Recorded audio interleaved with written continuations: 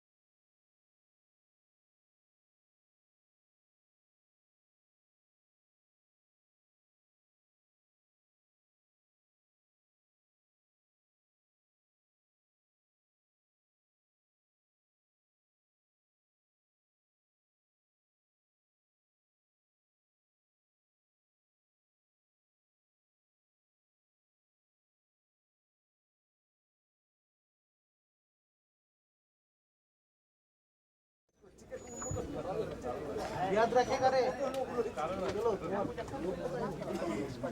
ना ना बोलना नहीं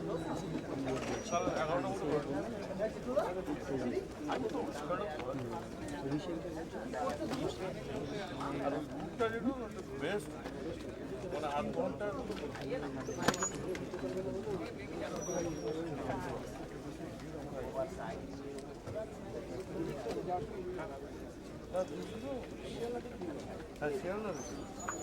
নামাটা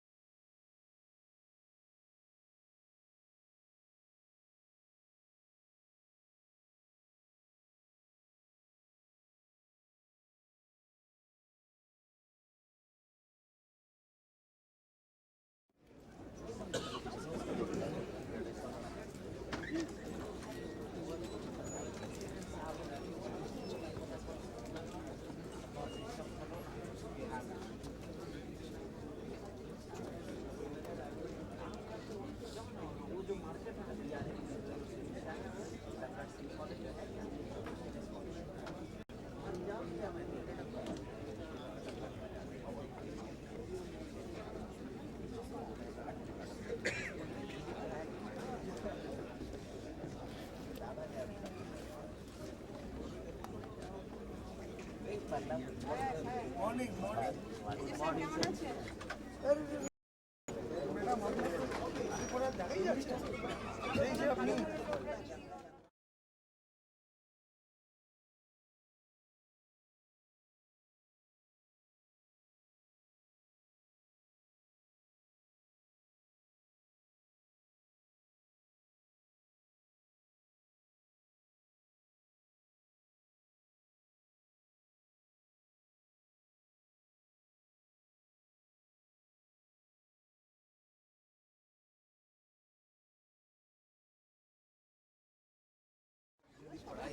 না না এর উপর ভালোদের মধ্যে খারাপটা ঠিক মানায় না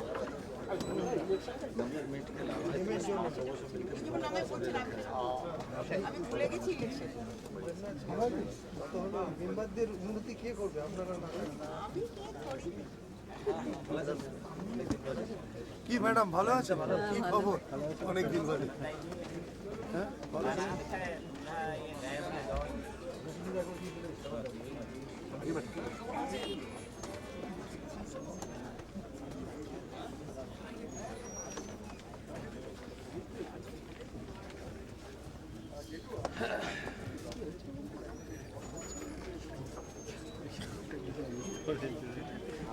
এই বললো বললো তুই ওখানে বসবি তো না বসলে আমি তোমার জন্য আমি যে কোনো জায়গায় খালি তুই যে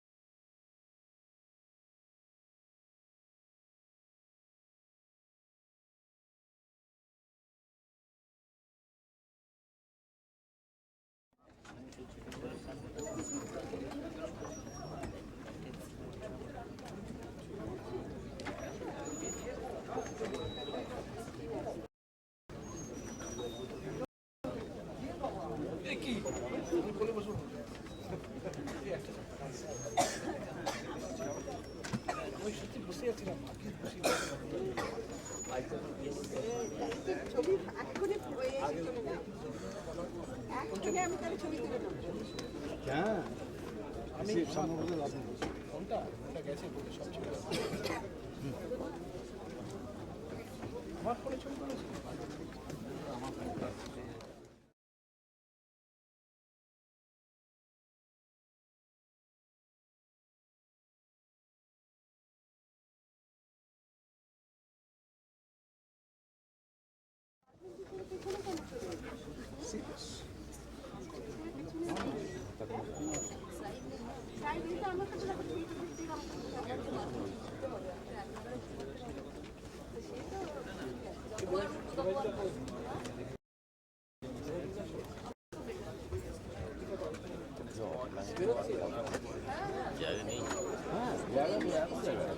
এই তো ফাঁকা সব একটা করে বসে ওইদিকেও যাবে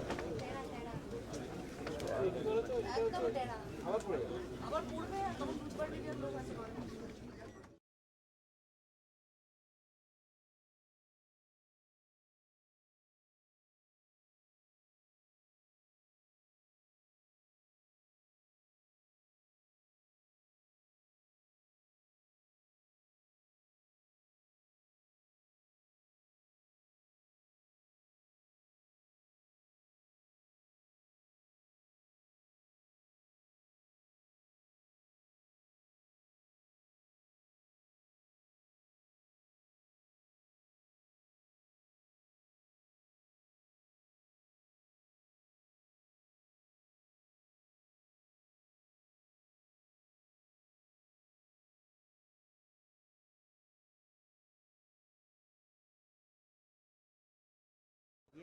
যদি প্রেজেন্টেশন কেউ চায় বা সেই জন্য পুরো সামনেটা ফাঁকা করে প্রেজেন্টেশন আছে স্যার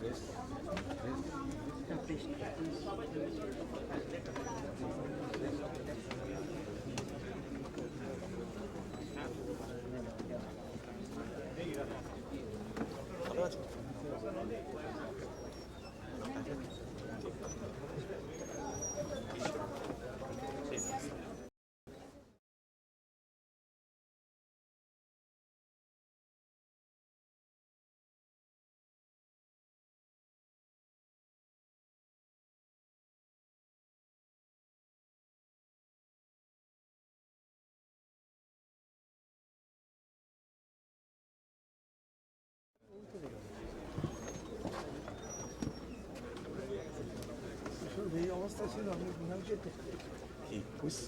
করে নিয়ে যাচ্ছেন, এটা কি ঠিক হচ্ছে?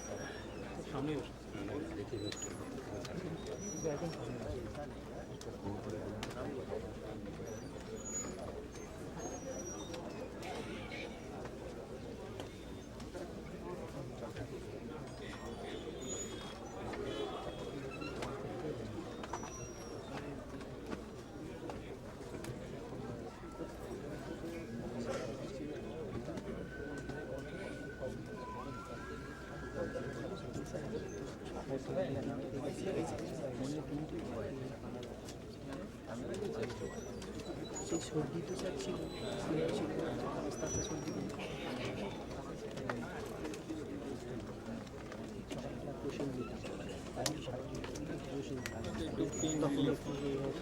আবার সেই আসছি তখন 7:15 উঠে পড়েছে তখন ওকে সামলাবো না নিজে চান করবো ফোন দেওয়া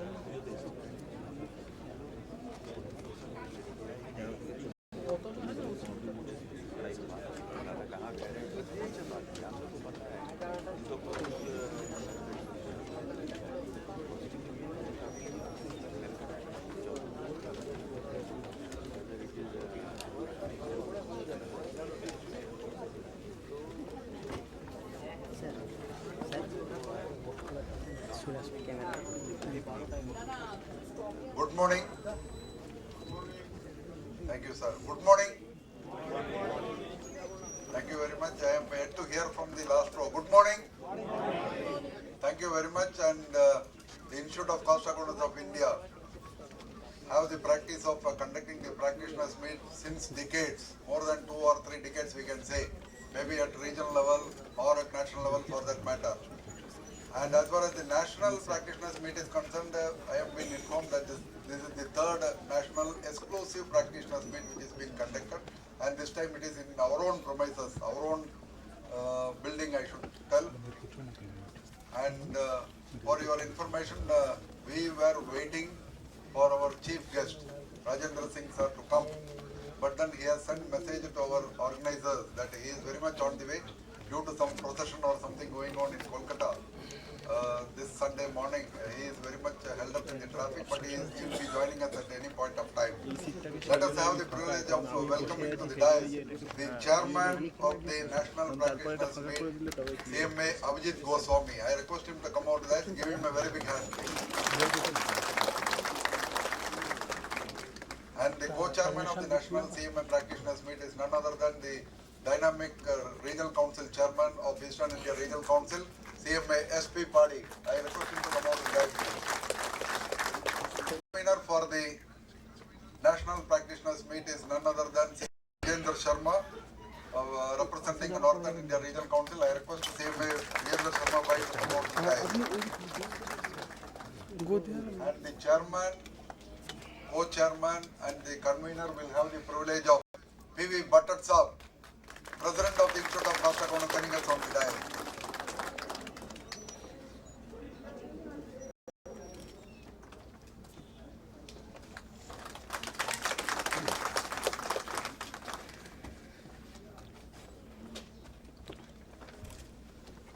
And we are starting the program right now, and as I told you, chief guest will be joining as and when he reach this venue.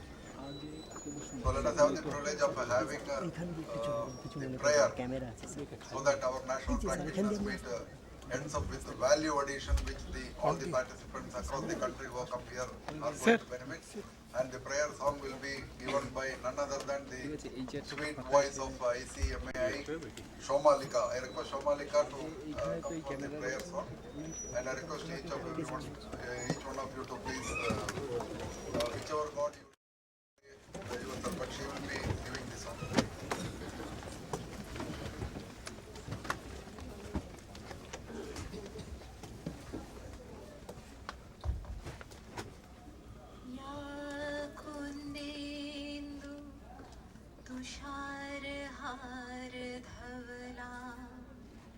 या शीत वस्त्रावृता या वीणावरणन्नमण्डितकरा या शीतपद्मासना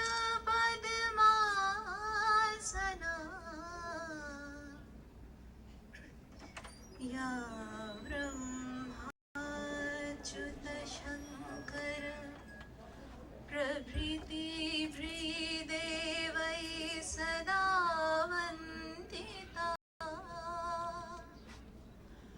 सा मां पातु Saraswati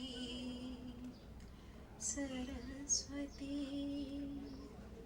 Bhagwati निषेविता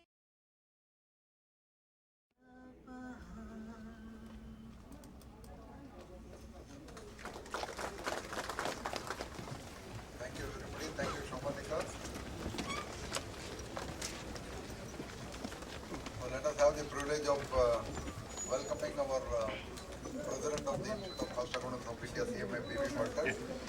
organizers, we are very happy to request Mrs. Rinki madam of our own ICMA family to come forward and welcome our beloved president with a bouquet, please.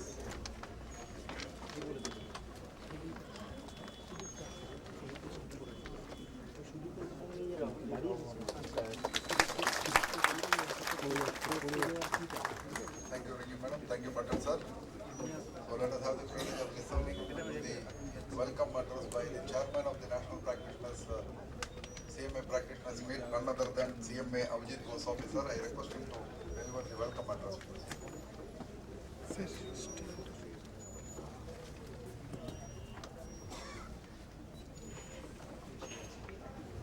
Our Rajendra Singh sir, chief guest, has very much arrived. Please welcome him with a very big hand.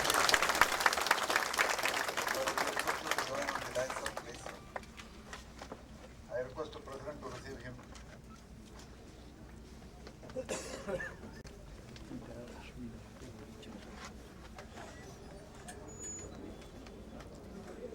সামনে দিয়ে গিয়ে এখানে চলে এসেছি সামনে দিয়ে চলে এসেছি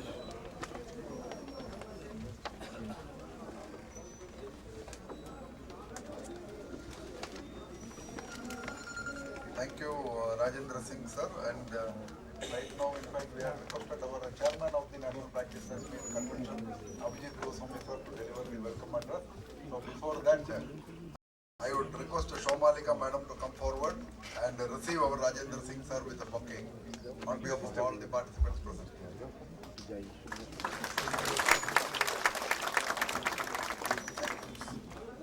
Abhijit sir. Good morning to all. Honorable Sri Rajendra Singh sir, Chief Guest for the program. Honorable President P.V. Bhattarji, the Chairman of PD Committee and Convener for the program, Sri Vijender Sharma ji, and Shiva Prasad Padi, Chairman EIRC and Co-Chairman for National Practitioners Convention. I welcome you, dignitaries of the dais. This is an occasion where we all family members, practitioners meet here. I have got a proud privilege, it's my proud privilege to invite all of you here. I would like to say certain things about, I must welcome our galaxy of past presidents sitting here, starting with 80 plus years young Sri V. Kalyan Raman. I welcome you, sir. And we have, I request you all to give a big round of applause for all our past presidents, Sri Harijivan Banerjee, Sri Amal Kumar Das, Sri Joshi ji, Sri Kunal Banerjee, and I hope I did not miss out anybody. He's the leader. And Sri B.M. Sharma ji, I can't see him, but he is here. Joshi ji ko bola hai. Most welcome. Different parts of the council, regional council members, chairman, secretary of the chapters, practicing member. I welcome you all on this occasion. We will have vibrant sessions coming here. I also welcome Sri R. Ashokan, our from Ministry of Corporate Affairs and his team, Sri B.B. Goelji, and this practitioners convention used to be held before along with the national convention. But for last 3 years, it has been a practice to one region will hold the national convention, one region will hold the practitioners convention, one region will hold the chapters convention, another region will hold the students convention. This time it's a proud privilege for Eastern region to have this program here, and we want to make it sort of little different. It should be not, it will not be a one-way traffic. It will be an interactive sessions, and at the end of all the sessions, there will be a question answer sessions. I request young practitioners who want to learn so many things, know so many things about the profession, what is the prospects and all. So you can ask questions. We are very thankful and grateful to Sri R. Ashokan, who volunteered himself for a session with his and address to the members. I request you all, these our practicing members are going to have lot of opportunities. I believe that for this we should imbibe in everybody that a spirit of positiveness. You have every right to criticize the council, but we are trying our best. You know that from the day one we took over last year, 22nd July, I must mention Sri Ashok Nawalji, our Central Council member, has taken a pain to travel all across India to speak on the GST, and awareness have been created. We have got the plans. Mr. Vijendra Sharma will tell you the plans from the PD department. I would just request that we should be positive, we should be happy. You know, this in a challenging times, time of difficulties, happiness is very important. I just remember just 10 days before, the UAE government, that whole Gulf is suffering for the petrol price. But UAE government, to overcome these things, they wanted to create a spirit of happiness among the people of the country. And they created two special ministry 10 days back. One is the Ministry of Happiness and one is the Ministry of Tolerance. So this is the thing I'll tell you. And as one of my learned friends told me, that one thing I learned from him, that if you want to be happy for a day, take leave. If you want to be happy for a week, take vacation. If you want to be happy for a month, get married. But if you want to be happy for a year, inherit a property. But if you want to be happy for life, enjoy your profession.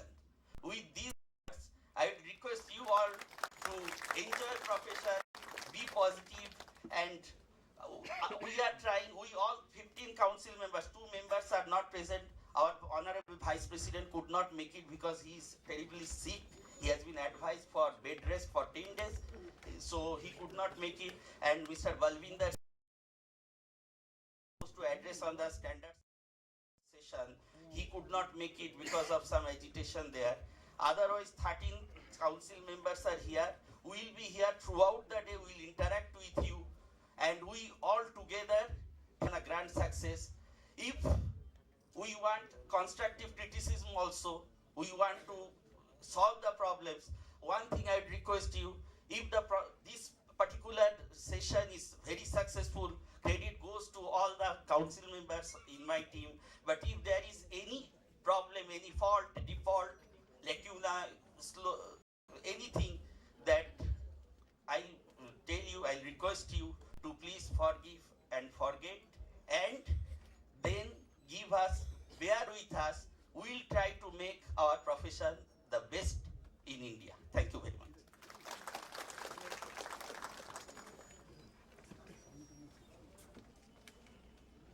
Thank you, Abhijit sir. It was not just a welcome address, but a motivational and making people happy that they should enjoy the session also.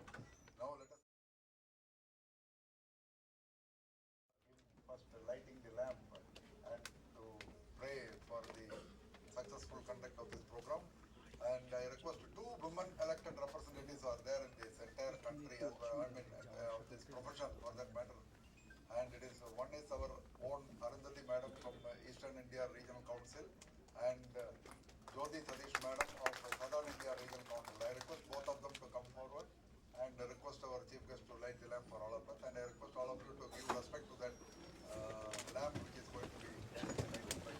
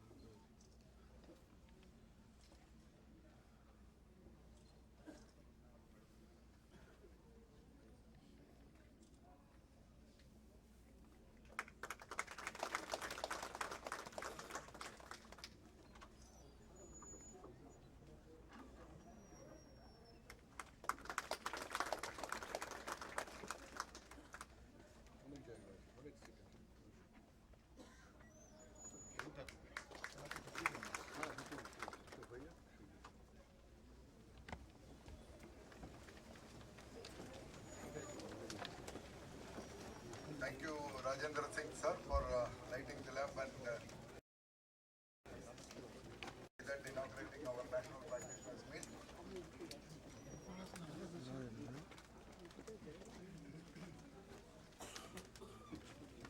Dear CMAs and special invitees and press and media persons, now we will have the privilege of listening to the President of the Institute of Cost Accountants of India, CMA P.V. Patel sir. I request him to come and deliver his address, please.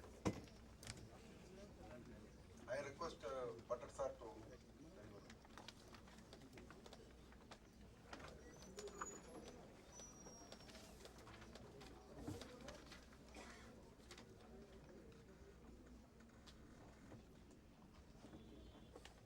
Good morning and namaskar. Dignitaries on the dais, Sri Rajan Singh ji, Managing Director of Sukmani Group,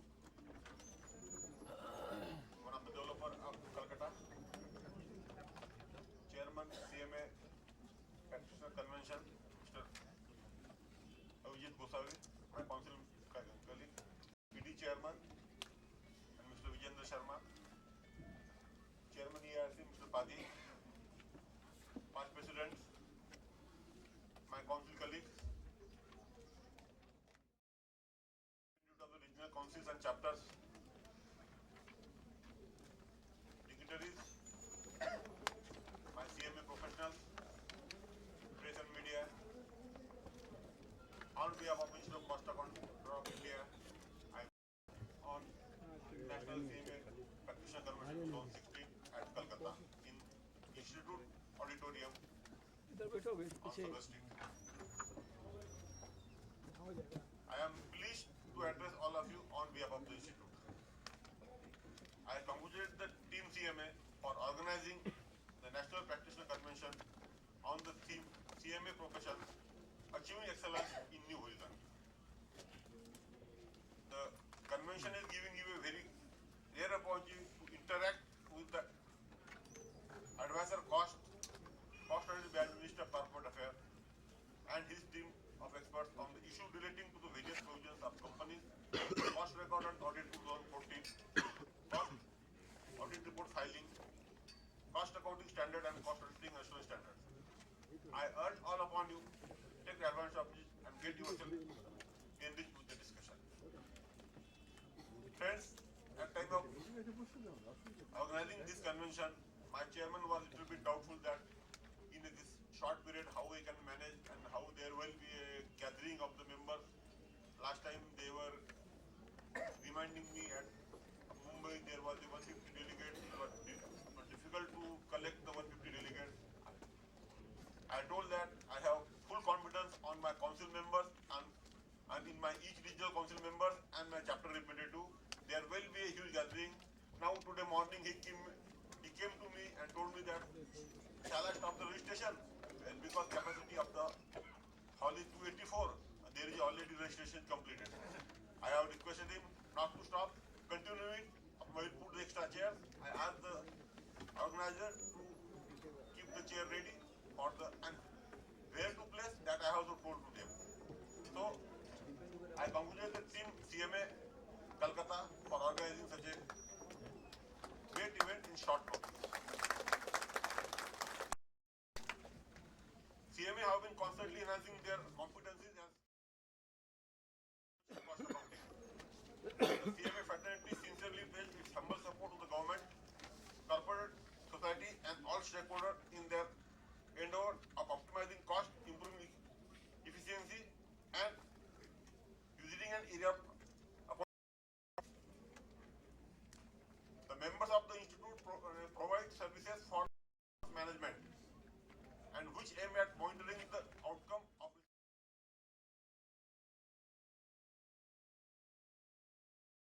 affecting the day-to-day life of common man. The institute and its members apply their core competency in being a part of the growth process by ensuring adoption of world-class cost and management accounting of the model. Sir, with cost accountant also doing the audit in the construction industry also, and we provide sufficient data to maximize resource utilization and minimize the waste. This will support support government in growth process by empowering the corporate governing bodies with mechanism to ensure that the decision-making models are taking care of the need for proper resources utilization and risks which are being undertaken by corporate decision makers. We look forward to contribute our meeting through cost efficiency and accountability in the government endeavor. The Council of the Institute has been working on the roadmap device for the growth of the profession and the Institute. The growth agenda is being implemented for all-round development of the Institute and profession by the Directorate of the Institute. To achieve significant benefit of the roadmap, many initiatives have been taken by the team of my council members. They have elected me a leader for 1 year. Only my job is to guide them. They are actually working in the field and they are doing wonderful jobs. The result may be sufficient, may not be sufficient. We have conducted 57 National Cost Convention of the Institute at New Delhi. Partnership with the Ministry of Corporate Affairs in organizing Making India Week celebration at Mumbai. The stall was visited by the Prime Minister of India and also Finance Minister of India. Following up the with government for inclusion of cost accountant and registered under the electronic furnishing of return of income scheme as e-return intermediary. Inclusion of custom brokers licensing regulation 2013, they have already issued a notification. Organizing nationwide corporate law week to enhance the opportunity and skill set for CMA profession. Introducing 1 week residential orientation program for CMA before issue of COP.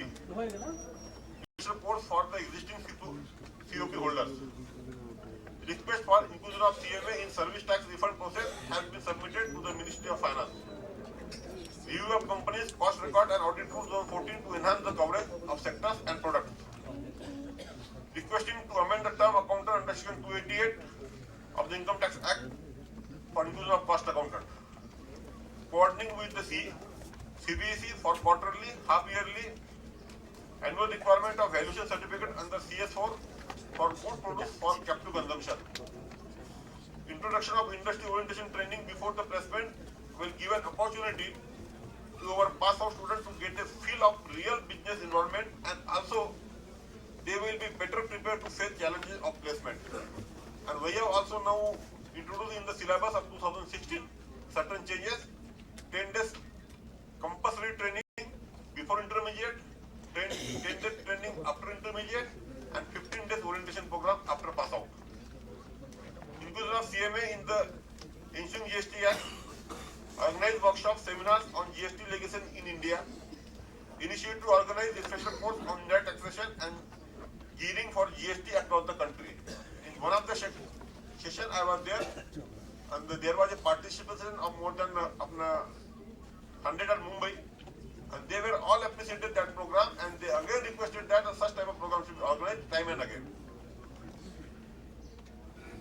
Issues of cost auditing, assuring standard and cost accounting standard along with guidance note on relevant areas. This year we have to issue a 15 cost auditing standard. They have mandated technical issue raised by various stakeholders. Advanced Studies Department of Institute is exploring robust qualification courses, improve knowledge base of the members. To attract members in general, members in industry in particular, an initiative members in industry fortnight was celebrated during this period. Chapters and regional councils of the Institute organized programs on emerging and contemporary topics of professional development. Organized the second Corporate Management Week, Cost Management Week across the country for the members and industry with the objective of spreading the message that cost management is essential in order to maintain cost competitiveness in this fiercely competing global market. Encouraging tie-up with the Chambers of Commerce and Industries Association to move along with them. Explored its role in the area of socio-economic cost-benefit analysis. On behalf of the profession, I sincerely look forward to your support and constructive suggestion to enable us to develop the profession in order to discharge its mandatory responsibility to society. Friends, the Institute will continue taking initiative for the development and growth of profession International Women CMA Summit 2016 on 8th March at Chennai to mark the International Women Day to explore the significant role played by the women, in particular women CMA. Friends, we are seeing the ratio of the population. They are 50-50, but our CMA women members are less, so we are now advocating for the women to become a CMA in the equal proportion what they are in the population. Now our CS Institute has gone ahead in a women CS, so we want to enhance their scope in our strength in our profession. Theme of summit is women a key player in socio-economic development, and there will be important discussion on economic development, role of professional in startup and social development. Touching lives and where contribution of women icon will be shared with one and all, so that roadmap for the future road could be devised. I hereby request the members of the Institute, Women CMA in particular, to attend this important event of the Institute in good numbers. I would like to inform you that in coming months we are planning to following initiative and event apart from National Women CMA Summit. I urge all of you to come forward and a part of the success stories of the Institute. International Conference on 10th and 11th March at New Delhi. Chapter and region meet on 26 and 27 March 2016 at Kerala. National Student Convention at Nagpur. Seminar for members in industry in June in Kerala. I hope the National Practitioner Convention 2016 will facilitate excellent interaction among the members and provide an opportunity with emerging issues in the CMA profession. The purpose of the seminar, we have selected subjects such a way that apart from the cost study, where is the scope of the cost accountant and what they have to do for that job opportunity, that will be enlightened.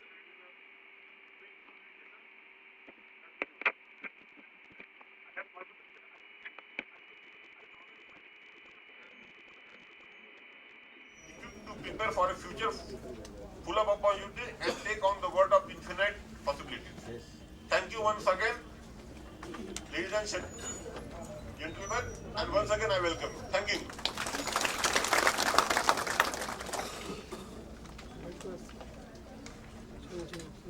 Thank you so much, CMA PV Butted sir. Rajendra Singh sir, he is such a very humble person. He was telling that I am only a leader, but the council members, the entire team are doing wonderful job. Leaders are to lead, not to be led, and he is leading from the front. And in his message also, he is very clear, they are doing wonderful job. Job means just to obey boss. So he knows that everyone will obey him also, take this issue to greater heights. And the second thing which he has told you, sir, and you will also be very happy to listen, that the CMA Butted sir has taken a decision to request all the region to conduct, and including A category chapter, to conduct a separate builders meet. As management consultant or management accountant, how we can be more distinct to this nation building by, as he told about the resources and minimizing the cost. Thank you, CMA Butted sir, so nice of you. And let us now have the privilege of knowing more about our chief guest of the day, Rajendra Singh sir. So I request CMA Arup Bakshi sir to come forward and give a brief profile about our own Rajendra Singh sir, who is amidst us. A very good morning to all the dignitaries, to all the participants. I have the privilege to introduce the chief guest for the day, Sri Rajendra Singh sir. He's a very well known name in the industrial circle, especially in the real estate and in the hospitality industry.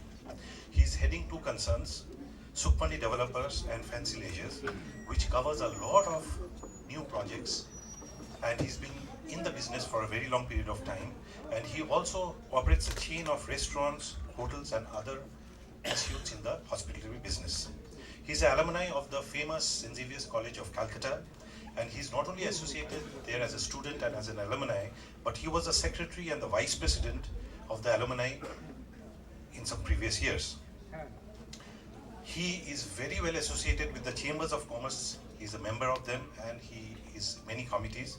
To name a few, it's the Indian Chamber of Commerce, Confederation of Real Estate Developers Association of India, Bengal, Federation of Hotels Restaurants Associations of India, Federations of Hotel Restaurants Association of Eastern India. He's a national figure, but his base is in our dear old city of joy, that is Kolkata. And he has two twin sons who are taking his legacy forward. They are studied in XLRI, they are CFAs, and they also have done their ICAI MBA from Hyderabad. And may I now request sir to invite him. Thank you, Bakshi sir. Having heard about Rajendra Singh sir, I think he deserves a very big hand from all of us. And also to make him aware about our theme and this convention, and also for the benefit of each and every one of you present here and across the world who are watching this live telecast. Let us have the privilege of listening to convener of the National Practitioner CMA Summit 2016, CMA Vijayendra Sharma sir, to come forward and say about few words about the theme. Thank you, Papan sir. Thank you very much. Today's distinguished chief guest, Shri Rajendra Singh, Managing Director, Secretary Private Limited. Our all-beloved President, Shri P.B. Bhatt sir, the Chairman of the today practicing meet, Shri J.N.Bose sir, the Co-Chairman, Shri Bhatt sir, Chairman of AARC sir, the galaxy of past presidents, my colleagues and council, ladies and gentlemen, very good morning to all of you. First of all, my namaskar to the land of Subhash Chandra Bose, to all of you. Today I am interacting on behalf of the Institute as a convener, but at the same time I am a practicing cost accountant, and I am handling the profile of a professional development chairman for the Institute since July 2015. So whatever activity has been taken place, taxation committee, and Mr. Amit Apte, who is heading the Banking and Finance Insurance Committee, and Shri Jagan Rao, who is heading the my company's act and other legal matters. And my all colleagues, they are diversifying the different areas, everybody working as a team. But when I'm defining about the professional development, without mentioning the name of the people, because professional development is such a wide area, so we have gone with a specialization, and that's why I mentioned the name. Then our Raju Iyer sir, who is heading the Cost Auditing Standard Board sir, and Shri Balwinder Singh, who is heading the Cost Accounting Standard Board. So I welcome all of you, sir. Well, our identity is basically the cost audit. It's well known to everybody. There was a time when we started our journey in 1965, and up to 2011 we were covered for 44 industries. Then with the great effort of past presidents and our central council member, we reached the height of 2011. In the leadership of Shri B.B. Goel sir, we have reached the heights, and that raised our expectation. All were happy. To that time there are approximately 1,500 practicing cost accountants, but then after 2011 it reached to 3,500, 4,000. Everybody was flourishing, but as a sudden, 2014, 30th of June, a black notification came, and we all were into gone, and we were like nowhere. But then our team handled that things very carefully. Our expert committee was also there, and they rectified the mistakes to a great extent. I'm not sure that I'm happy or I'm satisfied, but yes, a damage control had happened in 2014, 31st December. Majority has come back, but yes, our expectation is still very high. We are on the job, we'll be doing it, but at the same time, it was a lesson to all of us that bags into one basket. It is the time that we should explore the other areas. So today's convention, where we are addressing the first tactical session, which goes to the horizon of practicing CMA in current global environment. So today we have Shri A.B. Nawal sir and Shri B.B. Goel sir, who will be taking the key address over here.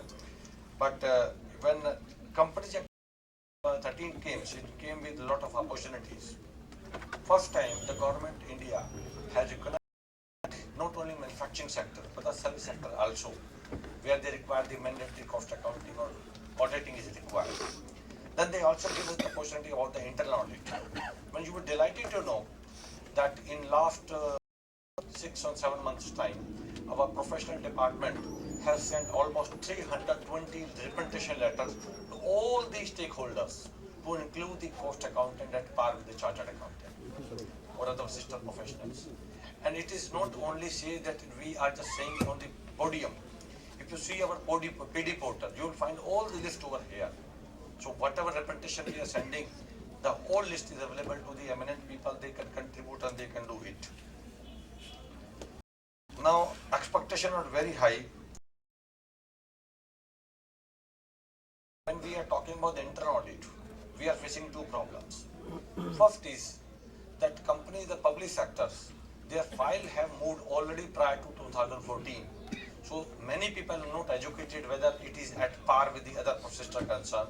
So it is a high time that we should educate them. We should make them update that the new companies act is throwing the light and giving the opportunity to cost accountant also at par. But at the same time, it is focused only on the public sector. We have to focus on the private sector also. But for developing, giving services to the private sector, we have to develop the capacity. Our expectation is there that role of cost accountant should be recognized everywhere. But at the same time, it is a high time. I'm not saying that people are not equipped, but at the same time, it is very important to mention that 1, 2, 5, 10, 20 people is not the institute, not the profession. If we want to have a good capacity, entire fraternity of practicing cost accountant should be at par to deliver our representation, our report, quality report to the industry. Not only public sector which is coming through the L1, L2, but to the private sector, we say that we want this profile.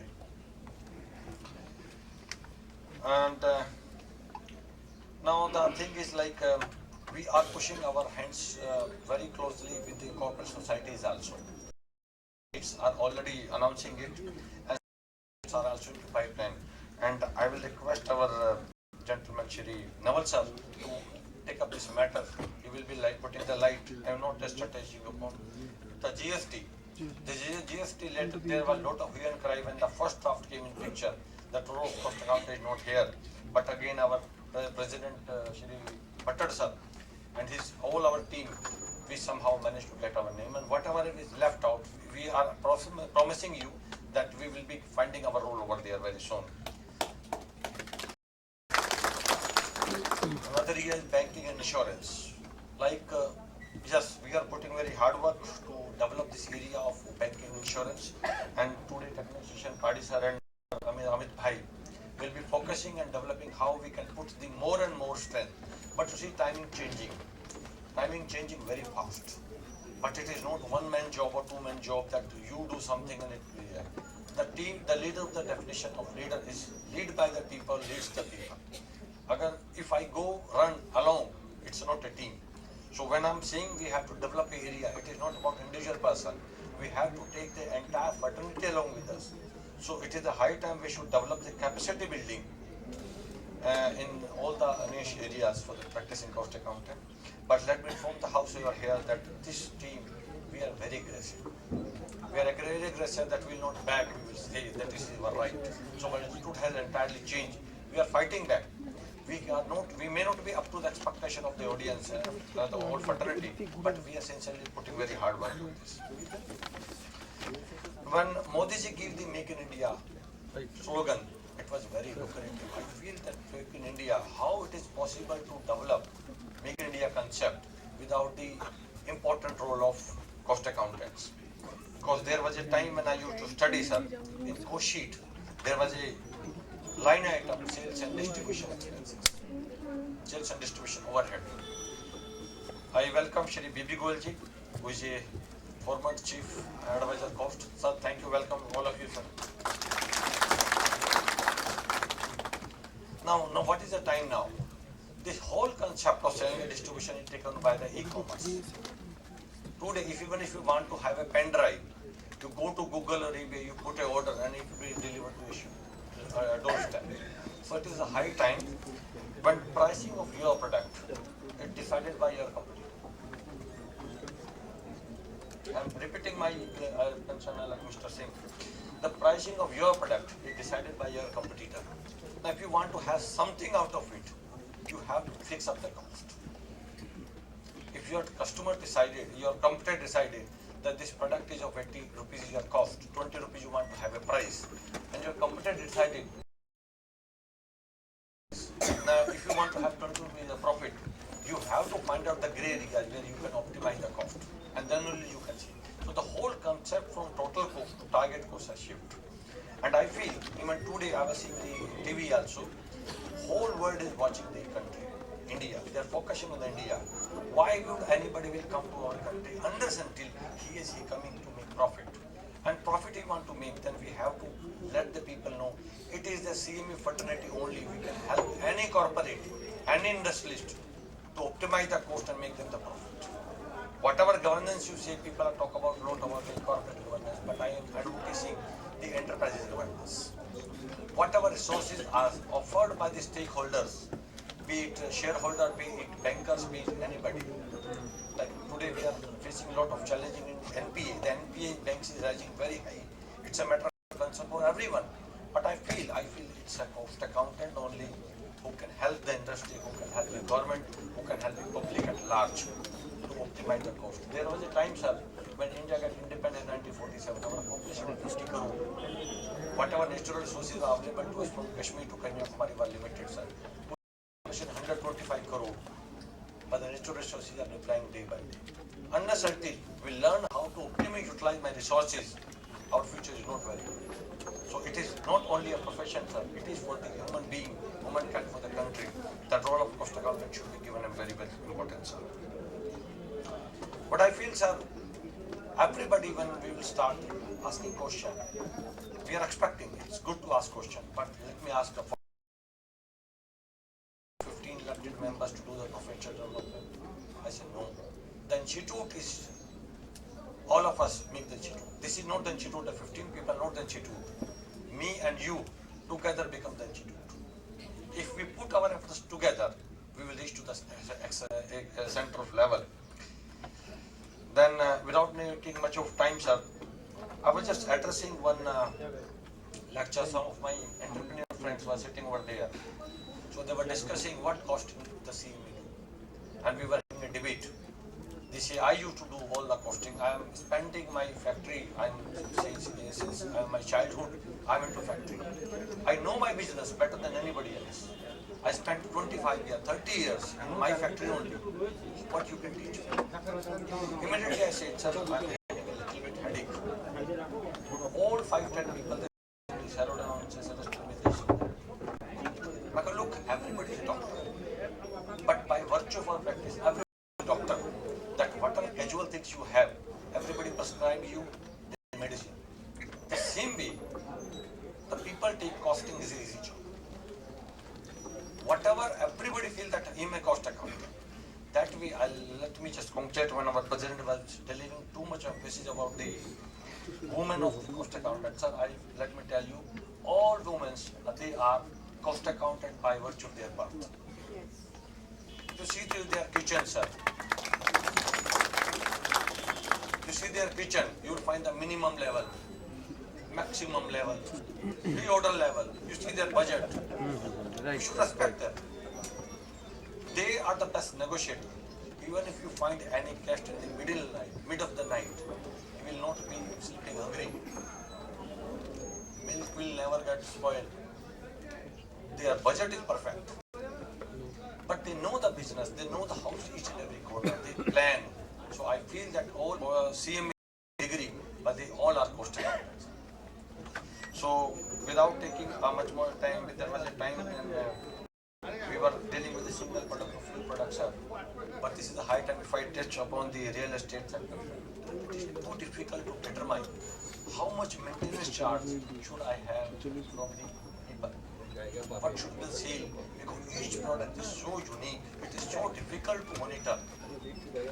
So I think a lot of things need to be done. But plus, it is not expectation that we are costing doesn't mean only the cost of it. We have to see, we have to think much beyond this. So we will be having the second technical session about the cost audit where our R. Ashokan sir, and not only R. Ashokan sir, who is the advisor of Ministry of Corporate Affairs Cost Audit Branch, but entire his team is joining us today. So I'll just compensate sharing our shortcuts are here. The third session will be about the cost accounting standards and cost origin standard board. I think Shri Balvinder Singh will not because of some agitation happening in Rohtak. So he tried a level bus. So I wish the grand success of this national convention. Thank you. Thank you.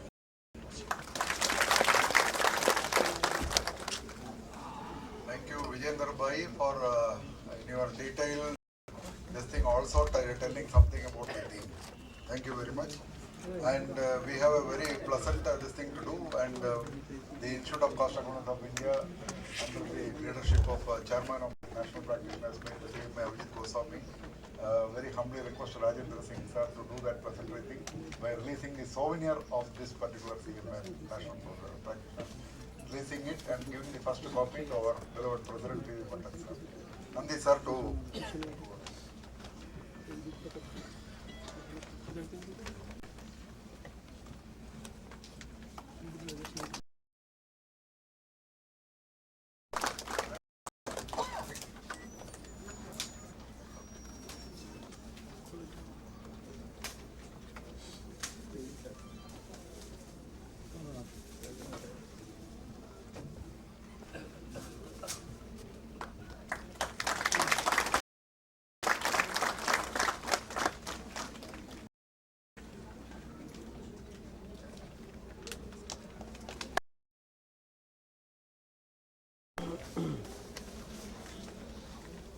so much, sir. Now let us have the privilege of listening to our chief guest of the day, Rajendra Singh, sir. Receive him with a very big hand, please. Our chief guest of the day.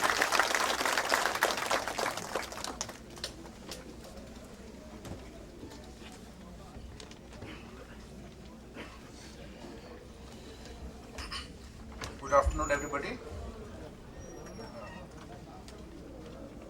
Shri P.V. Bhattar Sahib, President. ICAI, Shri S.P. Padi, Chairman, PIRC, Shri Avijit Goswami, Council Member, ICAI, Shri Vijayendra Sharma, Council Member ICAI, and the members present here. A very good morning, good afternoon to all of you. I am very thankful over here and also honored to be here. I would like to just express as an entrepreneur, but most of what I want to say has already been said by Mr. Sharma. So, but still I'll express my views. As costing, we always think that health is wealth. Like we say, health is wealth. So if health is there, then wealth is there. So in any organization, if the costing is controlled, then the wealth will come, then the business will flourish. Because every account head is a cost. Everywhere. The only thing that brings in the money is the sale. So everywhere money goes out. So if we can control it, only then we actually make profits. So that's why I think the role of cost accountancy is very crucial for any business. And now so many multifunctional activities are being done by the cost accountants to, as I said, the resources are limited, so how to use the resources best. Cost is one monetary aspect, but using them more wisely is also what the cost accountants are doing for the business houses. So the role of the cost accountant is supposed to be applauded. So I think a big hand for all the cost accountants of the country. So I think that's about all that I would like to say. Thank you so much.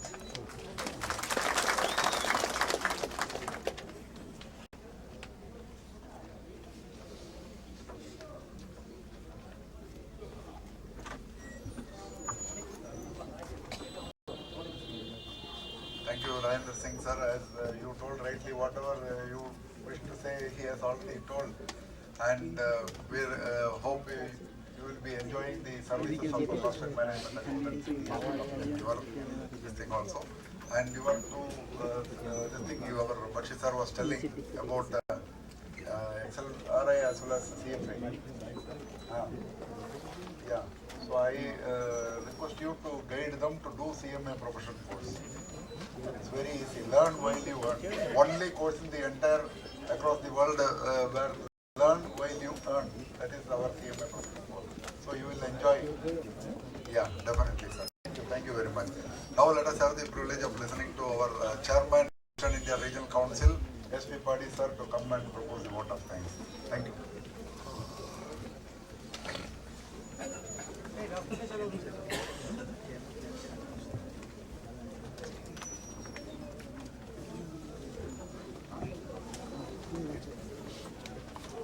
Thank you, CMA Padmanabhan sir, Central Government. The legendary J.R.D. Tata, in one of his interview, had explained his desire about Tata Group in the earlier days. He had said, people should know that Tata also makes steel. The same way, most of us, we always think and expect that the whole world should know that CMAs also do cost audit. I mean to say, apart from cost audit, we have to mark a very strong presence in many of the areas where in fact we are, and that is the best identity probably which we can have in the days to come. Not only cost audit or cost management or cost related services, but all other services where we are delivering the best of the job up to the expectation of the industry. Very good morning to all of you, respected chief guest of this occasion, Rajendra Singh sir, chairman of Sukhmani Group, managing director and chairman of Sukhmani Group. Before I extend my formal vote of thanks, I will request our Honorable President CMA P.B. Bhattat sir and the other dignitaries on the dais to present a memento to our chief guest as a token of our love and affection, and we are indeed grateful to you, sir, for your kind presence and addressing.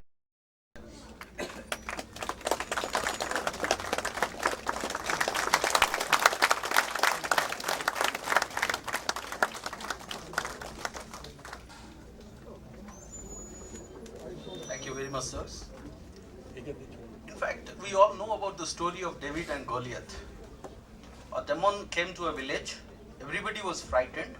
A very small little boy, David, dared to face the demon. Everybody was telling that the demon is too big to hit. But David had a concept. He is not too big to hit. He is too big to miss. Anywhere you hit, it will hit the demon, and ultimately the demon will die. And that is in fact what happened, and that is David and Goliath.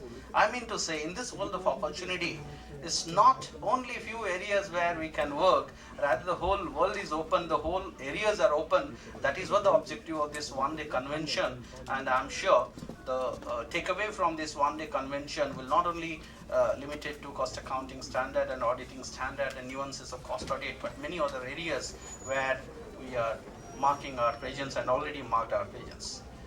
On behalf of the Institute of Cost Accountants of India, I express sincere gratitude to Sri Rajendra Singh sir, chief guest of this occasion, for his kind presence.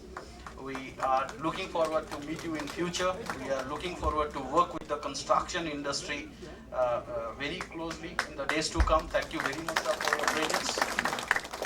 We are also thankful to all the CCMs, all the past presidents, all the past chairmen of various regional council members, chapter delegates, participants, secretary of our institute, directors of our institute, officers and staffs of headquarters and AIC for their support and attending this event. We are thankful to our Honorable President Sri P.B. Bhattat for his guidance and presence.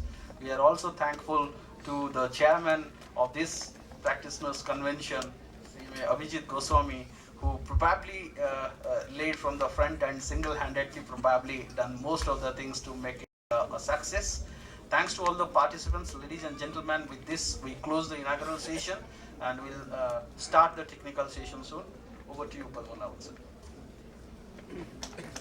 Thank you very much, Badi sir, and for his request also you will have to take care.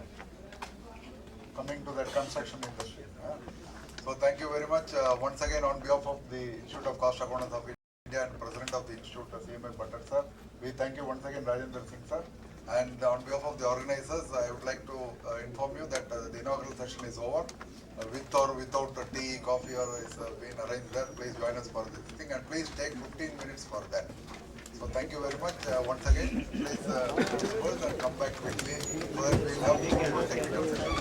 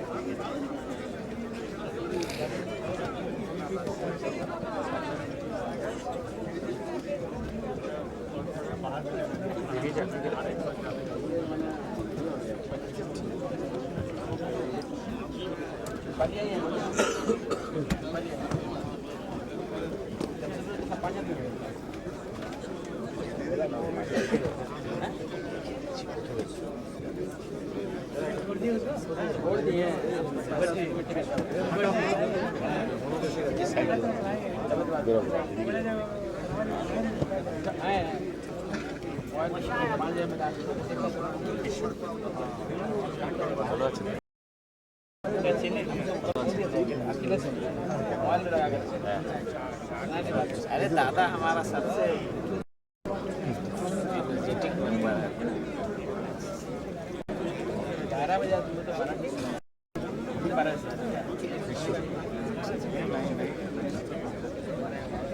अरे कहाँ है दादा हम खोज रहे हैं थोड़ा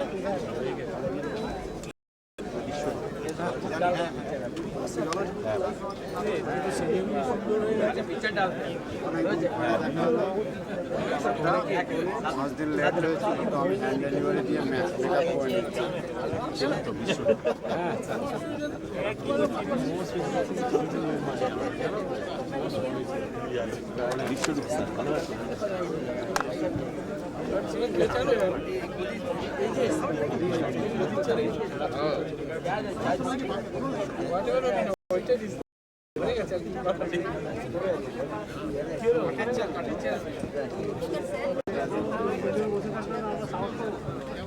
तो देखते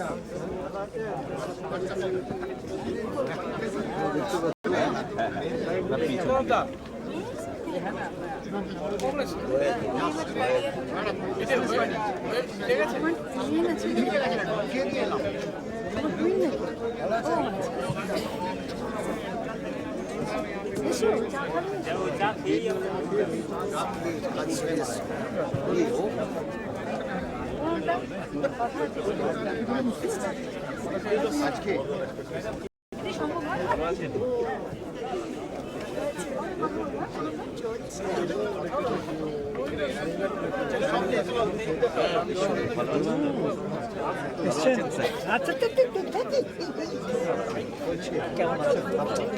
ভালো আছেন? আপনার লেখাটা দেখলাম, ভালো লিখেছিল, ফ্যান্টাস্টিক ফ্যান্টাস্টিক।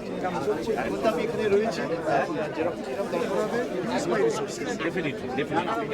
এই যে হ্যাঁ খুব ভালো হয়েছে,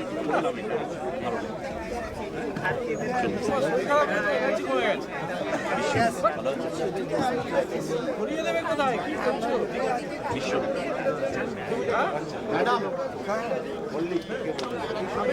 সব জানি তাহলে তুমি কেন তুমি কেন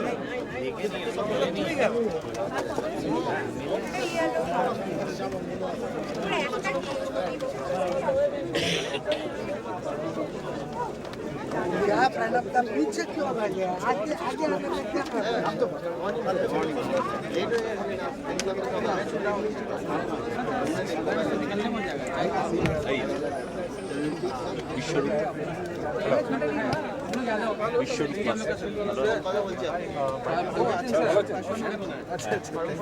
তারা সামনে ঠিক আছে ঠিক আছে।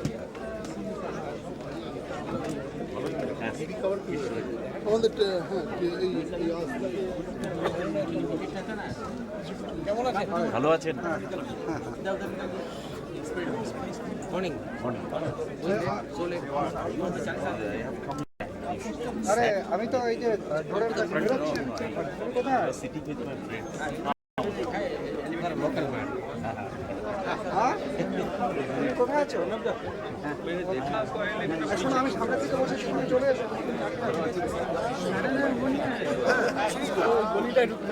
না হয় না, আরে এই তো আগে তো দেখা হলো।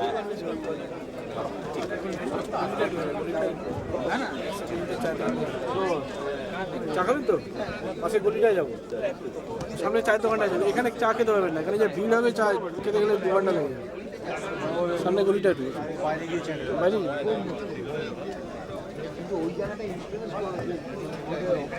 কি খবর? কি ভালো? অনেকদিন পরে দেখা হলো।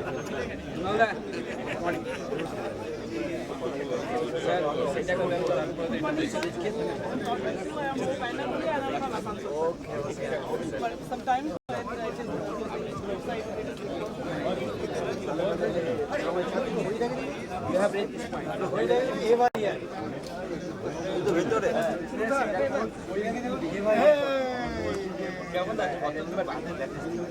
কে কে কে আগুতে ভেতরে তো আমি কাটু চলো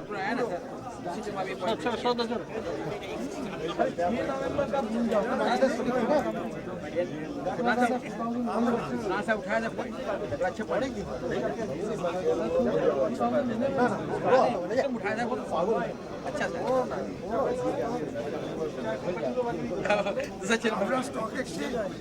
আমরা স্টক এক্সচেঞ্জ सब बदल गया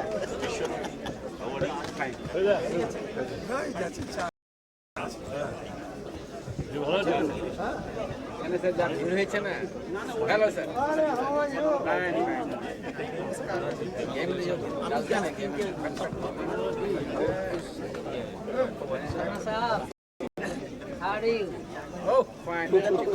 চায় কা পিয়ে যাবো চল তো আমার সঙ্গেই চলো এখানে না না আমি তার আগে বেরিয়ে যাবো দিয়ে খেয়ে তুমি আমার বাড়িতে যাবে আচ্ছা আমার বাবা দিকে বাড়ি যাবে না আমি তো ऊपर बना देना ঠিক আছে ওটা উপর থেকে बड़ा होगा सब तो जरूर होगा पूरा पूरा फॉलो हो जाएगा सर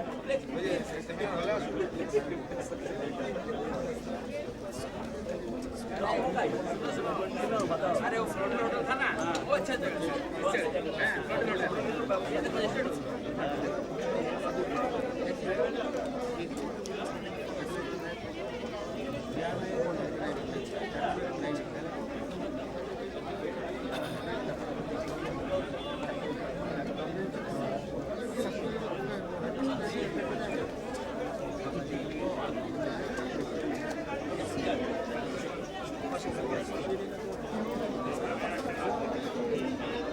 आ रहे ऑफिस से आ रहे हाँ हाँ ऑफिस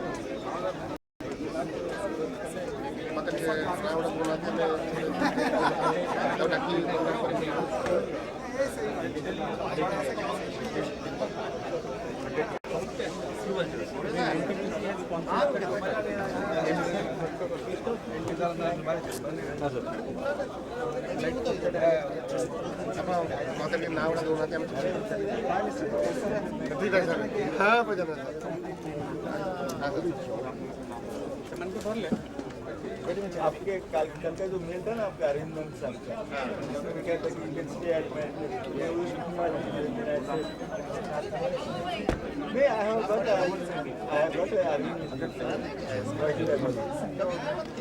आपको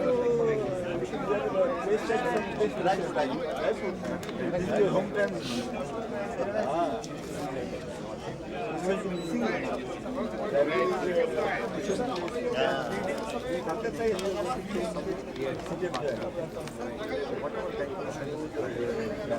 वो जहाँ देगा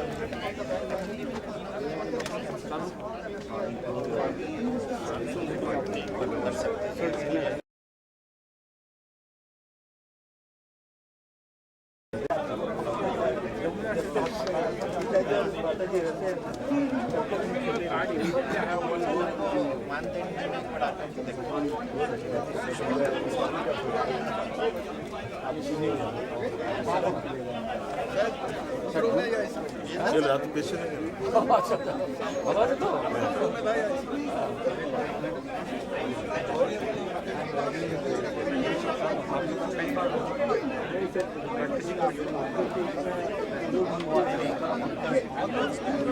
देख लिया था हम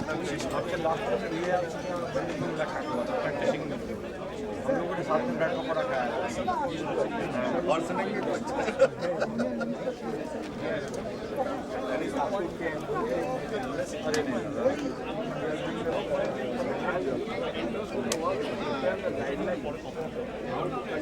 अभी हमारा छत्तीसगढ़ मतलब एक जगह में मतलब ये है सब जगह में CMA का नाम जोड़ के आया छत्तीसगढ़ स्टेट इलेक्ट्रिसिटी में तब जोड़ के आ गया मेरा एक 25 लीटर भेज चुका हूँ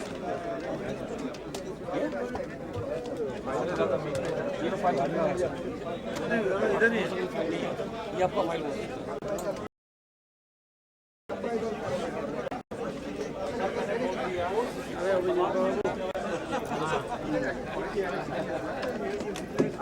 সরি যেটা চেয়েছিলেন ওইটা তোমার ছিল না ওইটা হ্যাঁ ওইটা আচ্ছা তাহলে ওইটা आपका सर বুঝলেন যেটা চেয়েছিলেন ওইটাকে রেডিমেড পাচ্ছি না আমি এখন কথা বলি আচ্ছা স্যার আমাদের এখানে বিল গাইড নো এত কিছু ইস্যু হচ্ছে এটা নিয়ে করুন তাহলে আমাদের স্টুডেন্টদের পক্ষে সুবিধা হবে এটা কি দিয়েছে আমাদের দেয়নি আমাদের দেবে না আমরা অনেক আমাদের দেবে না দেশে আমি ওটা করে দেবো এই 35 মাস তো হ্যাঁ আমি তার আগেই করে দেবো ওই করা আছে নম্বর কেমন ছিল আপনার বলার মতো না আরো কষ্ট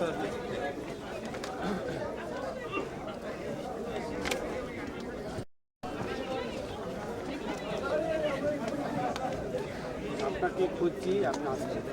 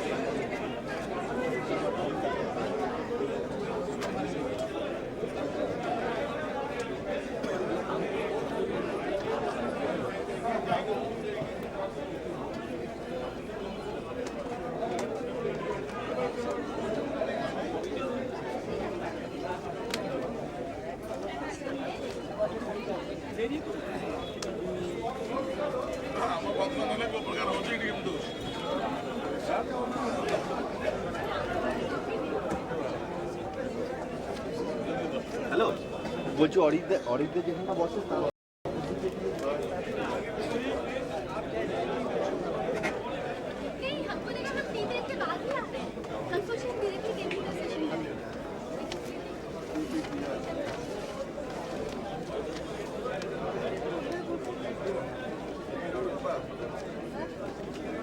वो तो मोबाइल में फर्स्ट पे कैमरा मोबाइल स्टार्ट वाला वाला बस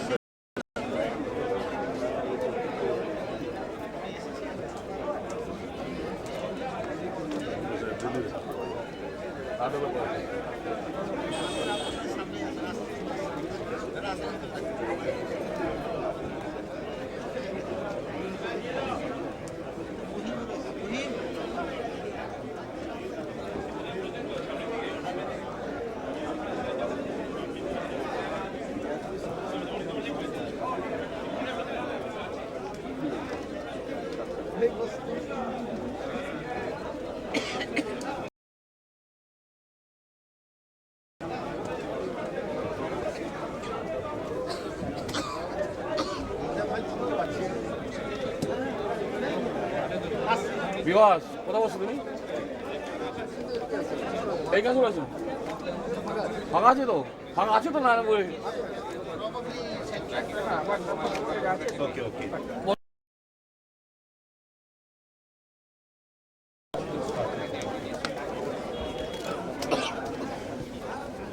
ফাঁকা নেই কিন্তু এখানে এখানে পুরো ফিল আপ হয়ে গেছে।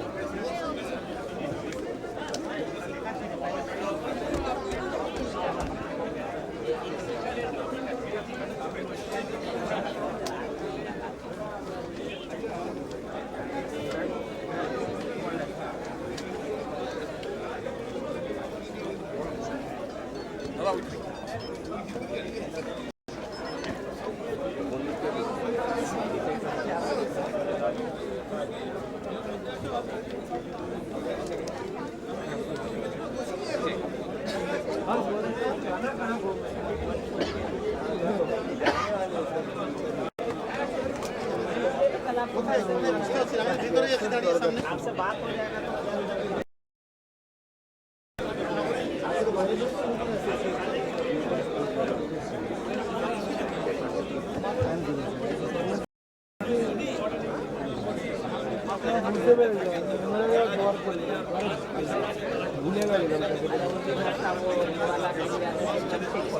अरे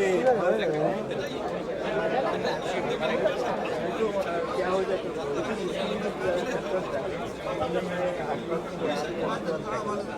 जो लाइट है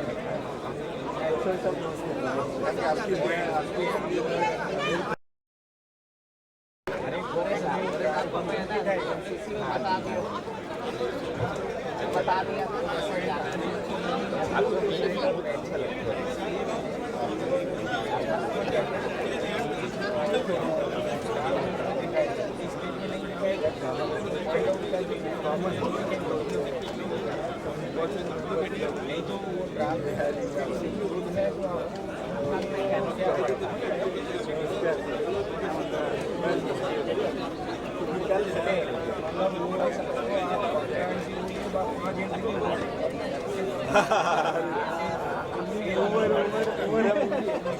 उमर आपके हमारे साथ हो तो के बाद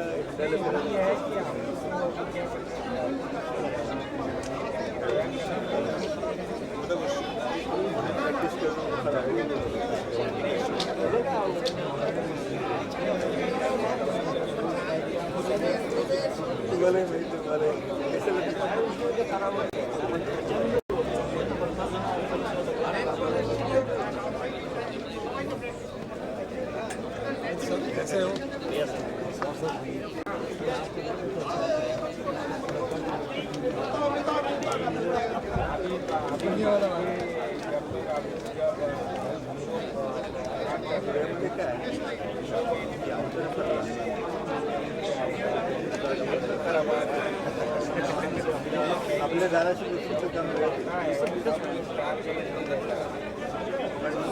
पहले रहता है और उन्होंने क्या हो पहले भी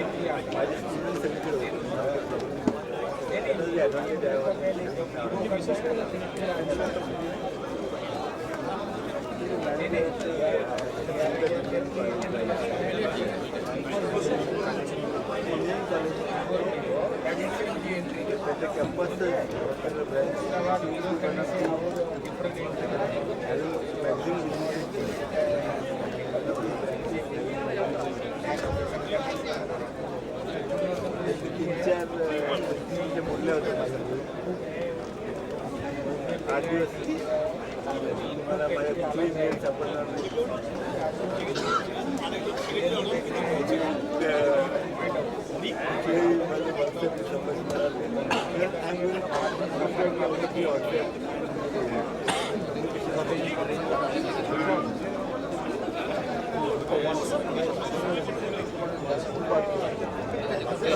मला माहिती गावी कॉम्युनिटी होती राहते एकदम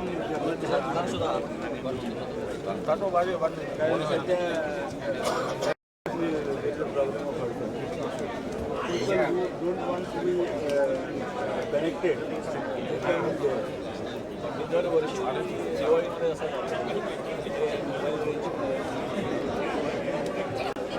काय होतं की आपण फॅमिली असतो आणि जो पण आपल्याला लॅपटॉप आणि मोबाईल चालवतो spend time crucial time WhatsApp तर संध्याकाळच्या जो म्हणून पाच मेसेज जेव्हा येते तेव्हा वाचायला गेलो जर कामात जातो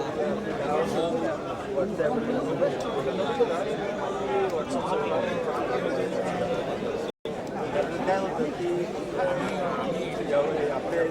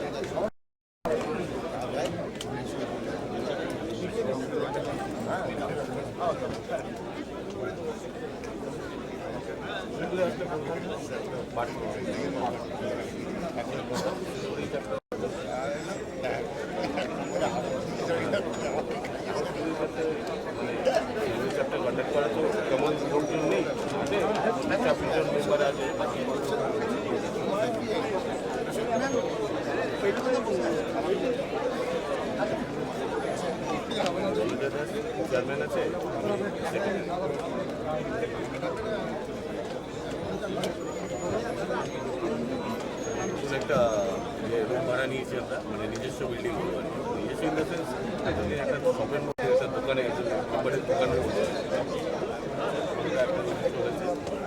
লাস্ট মান্থে জাস্ট হলো জায়গা আছে প্র্যাকটিসটা ঠিকঠাকভাবে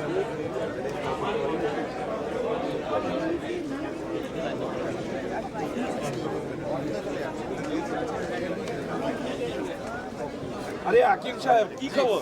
ভালো আছেন? কি ব্যাপার কি আপনি চুপচাপ এখানে বসে আছেন? কি করবো? কেন বসবেন? কতক্ষণ দেরি করে এসছেন নাকি? আমি 10:30টায় এসেছি।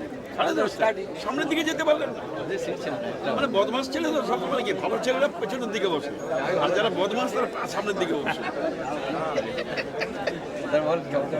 ঠিক আছে আচ্ছা তো সব কিছু তো করলাম কিছু ধরা পড়ে হ্যাঁ কিছু ধরা পড়েনি চারটে ব্লাড টেস্ট করলাম ব্লাড টেস্টে কিছু নেই এমআরআই করলাম ব্রেনের হ্যাঁ সব নরমাল এখন একজন আমাকে বলছে আপনার সরকার যদি আমাদের সাথে ছিল না আপনি ইইজি বা ইসিজি করেন হার্টে কোনো ব্লকেজ আছে না দেখেন আমি একটু কালকে গ্রামে যাবো 4টা থেকে চলে আসবো বিশেষ কেমন আছে সেখানেই আছে মেয়ের বাইরে আছে মেয়ে খবর জানেন মাঝে মাঝে মেয়ের কাছে যাবেন মাঝে মাঝে মেয়ের কাছে যাবেন সেদিন পড়ে গেছিলেন মেয়ের কাছে চিন্তা করে যাওয়ার অসুবিধা আছে সিঙ্গেল ঘর না আমাকে যে হোটেলে থাকতে হবে হোটেলে থাকা মানে আমার খাওয়া দাওয়া ঠিক ওদের রান্না করে জানা লেগেছি হ্যাঁ ওই দুটো কিছু রান্না করে ওর ঘরে এক ঘরে দিয়ে থাকবে থাকবেন না বিশেষ কি নিয়ে না মাঝে মাঝে আরেকটা ব্যাপার আছে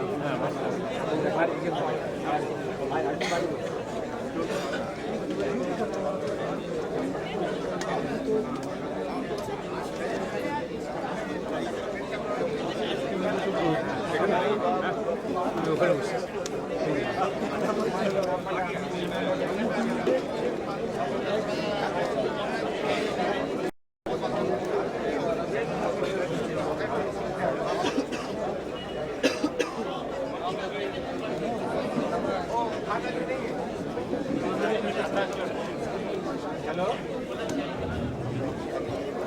হ্যাঁ বলো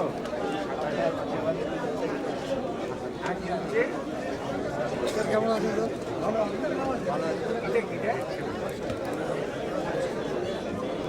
হ্যাঁ আমি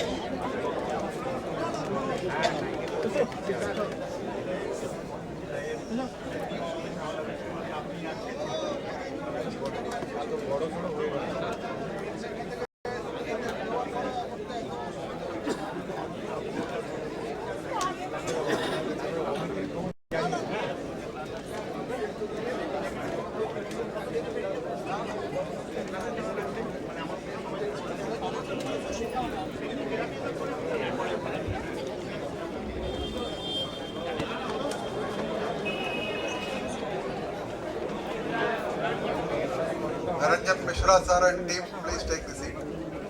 Next session is going to start.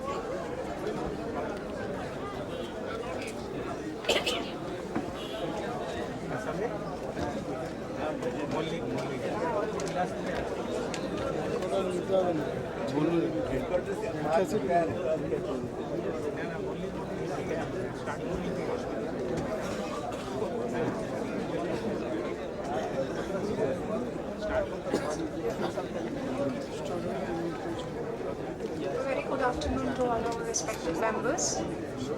We are just going to start our first technical session. And in this session, on behalf of Institute of Cost Accountants of India, I would like to request the following dignitaries to be present on the dais. CMA Sanjay Gupta sir.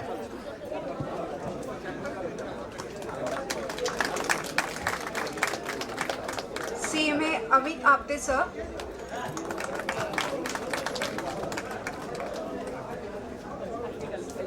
CMA SP Padhi sir.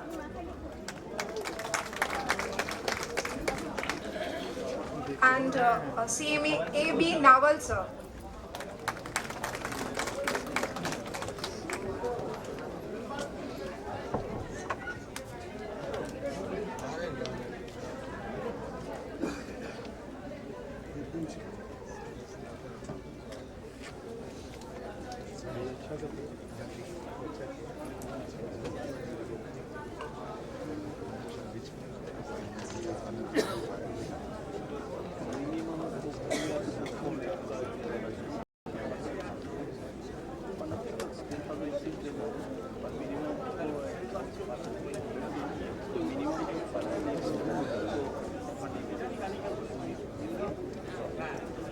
I request all the dignitaries on the dais to receive CMA VB Goel sir.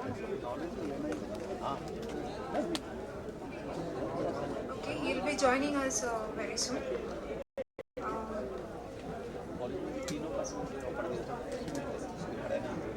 So I would like to request CMA Sanjay Gupta sir to welcome all members here.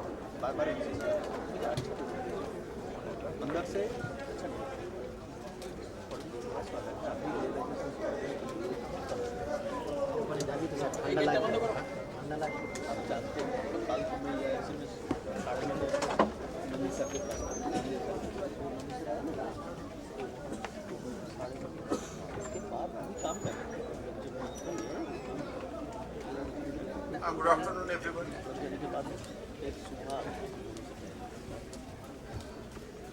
Whenever the national practitioners meet is going on, I think being a practitioner myself, you've got a very high hopes.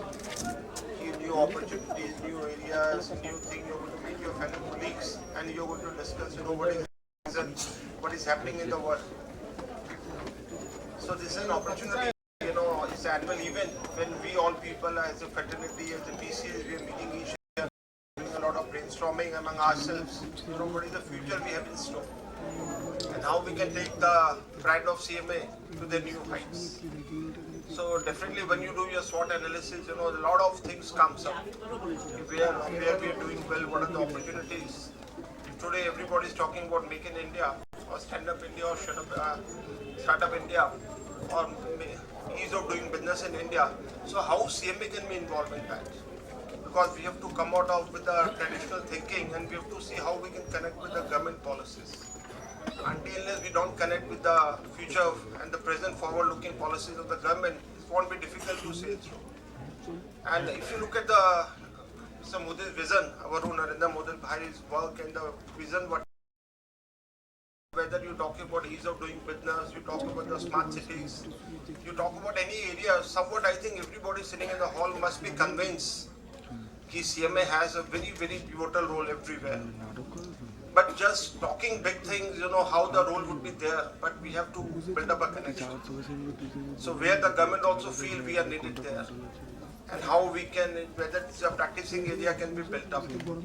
And if you look at globally today, it is not the audit area which is taking a core thing, it is more of the service area and more of the consultancy areas, where is the future lies. And since morning we were talking about the basic things, about our president has spoken, the areas we are going to talk about, and we have very eminent panelists with me, Mr. Naval. When you look at the one thing which has come very good, I don't know, whether the GST, when it will come, whether it will come or not, that's all not in our hands. That practically is a political debate and in the hands of our ministers and the Rajya Sabha. But definitely the good thing what has happened, with the moment that bill comes, Mr. Naval's initiative and I'm also part of the committee. So all over the India and everywhere we have, met people, our presence has been felt in the ministry. There is the indirect or direct, and that today we are at par with a lot of other people, and a lot of constructive suggestions given in that area, which is bring us very close to the ministry today, and especially in the direct taxes.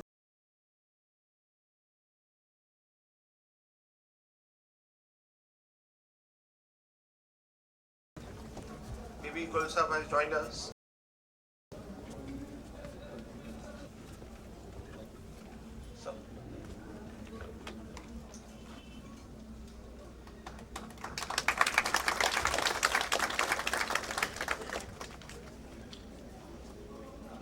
Sahab is always known for a visionary and out-of-box thinker.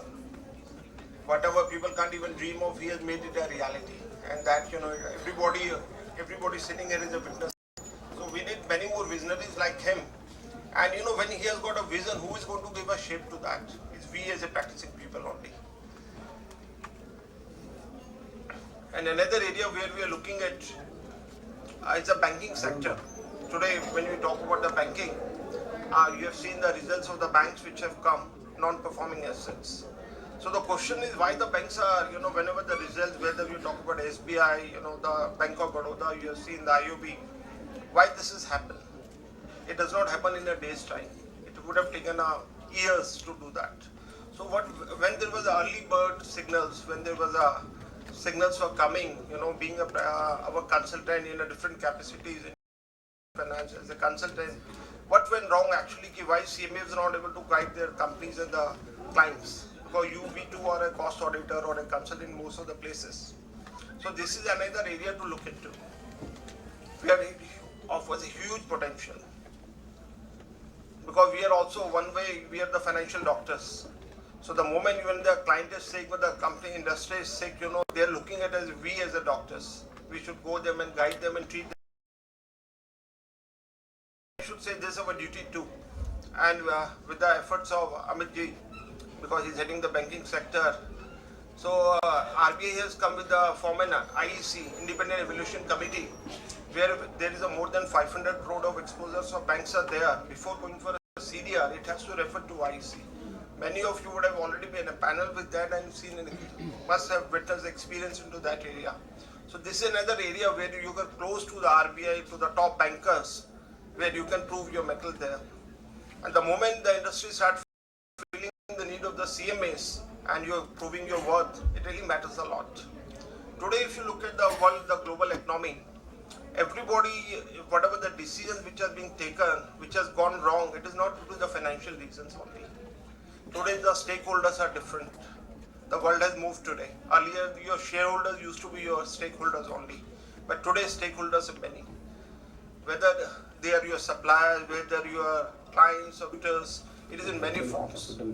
And if you look at the 6 capital today, what the world is, even you talk about the natural capital, social capital, human capital, that has taken a lot of things today. If you look at the service sector today, in IT sector, what is the most prominent? It is the human capital. One CEO of the company leaves the organization, his share stumbles, Why this is happening? Because human has become so important today. But how to value that?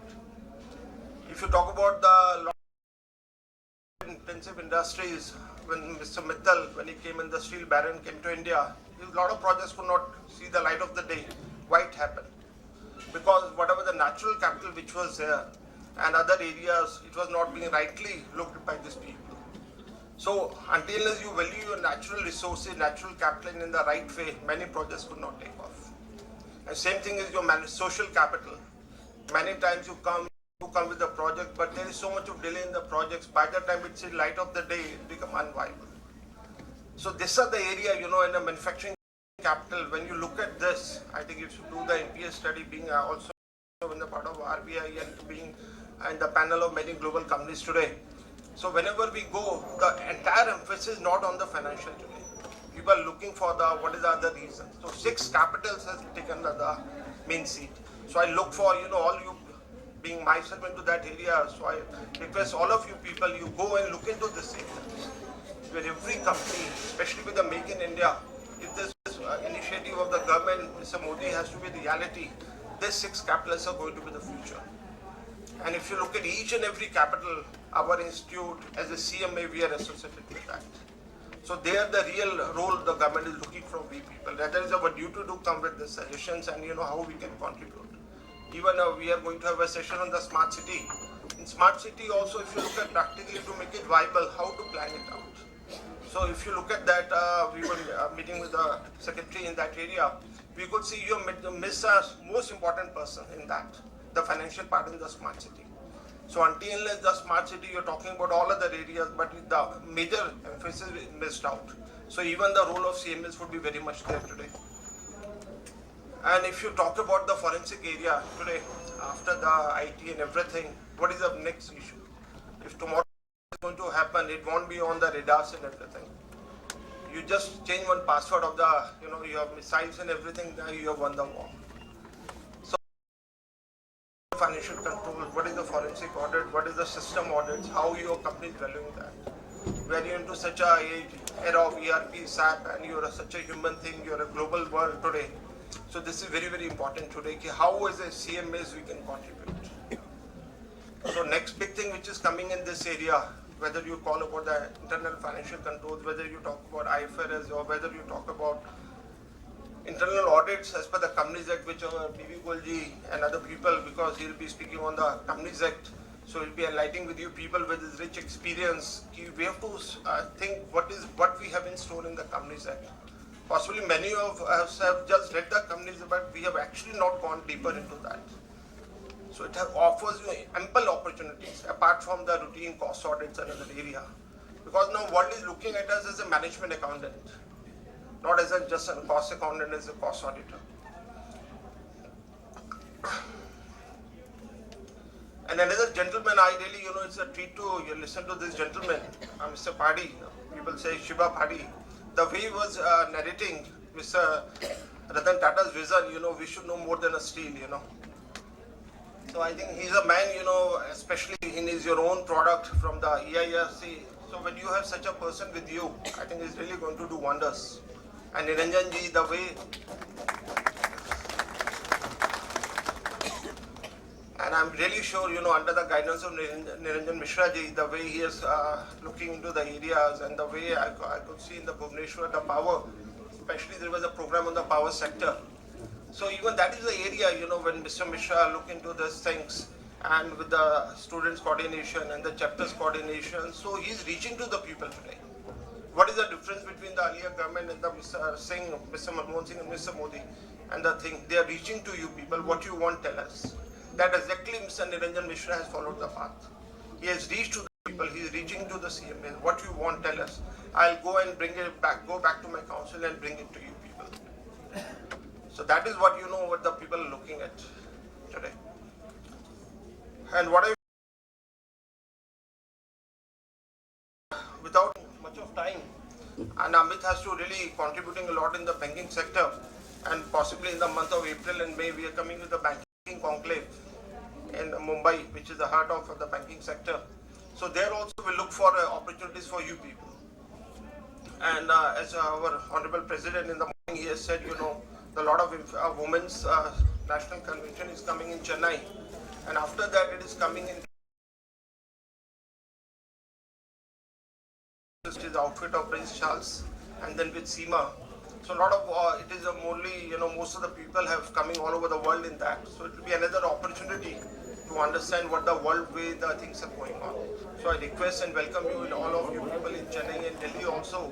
The idea is that the more you go and meet, interact with the people, these are knowledge sharing, and your ideas will be coming, and that as a council member we are looking at. And if you look at the topic with convention, he has chosen a horizon for practicing CMA in global environments. So everything has been chosen very appropriately. So being I think moderator's job is to complete the session well within the time, and we have already exceeded. I won't taking much of time. I just request Goel sir to start the things and share his view on he'll be taking your session on the Companies Act and rather sharing and guiding us what the company has in store for you. Then it will be followed. He will be talking about the GST and anything apart from the Companies Act. And Mr. Paddy, he is a well-known person in the insurance and all other areas. So he'll be taking us into that area. So I request to start. We can start with the BB Goel sir. Thank you.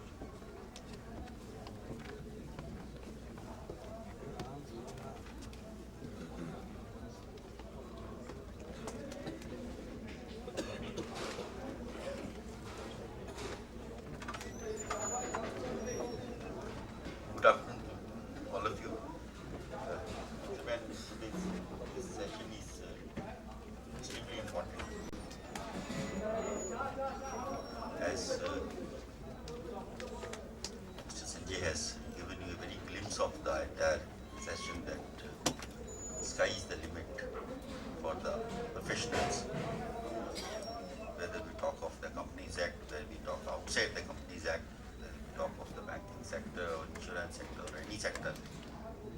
The story which Mr. Padi in the morning said, the debit Goliath story, is very true that the debit has a facility to attack any part of the demon.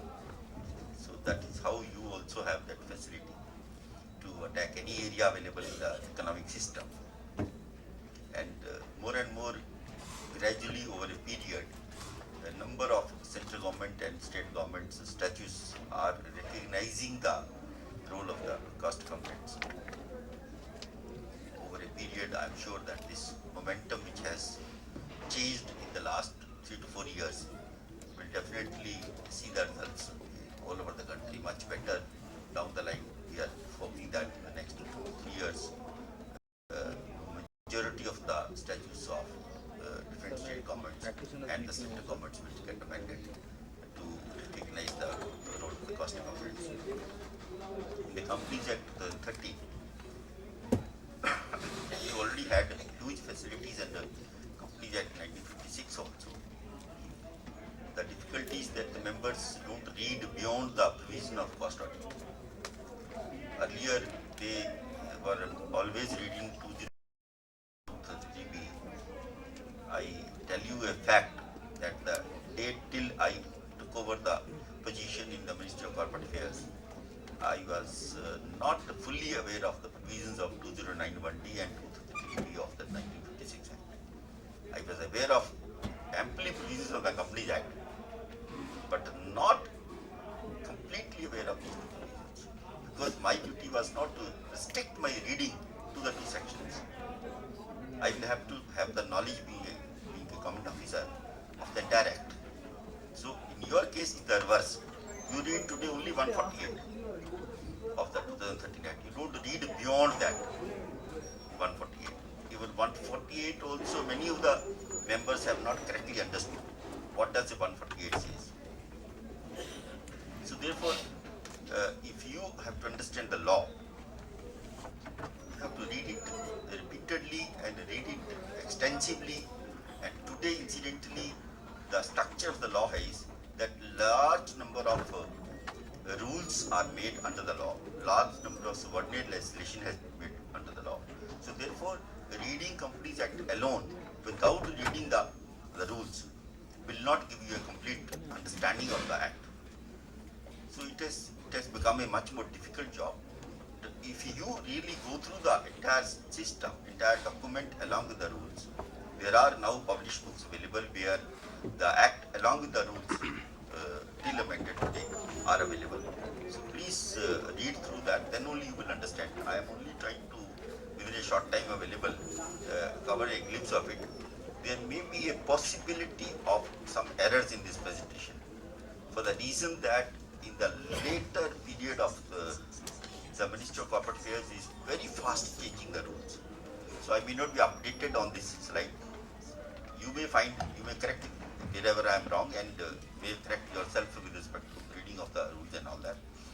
Please develop a habit of going through some of the important websites of the ministries, almost daily. First thing in the morning when you come to your office, spend 15-20 minutes, half an hour on updating yourself. There are number of regulations, number of new notifications, number of new areas are opening up for the professionals. More and more the government is now changing the entire mechanism of governance. The framework is that the government should not interfere, leave it to the professionals to do the job. So that is how the entire legislative mechanism of the entire structure of the government, including all ministries I am sharing, are changing the profile. No longer they are vesting more and more powers with the government, they are giving more and more powers to professionals. So professionals include whatever type of the need of the, somewhere the valuers, somewhere the chartered accountants, somewhere cost accountants, somewhere all the different types of professionals and all that. So therefore you have to keep yourself update on that. These days I am seeing that Ministry of Corporate Affairs almost every day are issuing a new notification or a new rule. So to that extent, to that fast the changes are taking place. Therefore therefore it is necessary for you to update. There may be some error in this also. I'm just giving you a broad structure of the two chapters which are exactly relevant, immediately relevant to you for the profession. The chapter of accounts, chapter 9, and chapter 10, which relates with the audit provisions. So these are very important. You may say that these are all with respect to financial accounts. No, please don't restrict your understanding to that. If you go through the details of these provisions, you will find that many of the provisions are relevant to you also. So therefore, don't restrict. Understand the entire structure of the chapter, and similarly the entire structure of the next chapter, chapter 10, which is with respect to the audit and accounts, audit of the audit and auditors. Okay. I am not going to the section by section because that much time is not available. Wherever relevant, I have already reproduced in the next slides the relevant section and all that. Now we look at the first area, strategic positions. There are a number of areas in the Companies Act 2013 where the cost accountants are recognized to hold the strategic positions in the corporate sector. First position is KMP, key managerial position. It says that who shall be the KMP. Then it doesn't say that the KMP need to be having a qualification of a MBA, qualification of a chartered accountant, qualification of cost. It doesn't restrict that. So therefore, you can be holding any of these KMP positions. So there is no restriction on that. Therefore, you must not think in terms of that the Companies Act does not recognize the qualifications of cost accountant for the CFO, qualifications of the cost accountant as CEO, or qualifications of the cost accountant in any other KMP positions. It is recognized. It has not anywhere spelled that the X and Y qualification only can be the CEO or CFO of the organization. You can be one of them. Cost accountant as an independent director. The relevant section 149(4) provides that a pre-listed public company shall have at least 1/3 of the total number of directors as independent directors. When you talk of the relevant rules of independent directors, it very clearly says what type of qualifications and experience are required. Now, if you read those rules, it is absolutely clear that a cost accountant having an experience in the relevant fields can be appointed an independent director under the Companies Act 2013. Technical member of the tribunal and the appellate tribunal, NCLT and NCALT. The provisions, the qualifications, whatever mentioned in the relevant section 409 and 411, it very clearly says that a cost accountant can also be a technical member of both the tribunals, NCLT as well as the NCLT. Company liquidator. 275 provides for the liquidation of the companies and all that. Who can be a liquidator? It says that the central government will maintain a panel, the chartered accountants, advocates, company secretaries, and cost accountants. So therefore, the cost accountants are recognized that they can be the liquidators for the company. Gentlemen, the new insolvency and bankruptcy bill, which is already introduced in the Parliament and is now undergoing examination by the committee of the Parliament. Please read that bill. There is a huge responsibility given to the liquidators, and there is a huge responsibility available to act as insolvency professional and insolvency trustee. I have not covered that because if you read that bill, there is a huge scope available. Much more what you are thinking under cost audit, or much more you are thinking under any other areas. Be a potential vast open for the professionals, for any professionals. Be prepared for that. Study the areas well, how the insolvency and bankruptcy proceedings globally take place, and what the provisions of that bill are. Equip yourself. What are the provisions? And it's going to be a much bigger area for the professionals. I am sure 50% of chartered accountants are going to shift their practice from simply audit to the insolvency areas. We in the country have huge number of companies who are undergoing this process of insolvency and bankruptcy. Okay. Sorry. Administrator. So the Company Act also has a provision that the company can be under the charge of an administrator, and who can be the administrator? The professionals. Company Secretary, Chartered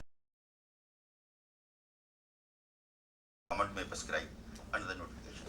So therefore, you can be the appointed as administrator of the company as well. This everybody of you knows as per the audit areas. The first part, cost audit. There is nothing for me to add as far as the cost audit part is concerned. We go to the next area, internal audit.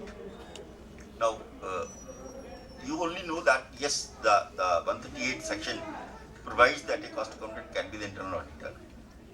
Which are the companies which need to be covered mandatorily under internal audit provisions? You have to read the rules. Huge number of companies they have listed, given. Every listed company, every unlisted public company having paid up share capital of 50 crore, turnover of 200 crore. 200 crore turnover is nothing. So they have given a huge scope. Outstanding loans of more than 100 crore, outstanding deposits of just rupees 25 crore. Similarly, every private company, not being a public company, are you aware of that today we have 11 lakh operating companies in India. There are total about 15 lakh registered companies. Out of 15 lakh, 11 lakh are operating companies, balance 4 lakh are dead companies or non-operating companies. Out of those 11 lakh operating companies, about 70,000 are public companies and balance are private companies registered as registered companies. And out of those 70,000, 7,000 are listed companies.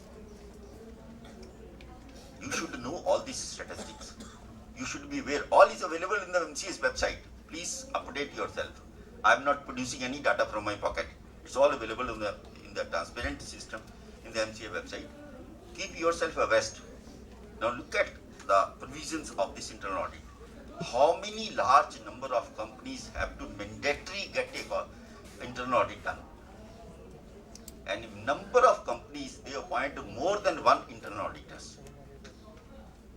In one company where I am a director on their board, that company has 7 firms doing the internal audit for that company.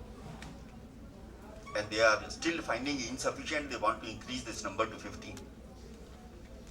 So therefore, there is a huge. If you multiply that each company may have more than one internal auditors depending on the location of units, location of factories, location of any of the plants of the company. So they necessarily appoint a local firm or local professional as a internal auditor. So the total number of internal audits available to the chartered accountants and cost accountants, the number is huge. Even if you say that out of 11 lakh, 2 lakh companies get covered under these provisions, under mandatory provisions, 2 lakh multiplied by an average number of 3 to 4, huge number is available.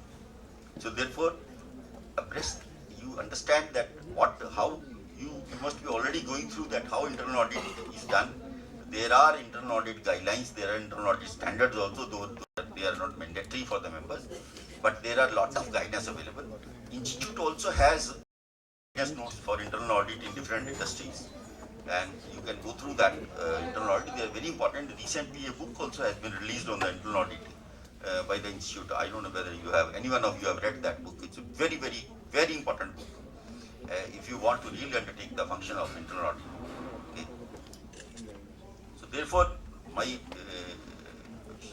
concern is that if you want to really become an important internal auditor of a company, you update yourself, be available with the best tools which are available these days. The scope is unlimited. But first accountant as an expert. Now section 238, section 38 has defined who can be expert. Now therefore, by virtue of that definition, you stand covered under the definition of expert. So therefore, you can be an expert. But investigation office, SFIO, which is now a recognized statutory body under the Companies Act 2013, which was not a statutory body under the 1956 Act. There is a change in position now. the SFIO has become a separate legal entity, virtually a statutory with a lot of powers given to the SFIO. So therefore, it has a now provision that they can panel different type of experts, they can employ different type of experts. You can be one of them. You only have to be aware of what is the procedure to be followed, how do we approach the SFIO, whether it's a part-time employment, whether it's a full-time employment. In number of cases, they engage on a case-by-case also. They get a case and they want the services of one or two or three professionals of different types, depending upon the nature of the case. They do engage the people. They also engage on full-time basis, the experts. They also engage, employ the people as an expert. So there is plenty of opportunities available in SFIO. It is expanding very fast. Okay, there is a separate website of SFIO also. Registered valuers. 247 deals with the registered valuers. So far, the rules for the valuations have not been published. Government has not notified. There is a lot of problem going on in the Ministry of Corporate Affairs. The biggest problem which is coming is that who shall be the regulators for regulating the profession of valuation. The CMA say that we have a regulator. The CAs say we have a regulator. The company secretary say we have a regulator. But what happens to the other qualified professionals? For MBAs, there is no regulator available. For architects, there is no regulator available. For engineers, there is no regulator available. So therefore, the problem is, if the valuer defies the provisions of the Act, if he does a wrong job, who shall punish him? So the problem which is coming is to create a system of regulation, regulator for all the professionals. That would be another problem. You will be under two regulators. One under your own institute regulation, another is the valuers regulation. So that is going to be another dichotomy under the. So far there is no consensus that how the valuers be. Therefore the rules are not yet notified, but they have to be notified very fast. The ministry is already working on it. Company Law Committee has given a lot of recommendations on that. You must have seen the report of the Company Law Committee. So there is a ample opportunity to arise out of the field of valuation, but it's not an easy job, gentlemen. By simply holding a qualification of CA, CMA, CS, you don't get to the job of valuation. It's a very, very difficult job. It's a very intricate job. Unless you really know the intricacies, unless you really know the valuation principles, unless you know the practice how to really value different class or different types of tangible, intangible assets, it is not an easy task. And therefore, if you want to tomorrow become a valuer, a registered valuer, under whatever mechanism the MCA notifies, you first get prepared yourself. Gentlemen, the opportunities are available, huge opportunities, but we have to go beyond our reading of 148. Okay? Appearance before the tribunals.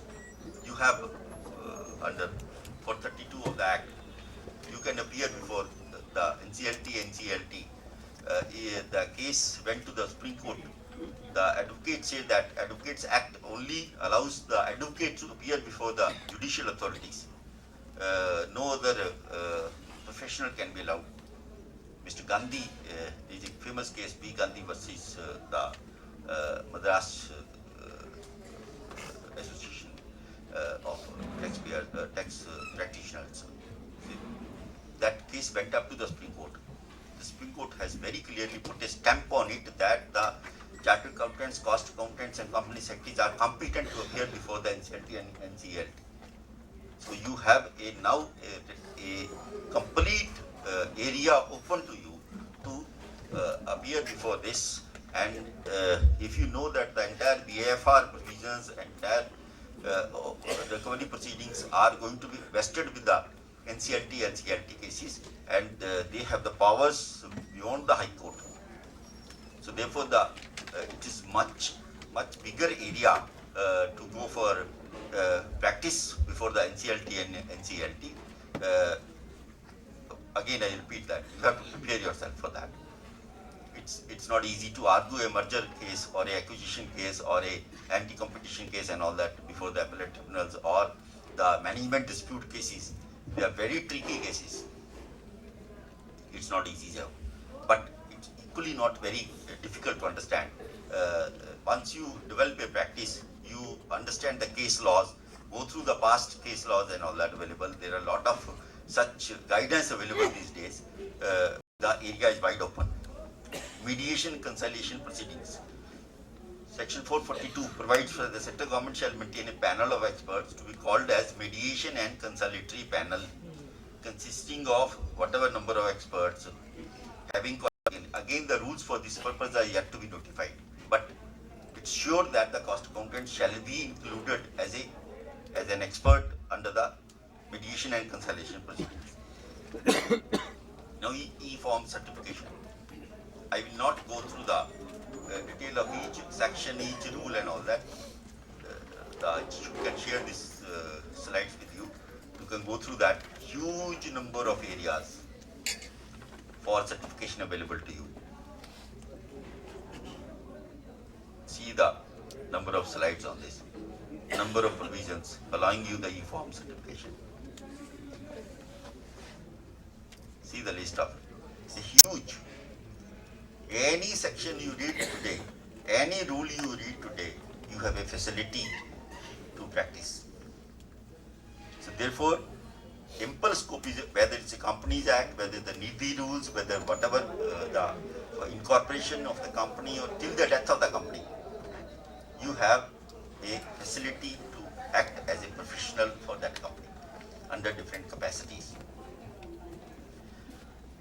Now, before we open the floodgates of areas, it's very wise to also know the penal provisions. That if you default, what kind of penalties are leviable to you? If you sign a wrong certificate, if you sign a wrong e-form, if you give a long liquidation, act as a liquidator in a wrong capacity and all that, what type of provisions are available? First, under 148, that you must be aware of, that how much is the penalty available, starting from 25,000 to 5 lakh rupees. Okay, so for the company and for the cost auditor, starting from 25,000, it can go up to 5 lakh. Okay. Then it further says that the auditor, if has contravened the provisions knowingly or willfully, with the intention to deceive the company or its shareholders or creditors or tax authorities. Gentlemen, read it twice, thrice. It is a wide open provision.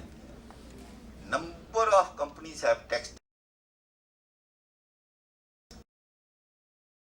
Huge number of cases. It can be tomorrow interpreted that the auditor wrongly certified with an intention to deceive the tax authorities. And you can be called upon for punishment under this provision, which starts with 1 lakh and goes up to 25 lakh. And also you have to refund the fees which you have been paid by the company. So it's a huge provision. We normally feel that, okay, cost audit is fine. It's a provision relating to cost audit. So there's nothing wrong. Nobody is reading the cost audit report. Nobody is bothering about the cost audit report. Let me sign blindly whatever company has prepared. Please don't do that. We till date were not having that kind of wide areas open for penal provisions against the professionals. As I told you, the government is changing the concept of governance. When the government is reposing more faith on the professionals, it is equally liable for higher punishments. As you must have seen the self-governance framework in most of the advanced countries, the company officer himself can certify many of the statements. There it is not required to be certified by a professional in many cases. But the provision of penalties are so huge that the company officer will think 100 times to sign a wrong certificate. Because his life will be ruined if he is caught. That is the level of punishments they have put. So therefore, if you read the provisions of punishments in the Companies Act, they are huge. Okay. Annual return, section 92, which provides that you can certify your annual return. If you sign a wrong certificate, the punishment is fine for 50,000 rupees, which can go up to 5 lakh. 143, you are liable for reporting fraud. The penal provisions are under 143.15. That provides that the penalty again can go from 1 lakh to 25 lakh rupees. If you fail to report a particular fraud happened or being happened, please understand, it's not the fraud already happened in the company. That may be easy for you to detect. But the fraud which is being incurred, it's very difficult. The institute has issued a guidance, detailed guidance note on reporting of fraud under 143.12. Please read that. Different situations under which, what you should do, what is your responsibility, legal responsibility under different situations is already discussed there. And if you find that a particular situation is not covered, you can go back to the institute and the institute can give you a clarification on that.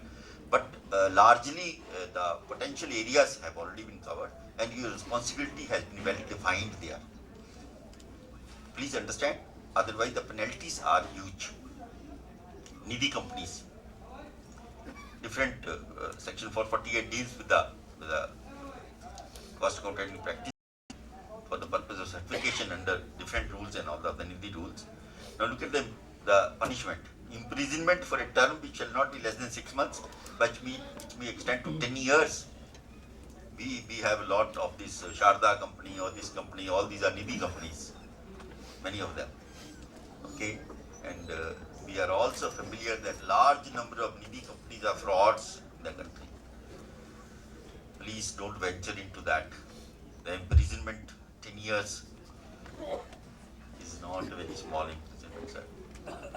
Nobody can think of spending 10 years in the jail, and shall also be liable to fine which shall not be less than the amount involved in the fraud.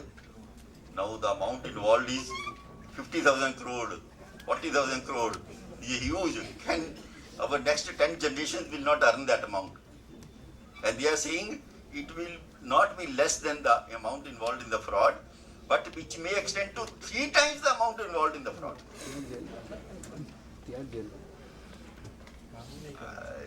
It's unimaginable. So it's a huge, sir. The only thing is that I am not deterring you that don't enter into that area, but be a real professional. Do the job carefully, certify your form carefully. Don't blindly sign for 1,000 rupees, 2,000 rupees. Don't do that job at all. It's not worth it. The penalties are huge attached to that. Company liquidator, as I told you, there is going to be a huge practice area of company liquidator, both under the Companies Act as well as under the Insolvency and Bankruptcy Bill, which very soon it will come as a code. Okay. Look at the penalties. If you, under 302, it says that the company liquidator makes a default in forwarding a copy of the order within the period specified, the company liquidator shall simply default on forwarding the order in time. So you are liable for penalty of 5,000 rupees every day. 5,000 rupees every day.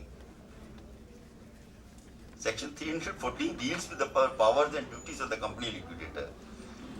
14A says, provides that the company liquidator fails to comply with the provisions of this section, except subsection 5, he shall be punishable with fine which may extend to rupees 10 lakh. We are all very familiar of reading the zeros, the number of zeros, because we deal in crores, lakhs, millions, billions every day.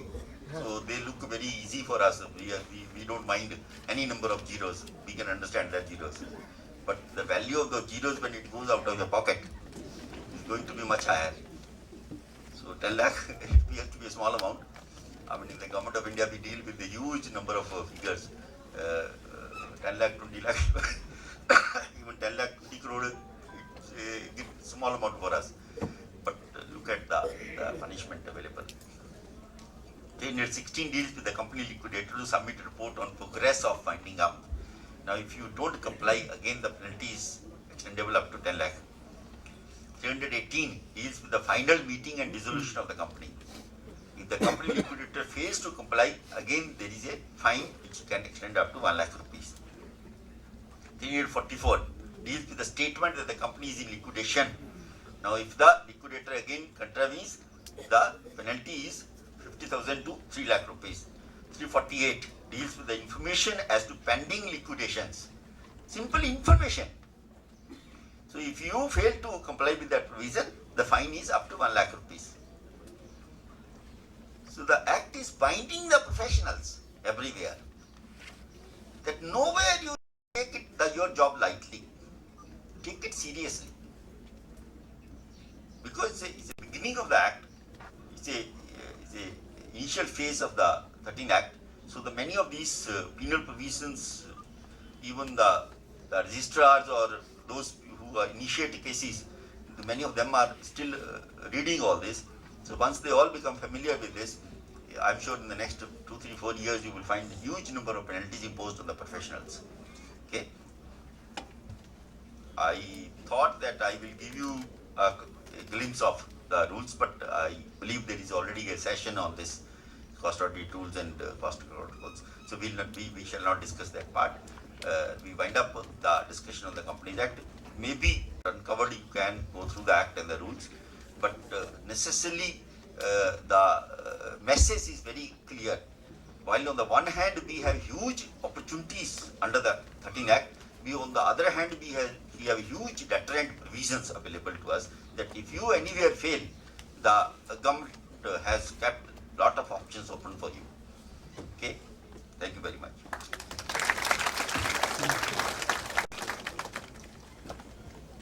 Thank you, sir. After listening to Mr. Goyal, we could come to know what are he has shown us the windows which is open for the practicing cost accountants. Simultaneously, he has given he has walked through the panel provisions. I could remember a story, a bank manager was getting retired. On his day of retirement, he was very proud, he not a single entry in my life. So when we investigated, he never sanctioned any loan in life. So don't be such a practicing cost accountant, you don't certify anything. So, the penalty is definitely a deterrent, but first you have to do your work.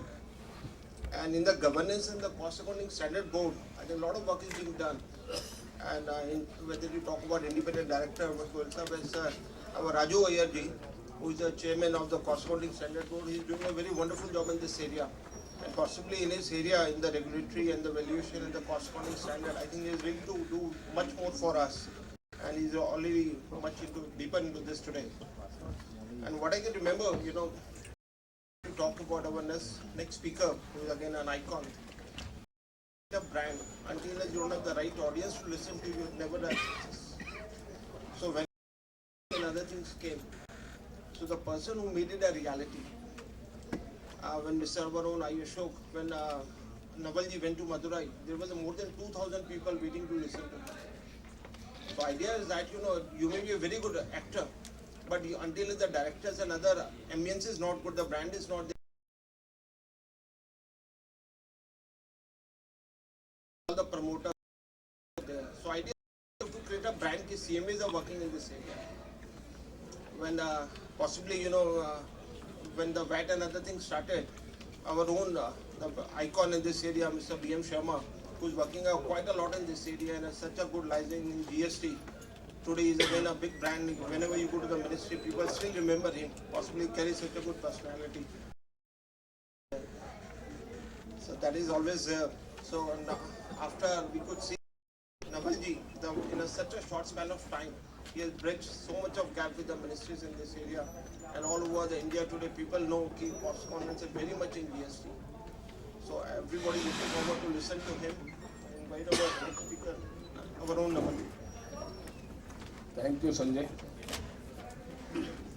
Goyal sir, let me tell you that you have nicely shown all the opportunities of the cost accountant, and also shown some threats, but we are not going to get a feeling that we are not going to enter in Companies Act, because all cost accountants in practice or service, even the penny cost is lost, is the money lost. So we will not do such errors, so we should be bogged down with all threats of penalties. Cost accountants are competent enough to handle that.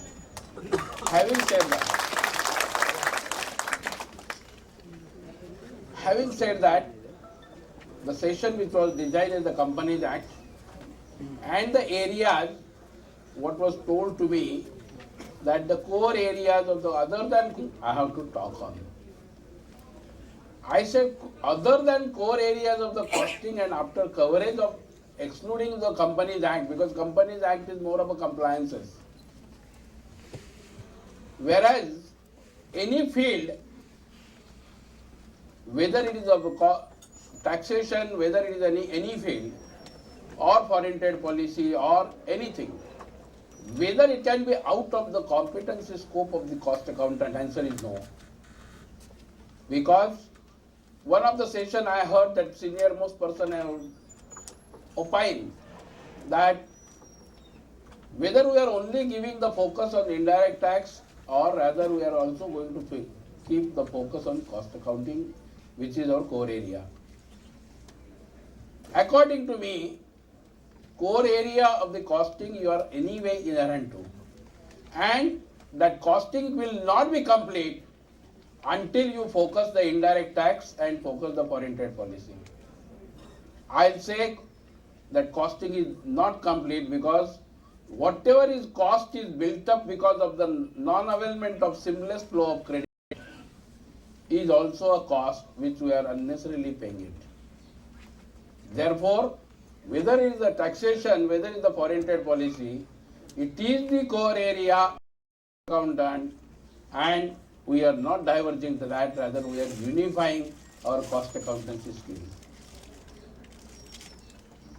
Lot of areas are there which we call something which I have divided my lecture into two parts. One is the statutory role and one is the role which otherwise every corporate wishes to have. Definitely, the role of the cost accountant in nation building through our basic core competences. We will be discussing on statutory role in the various areas, proactive role, strategic consultancy, legal consultancy, and if time permits, role in GST. But I can tell you very guaranteedly, role of cost accountant in GST era will never be another professional, that much I can give you guarantee.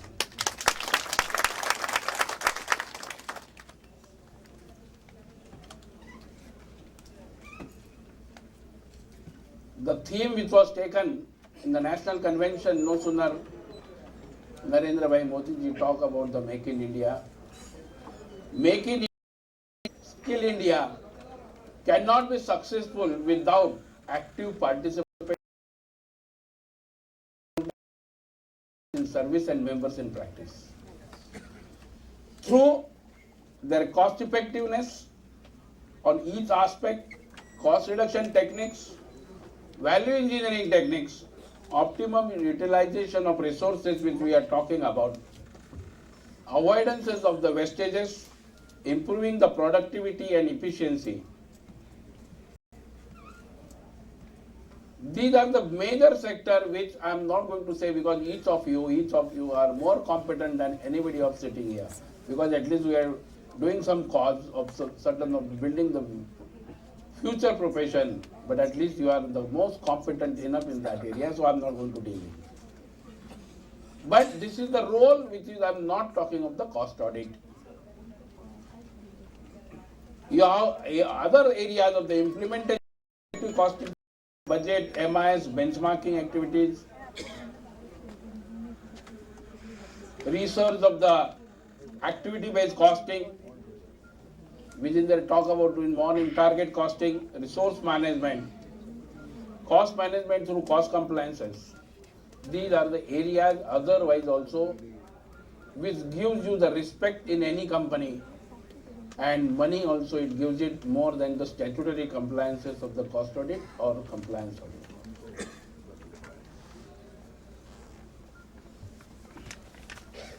What is the role? I will put it like that. What is the restricted role for the CMAs? And otherwise, whole world is ours. Only restricted area of CMAs are the statutory financial audit, which is only chartered accountant is supposed to do. And same is left for us as a cost audit under section 148. Certain annual return certification is only required to be done by practicing company secretary. Section 92. Secretarial audit under section 204 and internal audit CA and CMA under section 138, which goes the west side. Means other than this restricted audit under section 139 and section 92 and section 204 of the Companies Act, there are no restriction anywhere saying that only one professional can do or another professional cannot do. Rather, there are number of areas where statutory role has been defined for all the cost accountants, and rather cost accountants, what we talk about, people don't know cost accountant. It's not the fact. If that might have not been the case, why these many areas might have been there? Let us see which are those areas.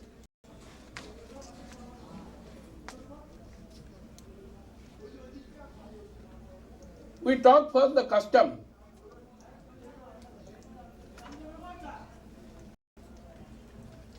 In Customs Act, we can be a legal practitioner, that is, we can appear before the tribunal, and now in the Custom House agent, even the CMA can appear for the examination, he can get the custom broker's registration and can do it. But whether that should be done or not done, that is a different part, but in my opinion, that is also one avenue which is open, and Custom House broker can also appear, represent the custom cases. We can appear for any adjudication matter with any quasi-judicial authorities, matters regarding the appeals, advance ruling, settlement commission, and anti-dumping authorities. One of the anti-dumping authorities, when we talk on anti-dumping, lot of work is there of the pre-filing of the cases and then depending of the cases. So pre-filing of the cases, the role of cost accountant is very, very crucial. What is that? A, why anti-dumping duty is supposed to be is levied, or anti-dumping duty is levied in another countries also, so that you are not selling your product in different countries, or you are not dumping your product below the variable cost also. If that is the case, you need to prove that it is happening. And with no other than cost accountant, nobody can be more competent.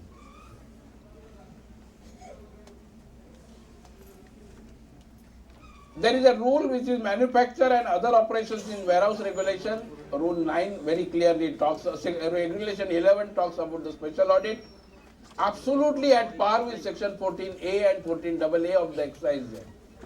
So, wherever any person is manufacturing the goods in the private funded warehouse, special audit can be ordered under regulation 11. The traders are entitled for the SAD refund, special additional duty refund, and that also can be certified by the cost auditor, rather than the chartered accountant or cost accountant.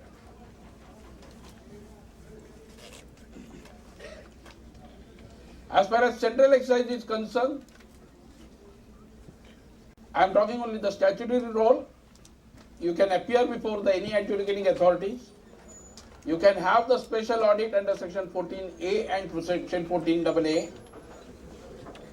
Also for young budding cost accountants, they can run the CFC center and online submission of application and returns for small service providers or the manufacturers.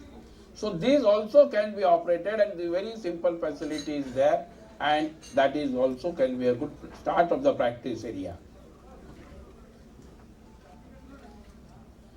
Section 83 again, any adjudicating authority. Section 72A is the special audit under the service tax, where there is a reason to believe that there is a special audit can be ordered when it is a multi-locational unit. This just in 3 days back, we had the training session at the Delhi Commissionerate, Delhi Service Tax Chief Commissionerate, and we have specified through our training module, that is how 72A audit can be more, can be done, and how the leakages can be detected. Again, in the custom service tax, you can have the CFC, young budding cost accountant can do this. VAT audit, now we have said that young dynamic past president still is remembered, Mr. B.M. Sharma, when VAT audit word was there, or like VAT, when VAT was there, people used to say VAT 69, but CMA knows VAT is equal to B.M. Sharma. That is the 17 states audit, 19 states rather, the VAT audit we can do it, and now the same principle has been taken in the GST audit. That is, when GST R8 is going to be there, that also will be certified by the cost accountant.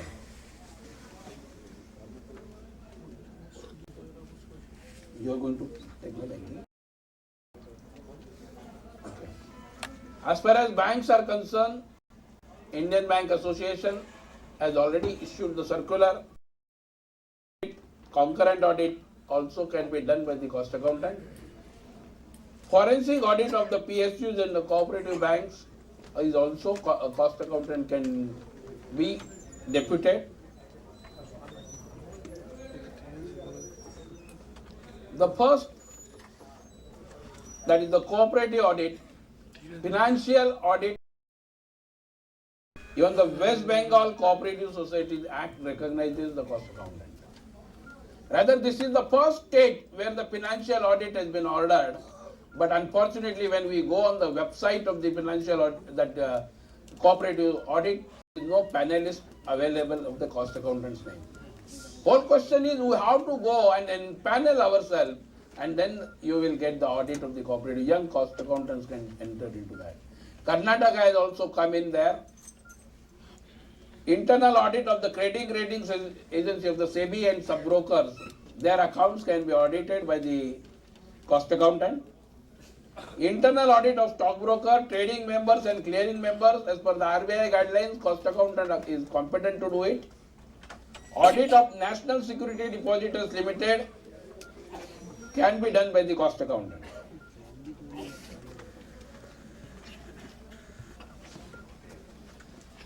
Concurrent audit of the public tax certification of the foreign policy. TRI accounting separation manual, if you see, as per the TRI accounting separation manual, audit can be done. TRI billing and metering audit is also can be done by the cost accountant. Now when we see the foreign trade policy, various certification is there by the CMAs. Number of CMAs, whether it is the data, whether it is the consumption statement of the 3 years, there are almost, you can see, I will again not take the time because I have to give time to Shiva, who is going to deal on the valuation.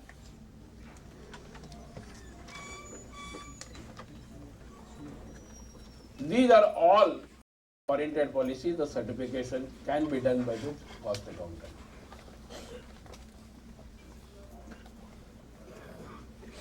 Apart from the statutory role in the FEMA, remittances of assets by the foreign national and non-Indian origin, remittances of the asset regulation 2000 permits cost accountant to do it. Certificate in support of realization proceed in the case of direct investment outside India. Certification of claiming export benefit, that is the duty drawback. Non-physical imports, payment certification in case of non-physical, that is the non-imports. And certification of offsetting the export proceed, that is the netting off. All that as per the RBI FEMA regulation, cost accountant is competent to certify it. The major role of the valuation in the SVB, that is a special valuation bench. Whenever you are importing or exporting, or rather importing from the related party, you have to register yourself that, and you have to declare that it is you are importing this one, and onus is on the importer to prove that there is prices are not influenced. And all that, you can have the consultancy in that related party transactions. There is a big questionnaire which you can prepare the answers. Certification of pricing method which you have adopted, and number of valuation methods are there. So based on that you can justify or determine what will be the arm's length price. And on this, I'll tell you, the value is much higher for even the settling one SVB case, finalization of one SVB case. Price ranges from 5 lakhs and onwards. So it is good lucrative contribution which one can get it. Already in Companies Act 247, registered valuer and valuation, registered valuation, when the valuation rules will be notified, at that time, I think we will say that we will not cost audit nahi karna hai mere ko. These are the work where you can get more value attached. Valuation, I think, way and law as a valuation, Mr. Padi is going to take it.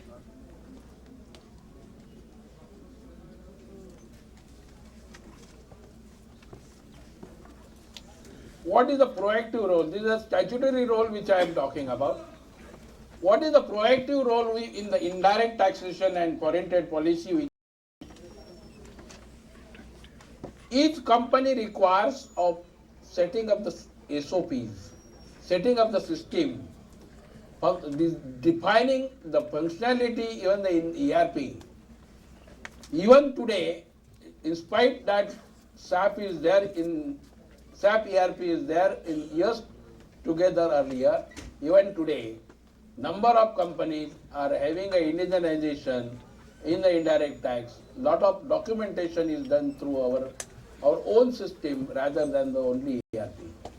So designing the system, number of companies engaged for the periodical audit, quarterly, half-yearly audit, ensuring that we do 100% compliances, as well as we don't lose any benefit which is under the legal framework which has been granted.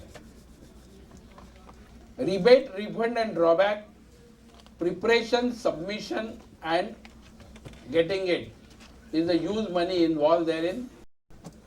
Advise and update on regular basis, this is the regular retailership jobs. As far as strategic consultancy is concerned in the indirect tax era, strategic consultancy of customs, importation and exportation of various avenues so as to reduce the logistic cost, transaction cost and deciding international transfer pricing mechanism. That is the strategic role in the custom area we can play. We can also play where there are the treaty agreements, and in the treaty agreements what are the custom duty rates lower from this importation, and find out the customers from that and importing it and reducing the basic custom duty cost which is built up in the cost of production. Also a very good area where you can help the client. Strategic consultancy in central excise and customs, whether it is related to classification, valuation, SUNVAT or otherwise. strategic consultancy in the VAT, CST, international transactions, considering what are the international tax rate, what are the issues, what are the custom duties, even guiding to the clients what rate they should negotiate, whether the FOB, CIF or door delivery, based on your study of the international market, working of the freight or the freight forwarder cost, designing the packing for the importation and exportation. It saves a lot of cost and that gives a lot of value to you. There are foreign trade policy, there are various options. Advance authorization is there, duty-free import authorization is there, duty drawback scheme is there under the all industry, duty drawback scheme is there on the brand rate, which is going to be beneficial. When I should take it, which benefit I should take it, that is also the cost accountant can guide it much better. There is a MEIS scheme, there is a ACAI scheme where you export those products or services in the different countries. You are supposed to get the export duty scripts and how that is going to be a cost effective, where you will get it. That is also the major role in the foreign trade policy. You can do it as a strategic consultancy. Now where I am going to set up the unit? What type of unit I am going to set up? Whether I should have for my logistic private bonded warehouse, whether I should set up the export warehouse, whether I should see what type of model I can do it. So you can advise you of the domestic unit, export unit. There is a EOU scheme, SEZ schemes, STPI scheme for the ITS. Free trade warehousing zones are there where you can reduce your logistic cost and logistic time. Industrial park, setting of the park, setting of the IT parks, setting of the food park, setting of the textile park, where there are the specific schemes of the government where if you help the persons, rather there are the subsidies available and you can advise your client and get your strategic consultancy fees. Food park, there are a lot of subsidies. Textile park, lot of schemes are there of the modernization schemes. There are lot of schemes where you can make aware to your client, implement, become the strategic partner, implementation partner, and can have that type of role of the consultancy. Retail chain is one of the consultancy area, agroeconomic zone, and not now what has been started as the startups. Startup benefits are going to be there. You can be a part of a strategic consultancy to your new unit, that he gets the startup benefits, including now income tax benefit of the further future years, and you are associated from startup. Once you are associated with startup,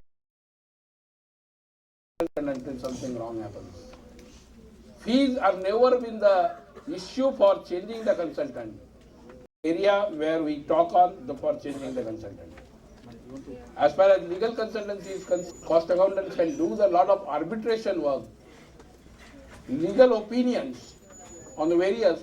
We have now developed in any manufacturing company, minimum 60 laws are applicable, and under various laws there is a legal calendar. If you might be knowing, this time you have given the legal calendar by our institute, and in that legal calendar, each form and payment details has been required to be submitted. That is also given. The young cost accountant can take the benefit of that calendar and can start the practice to that. That is, sir, I will ensure the company he can get the work that I will be a legal compliant. Independent role, after the role of the independent directors, even the companies demand the certification from the professional that we are 100% statutory compliant under the various laws. That checklist is there. Such type of retainership, even the small, young cost accountant can get it. And that our institute has made it very nice calendar for the benefit of young cost accountants. I think role of GST, if you might have been there, one thing I can tell you, lot of, how much time I have? 3 minutes. Then As far as role of GST is concerned, the first role comes in. Earlier, whatever the transaction we used to have it and taxable events we used to have it and cost we used to associate it with that are going to change. Excise we used to pay on the manufacturer table at the time of clearance, service tax on the provision of the service, whereas the sales tax on transfer of title of goods on consideration. Now my taxable event is going to change on the supply. So understanding of meaning of supply and then transaction restructuring. Understanding what is my business going, we have number of transactions happening in various functional areas, whether it may be a purchase, whether it may be sales, it may be a distribution, it may be sales promotion, or it may be anything. On that, what I was doing it, whether I was entitled for any benefits under the settlement or whether there was a cost involved therein. Now what is going to be there in the supply, when is going to be a taxable event, what is going to be which I will be getting it, that work, and that work will start not after GST comes, that work starts in the transition period.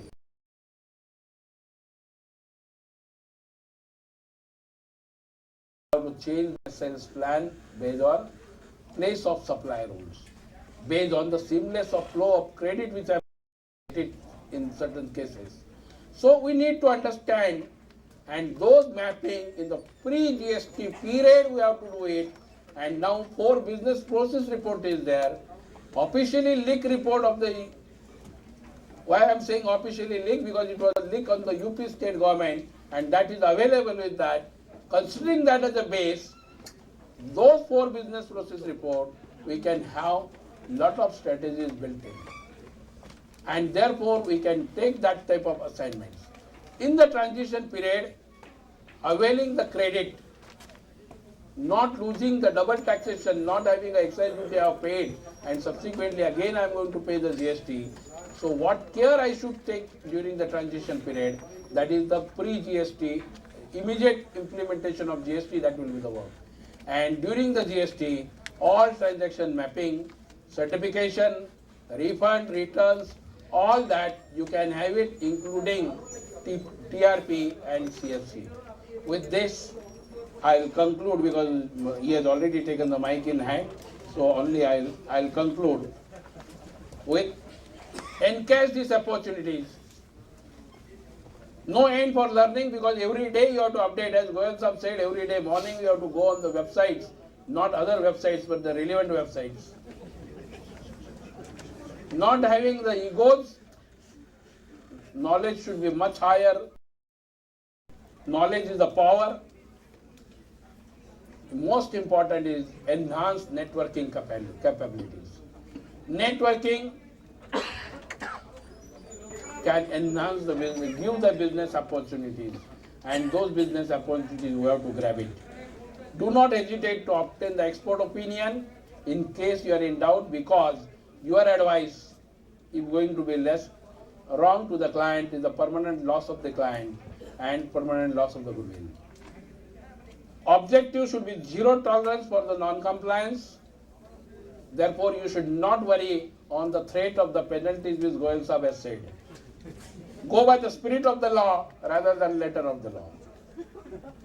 Again, I have been told that you complete, so I will only say, you have to decide whether you are going to be performing a statutory role as a compliance partner, whether you are going to be a partners with the strategy where you get the respect and more money from the corporate, that, or you can have the best of the combination. Decide your own value. And I wish you all happy practicing in the New Horizons. Thank you, Naval sir. After listening to Naval ji and Goyal ji, what we could make out, there are ample opportunities for practicing cost accounting. But somewhat over decades, what the practicing cost accountant deserve, it has not been given right dues to them. What could be the reason behind that? Possibly the branding and the visibility was not there of the profession. What I could make out after Mr. Modi became the Prime Minister, being I'm a chairman of International Affairs, wherever I go today, whether it's ICAI, Global Forum, people want to listen to me. It's not Cam Sanjay Gupta. Why they want to listen from you? Because you're from India. First, it is reserved for you. So when gentlemen can make such an impact in the branding, I think that is the area we need to look into. Today, we need to speak to the right words into the right ears. And believe me, the right ears are in Delhi. And Modi ji has to move from Gujarat to Delhi all the way to take India to the new heights. So you have got icons like Padi ji, Avijit ji, your Niranjan ji, but we have to see for the future also. So I request Padi ji, he is again, being in the valuation, is in the right, our profession in the right hands in the valuation. And with the person like him, he can take the valuation. That will be the future to the new heights.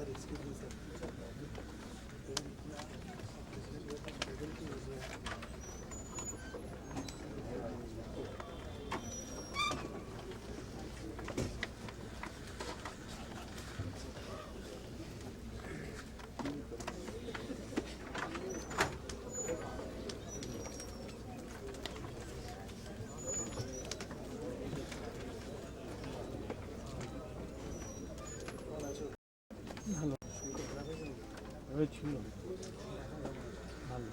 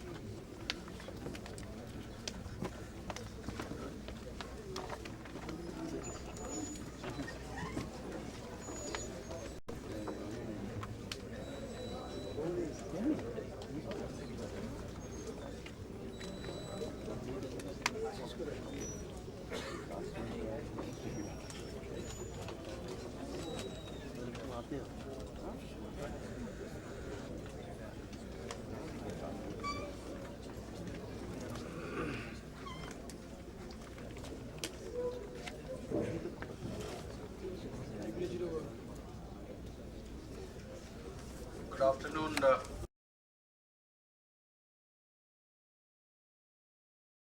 With icons and dignitaries like Goel sir and Nawal sir and others.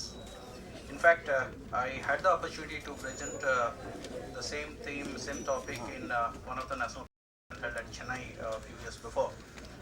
And I want to make one thing clear that I am going to talk about the opportunities for CMAs as surveyors and loss assessors in the next 15 minutes. I will not touch upon valuation area because I have to deal with this particular subject today. I have been working as a surveyor and loss assessor for last years almost. I have done my fellowship in insurance, which is again the highest qualification in insurance. And what I find that, as I said in the beginning, that it is not only the audit which me as a cost accountant is looking at, rather it is other areas other than audit of all types, where I can actually make my presence felt. I can earn a handsome income with dignity and with recognition. So insurance as a sector in fact contribute around 4% to the GDP, and out of this 4%, life insurance is close to 3.2%, and non-life insurance, what we popularly know as general insurance, is 0.8%. But the density of penetration of 0.8% can be 3 times in the year to come, because the world average is somewhere around 2.5 to 3%, and we are at 0.8%. So the scope for non-life insurance to grow further is around 3 times, at least in the next few years to come. After IRD, in fact, many private insurers, they started their operation. I'll be speaking only about non-life insurance. And the industry is growing at a very faster pace. Straight away, as I have limited time, I'll not take more time talking about insurance sector or risk and insurance. Look at the growth of the insurance policies issued by the non-life insurance companies in India. 13 and 14, of course, was an exception, but when we compare the performance of non-life insurance industry in terms of number of policies issued during the last 12 years, we find that from 418 lakh policies, it is almost 600 policies in 13-14, and it was close to 690 lakh policies in the year 2012-13. And overall number of policies is from 435 lakh policies around 12 years back. We have now around 1024 lakh policies in the year 2013-14. This comprises all types of policies, including motor, health, marine, engineering, marine hull, LOP, etc. On an average, if I take 10% of these policies out of 1024 lakh policies, 10% comes to around 1 lakh policies. That is actually the size of fire insurance and marine insurance and miscellaneous insurance which we are looking at. So 1 lakh policy, 100 lakh policies, and the average claim ratio is around 15%. So out of 100 lakh, 15% of 100 comes to 15 lakh. So on an average in India, around 15 lakh claims are lodged in respect to fire, marine and miscellaneous, where cost accountants can act as a surveyor and loss assessor. Very few, we can actually count, very few cost accountants are there in the country working as surveyors and loss assessors at the moment. If I talk about my home state, Odisha, is only 2. If I talk about Kolkata, it could be maximum 3 or 4 or 5, that's it. Kolkata only. If we talk about West Bengal, maybe 7 or 8. If we talk about the country as a whole, I think maybe 80 to 100 cost accountants. Chartered accountants, no clear data is available, but maybe their number could be a bit more, 300, 400, 500, that's it. Look at the number of surveyors licensed by IRDA. Fire and miscellaneous and marine cargo is what we are looking at. Out of 12,816 surveyors and loss assessors in 2012, around 4,000 were having a license for fire department, losses under a fire policy. Around 4,000 surveyors were there who were licensed to deal with marine cargo policy, and around 6,000 surveyors were licensed to act as a surveyor loss assessor under miscellaneous policies. Other policies like marine hull, engineering and motor or cost and management accountant is not entitled to work as a surveyor loss assessor. So now that was the situation around 3 years before. Now look at the situation, current situation, which is taken from the published data from IRDA website. We have around 3,312 surveyors who are licensed to survey and loss assessment in fire category, around 5,400 in miscellaneous category, around 3,580. Out of this, engineers, chartered accountants, cost accountants, and associate and fellow member of Insurance Institute of India can only become a surveyor and loss assessor. And out of, let's say, average, if I make 3,000 to 4,000, around 400 accountants in the country are working in this survey and loss assessment. And when I make a year-to-year comparison, surprisingly, I come to know that from 12,816 in the year 2012, it has now come down to 11,000, maybe because many people are not renewing, probably some people must not have renewed their license or expired, their license must have new additions are probably making in the surveyors and loss assessors. Just look at this, 12-13 and 13-14, only 215 licenses were issued in 12-13 and 535 licenses were issued in 13-14. Out of it, if I again take the standard of 10%, maybe around 5 must be accountants, rest all engineers. In fact, engineers by and large make survey of my 8 to 10 lakhs rupees in a year. But I know few people who earn in crores in survey profession alone, based at maybe metro cities like Delhi, Mumbai, Chennai and other locations. And this comes with experience, this comes with your seniority, this comes with in time. One cannot certainly expect to earn in crores from the day one, but certainly someone who starts today, maybe 3, 4, 5, 6 lakhs in a year, spending 1/4 or 1/5 of your time and handling assignments maybe to the tune of 40, 50, 60 in a year. Now, I will just quickly touch upon like how to become. I'm very proud to say that very recently 4 of our members have taken training under me. They are different places. One is of course from West Bengal, Asansol. Now, conduct survey and loss assessment, and the process starts. User-friendly process.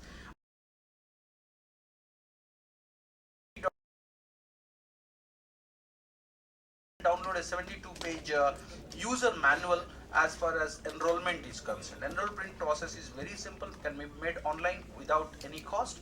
You have to select a surveyor, a trainer surveyor. A trainer surveyor can be an associate or fellow member of insurance. Help you probably to find a trainer surveyor. Of course, as a cost accountant, we can survey only fire policies, we can survey only losses under a marine transit policy and miscellaneous policies. We are not allowed to survey any under any other policy. So after enrollment and after taking 1-year training under a surveyor, one has to pass an examination. We call it Insurance Institute of India.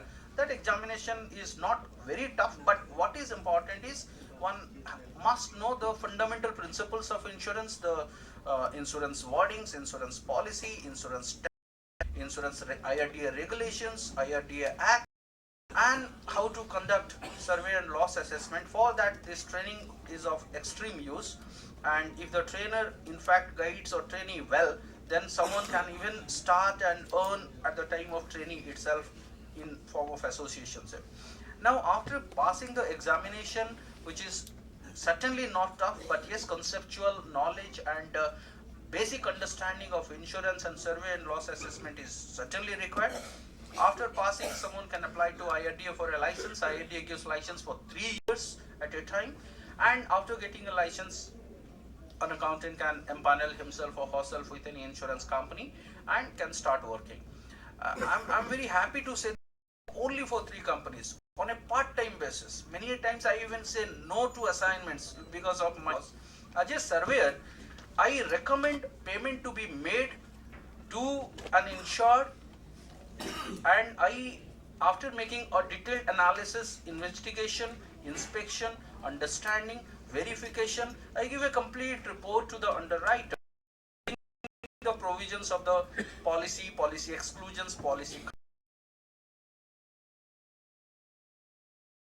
insured. That gives me a sort of satisfaction as well as recognition. Needless to say, I earn fees as per a designated fee schedule which is followed uniformly by all companies. They will not pay you 1 rupee more, they will not pay you 1 rupee less, but it is on the loss amount which you assess, and you get fees as per the loss that you assess. But here, as an accountant, I am actually placed at a better position to conduct a survey and making a loss assessment, because I know the processes of business, I know the books of accounts, I know the compliance which a company or a business entity has to do. And with my knowledge and understanding, when I visit, I can probably the best guide to the company to tell what is to be paid, what is not to be paid, how much is to be paid, and how much is not to be paid. Now there is a concept of corporate surveyors also. Someone can even join a corporate surveyor company as a director after taking this license if someone wants not to practice in individual capacity.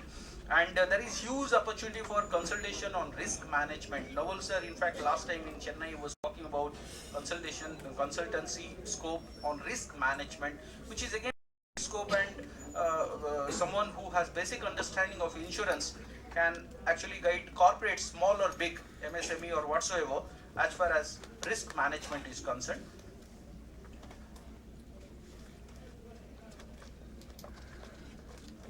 There are many challenges, in fact. Of course, one of our CMA, who's also a surveyor, I met him tea break, and he was saying that I asked him like why many chartered accountants, cost accountants are not showing interest.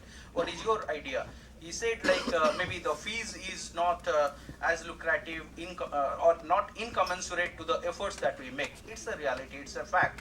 The maybe fees ranges on an average for a beginner maybe around 7,000, 6,000, 7,000 to start with per assignment, but it can go up to few lakhs in course of time. For example, I have issued reports which gave me a maximum fees of close to 2 lakhs, one assignment. But yes, the efforts that one has to make, the seriousness, the involvement that one has to make for a small loss or a bigger loss is more or less alike, and the responsibility that a surveyor takes for a small loss or a big loss are all same. So what matters at the end is it comes to you automatically with with your experience and due course of time. Earlier we had a category of C, B and A. Now the idea has moved into a different nomenclature altogether, licentiate, associate and fellowship. Someone can become a fellow member, and once you are a fellow member, you can probably even handle losses which are in crores, and your fees will be in form of few lakhs. Let's say if I handle 10 assignments with a, let's say, average fees of 2 lakhs, then I get 20 lakhs, and it's not at all a bad proposition or a bad idea. But it comes with experience, and during after putting a lot of in fact efforts and creating this is what I was about to tell. Like the opportunities are huge in the sense for beginners. Any loss beyond 20,000 rupees is to be the report is to be issued by an individual surveyor and loss assessor as per section 64 UM, and private companies as well as PSU companies are engaging surveyors in large scale, and for any beginner, sincerely believe that no dearth of assignments, but difficulty is only there to getting started, and maybe after issuing 10-20 reports, someone can find the beauty of this profession as a part-time vocation, and in due course of time someone can actually take the cream out of the whole practice. Thank you very much.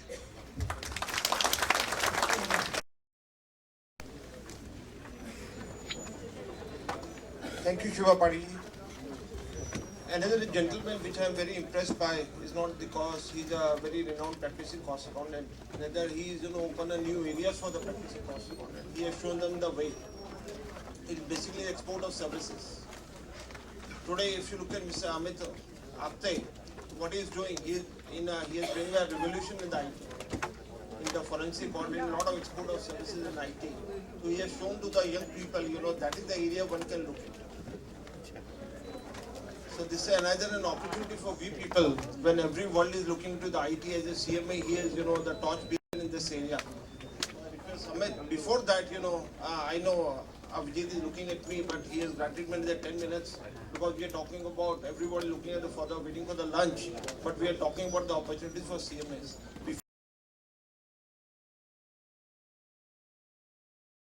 For you, take any two questions, one from this side and one from this side. So anything you want to, any question you want to address? Yeah, please. Be specific and be crisp.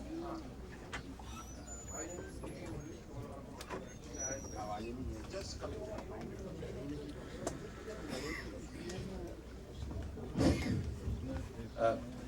My name is K.K. Mallik. Actually, I am a practicing cost accounting from Bardhaman. My question is regarding to Mr. Noelji. Actually, I heard from the speaker about the indirect taxation area, which already every practitioner and the cost of the area.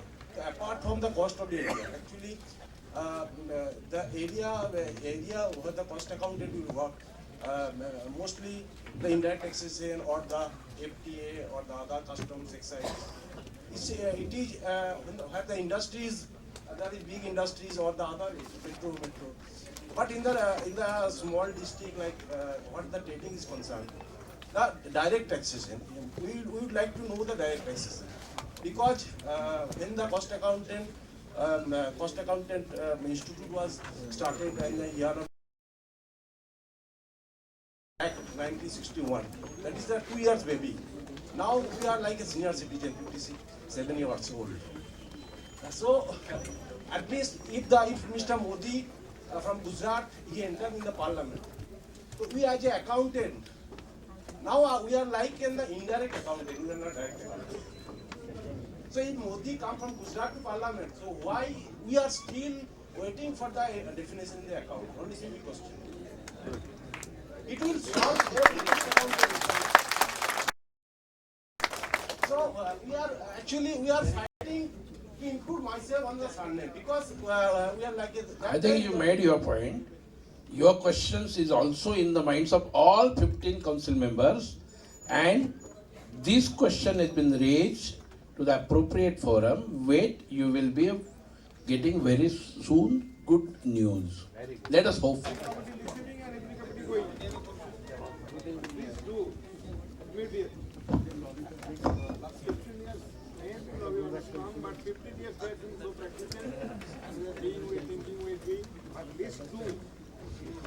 Good afternoon, everybody. This is Sandeep Chatterjee. I am not from the practice, first of all. I am vice president of a software providing solution. Basically, our software is catering the need of real estate and the infrastructure companies, basically construction industries. So that is a brief introduction about me as myself. The question is already here. The question, that is the same question. I am just giving a filter to this. A few minutes back, we are talking. And my perception goes, though I am a vice president of the company by virtue of a cost accountant, it is a separate profession I have chosen.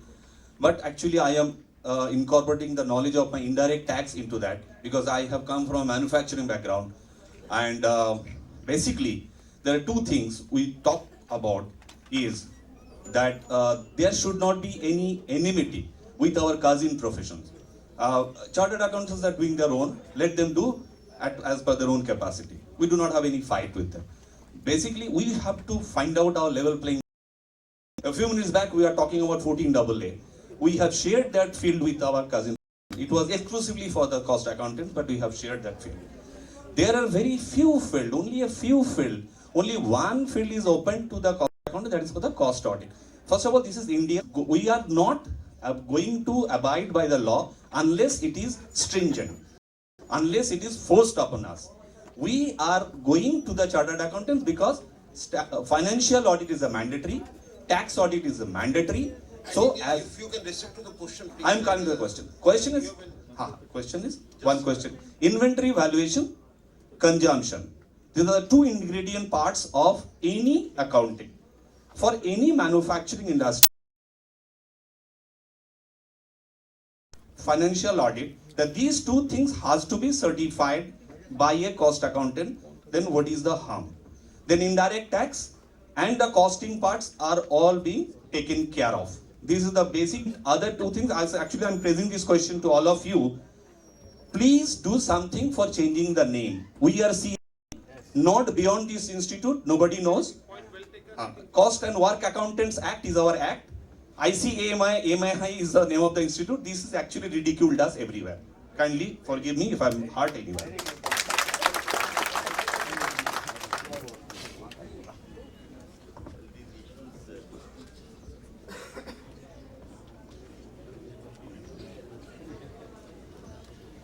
Are being discussed for years. Stock valuation, definition, nothing new, and we all know the reasons, the limitations,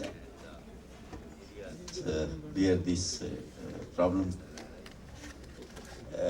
I'm sure that the council is already addressing all these issues, and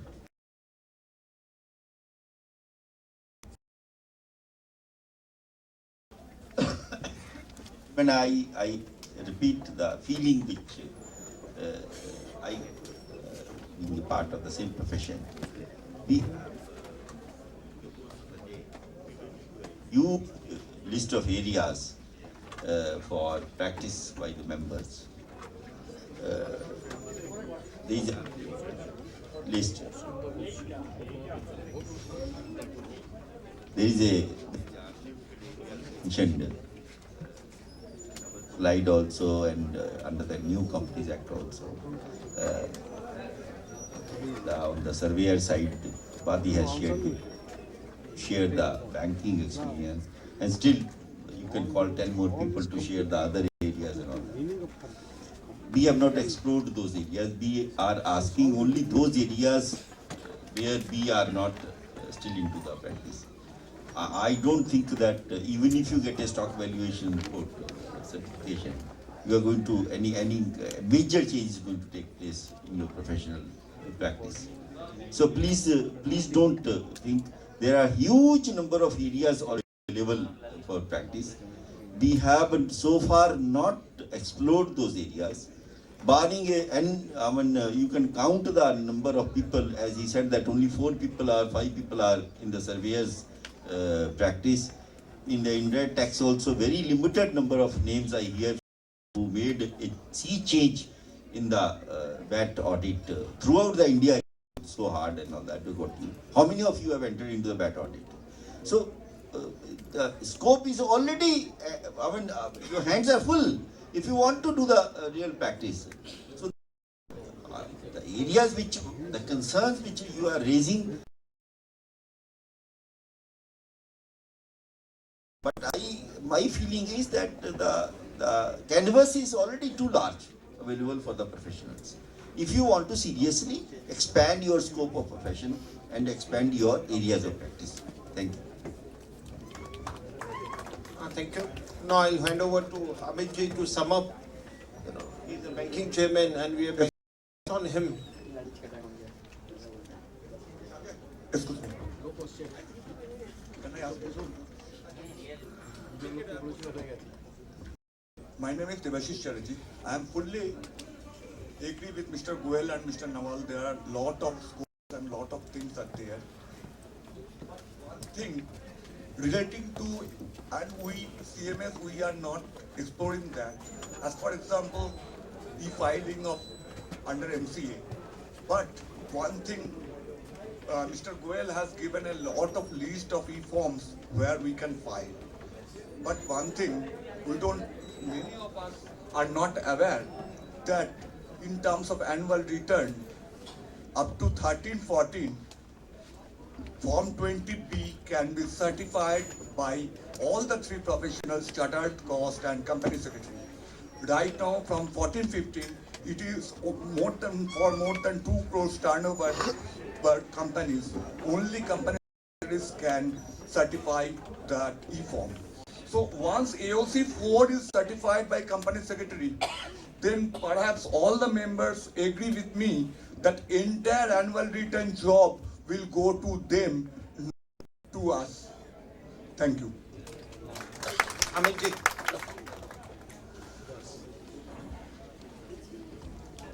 Thank you everyone on the dais for your valuable presence. I request Mrs. Prabha Chatterjee to present a bouquet to B.V. Goel sir on behalf of the organizers.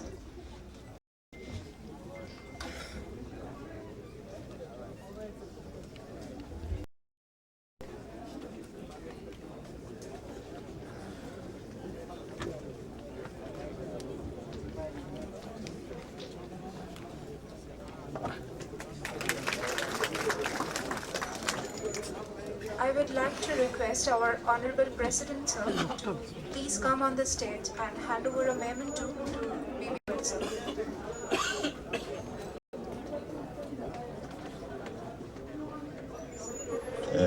Members, I have been making a request to, including the council member, let us stop this flowers movement.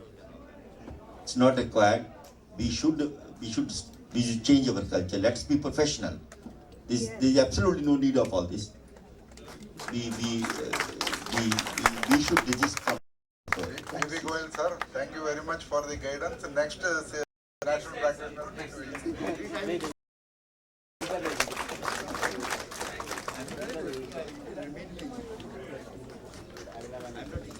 Thank you, sir. Sir, you can, if you like me, you can give it to me, sir. Yeah, Amit bhai, आइए.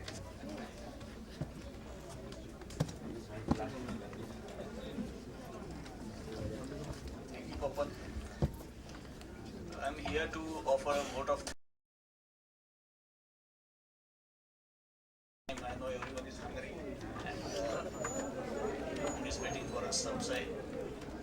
In fact, I was hoping to get the session on the scope of cost accountants in the banking and insurance industry. My friends in the council thought session in this scope which is likely to, and we are trying to get the RBI top people for that particular program.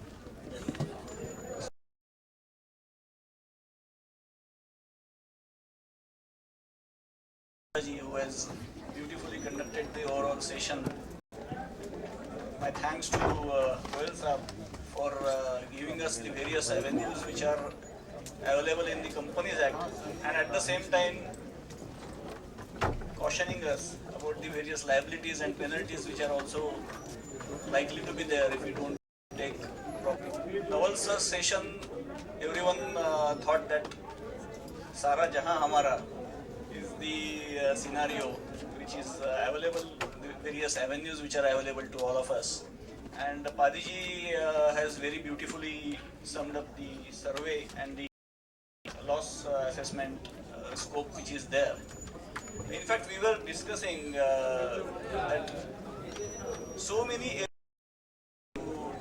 cost accountants, then why is it that we are still pointing that we want cost audit? Sir, let me complete, sir. Yeah.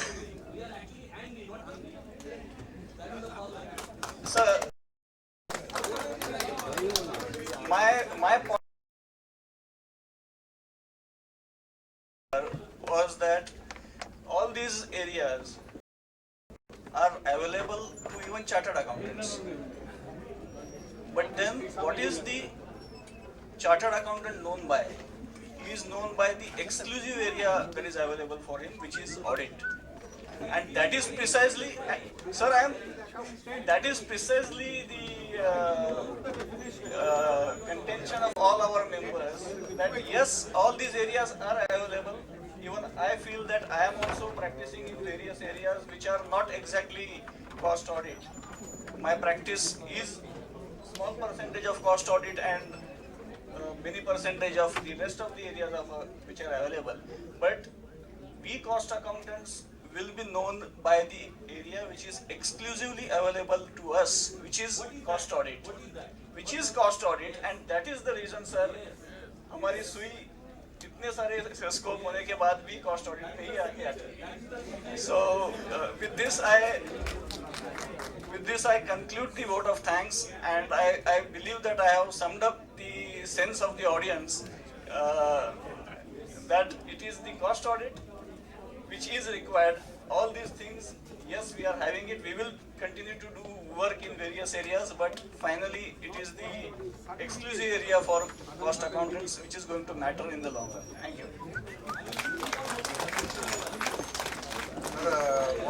One second, thank you very much, sir. Now you have given me a good opportunity to convey one very important thing. After this, we are going to have lunch break. Those who are hungry, please have it. Those who are angry, please go next round because space constraint is there. So those who are hungry actually can take first. Others, please cooperate with us. And this is our own premises. So let us not have any complaint about this thing and all.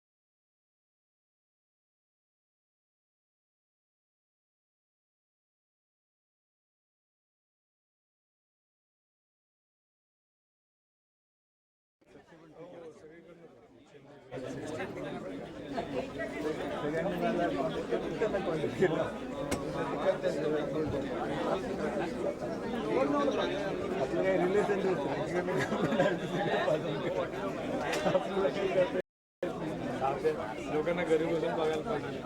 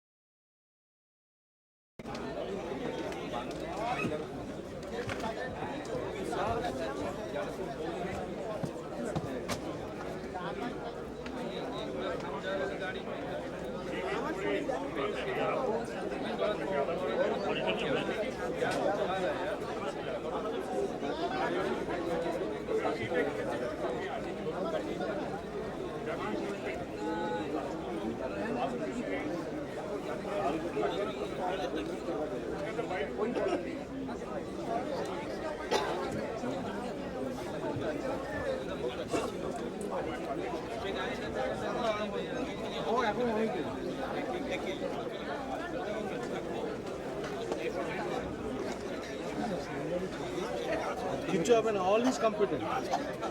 All is competent, but nothing is jump and So nobody has given the notification also. That they are saying all this rubbish things. Hello plain paper में लिखवा दिया यहाँ फिर से लिखा जो printed था उसमें लिखा है ऊपर मुझे दो बार घुमा दिया तो बोला हम फोन करेंगे आपको जाने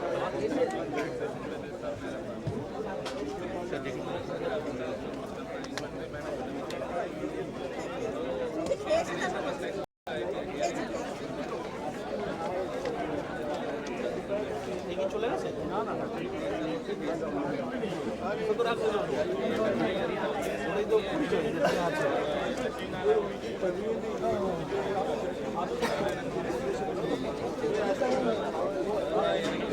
বলে 1 ঘন্টা হয়ে গেল তো মোর দেন 1 ঘন্টা আরো কষ্ট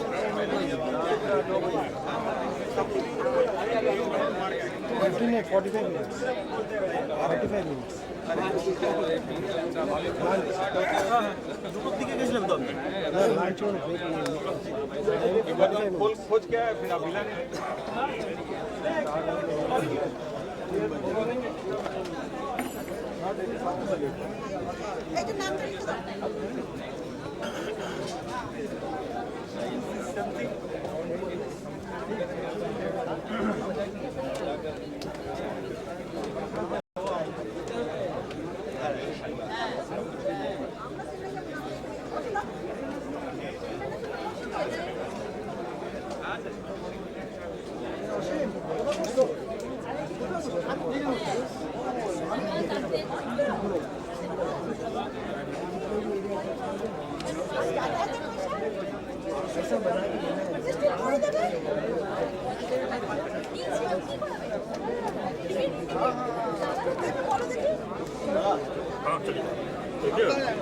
हम तो इधर जाना टॉली भाई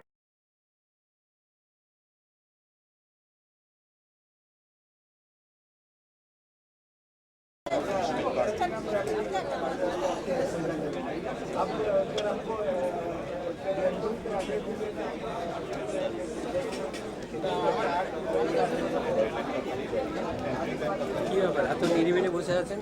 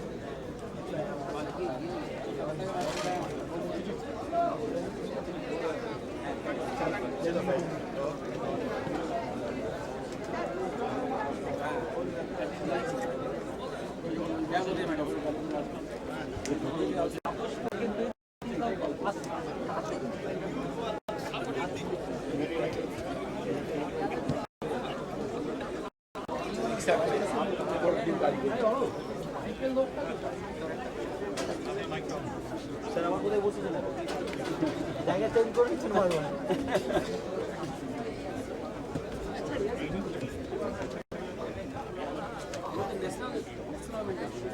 CMA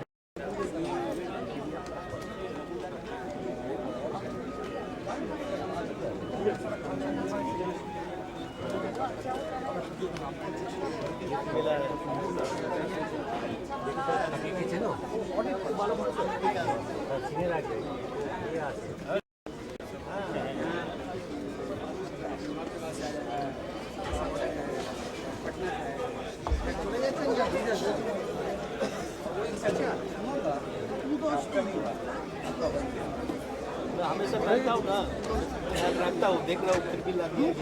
दूसरा मैं अपने को बचा सकता हूँ, दूसरे से नहीं बच सकता।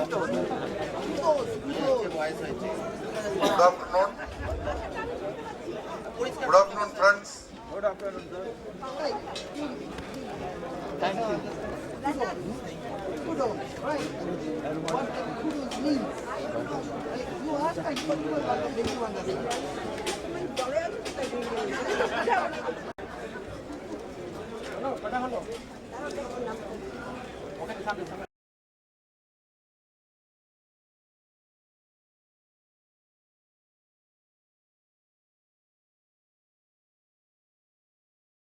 Very important announcement is coming from the institute side. Our senior director S.A. Gupta sir. S.A. Gupta sir. Good afternoon, sir.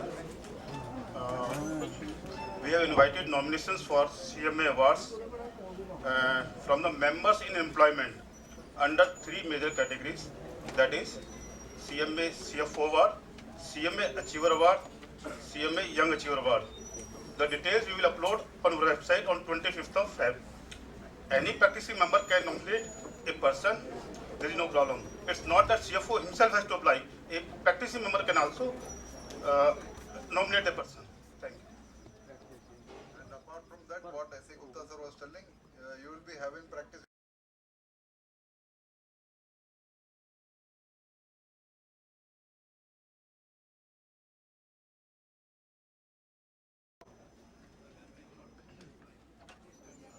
Yes, you can nominate. Aja, let us now have the privilege of having the second technical session of the National Practitioners Meet after your lunch session. I hope some of them are still enjoying the lunch. Maybe a few more are there. However, still we are behind time, so we are going ahead with this program. It is interactive session on cost audit. And the beauty of this particular session is stalwarts are there in this session to handle this particular session for the benefit of the entire practicing fraternity as well as members in service too. And first and foremost, let us have the privilege of having on dais our own beloved former president, CMA Kunal Banerjee sir. Please come out to the dais, sir. Please welcome Kunal with a very big hand. And Kunal sir, on behalf of the Institute of Cost Accountants of India, will now receive CMA R. Ashokan sir, the most important person as far as the cost accounting fraternity is concerned. He is advisor cost and he is amidst us. Let us all welcome our Ashokan sir to the dais.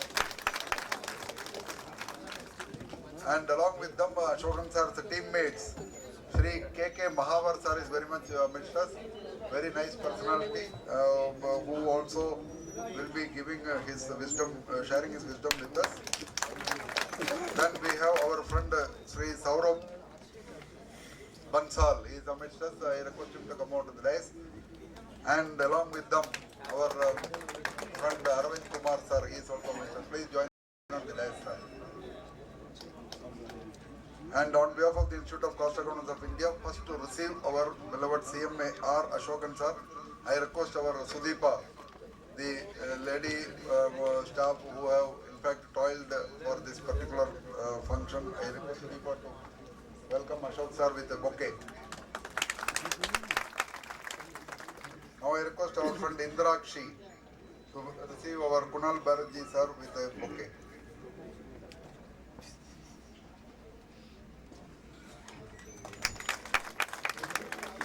Madhumita madam, please come forward and receive our K.K. Mahavar.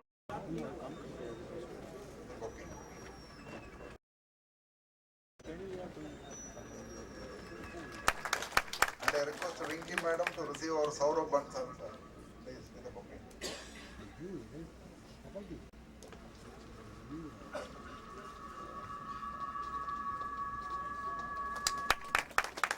And I request Indrakshi to come forward and receive our Arvind Kumar sir for this session with the bouquet.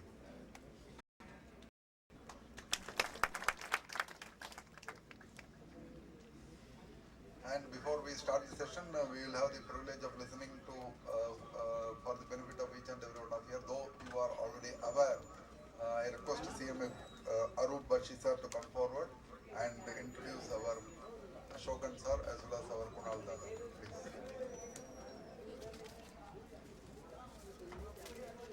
afternoon, ladies and gentlemen. I'm very sure that the personalities who are on the dais actually needs no introduction, but I have been given this task, so I might as well may. We have with us Sri R. Ashokan of the Indian Cost Account Service, ICAI. He's a postgraduate in Commerce and associate member of the Institute of Cost Accountants of India. He has undergone training in the field of project appraisal and management at S. Graduate Business School, Glasgow, UK, and public enterprises. He has a vast and rich experience both in the public sector enterprise and government departments.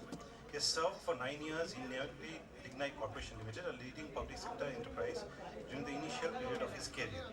He has served in various departments like Department of Economic Affairs, Department of Expenditure,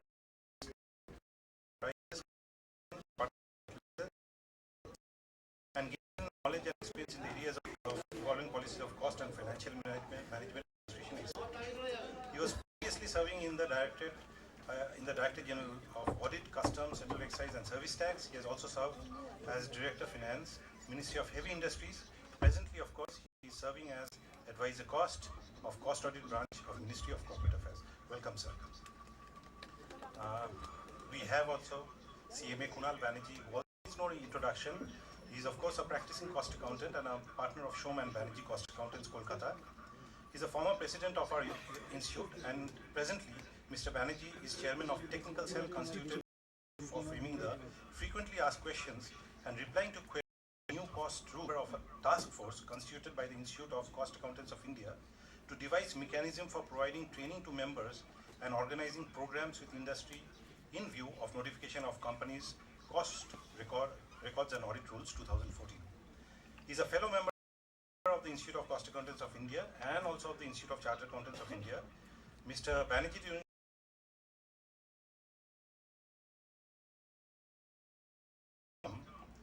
as Central Council member, represented various committees of the Institute, including Professional Development and Cost Accounting Standards Board. He is also represented the Institute in IFAC, SAFA, CAPA, of different seminars and conferences organized by the Institute, and was invited as a speaker on various platforms to place his views on cost audit and related issues.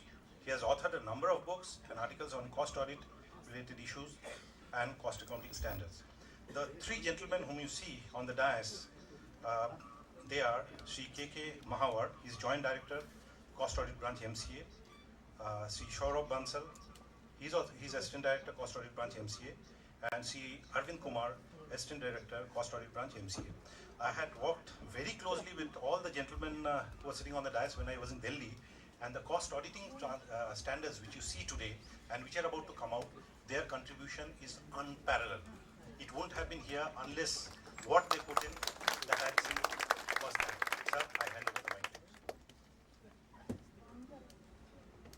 Thank you, Bakshi sir, and their names are already known to many people by way of circular and letter and email. That is also there. So I request our Kunal Banerjee sir to take the lead as moderator of this session and say a few words.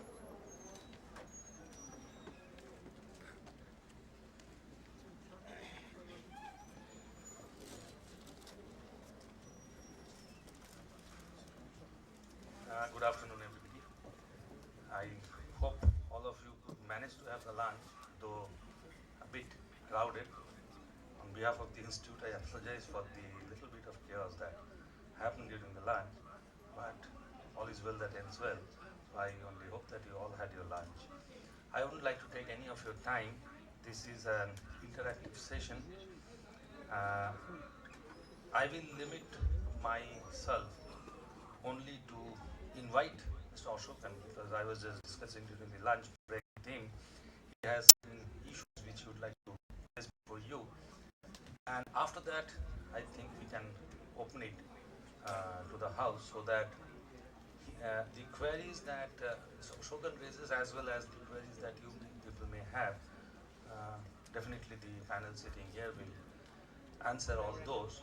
But along with that, I think he will give you certain insights on the methodology that has been implemented, the reports that they have already seen, and the good side and the bad side of it, and what are the other improvements that is required. With that, I will just hand over and request Mr. Ashokan to come and address all all of you, I think that is what we are looking for.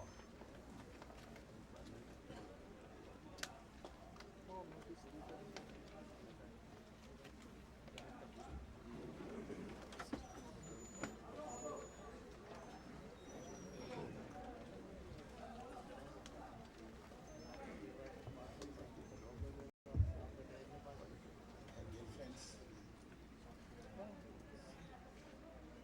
very good afternoon, everybody.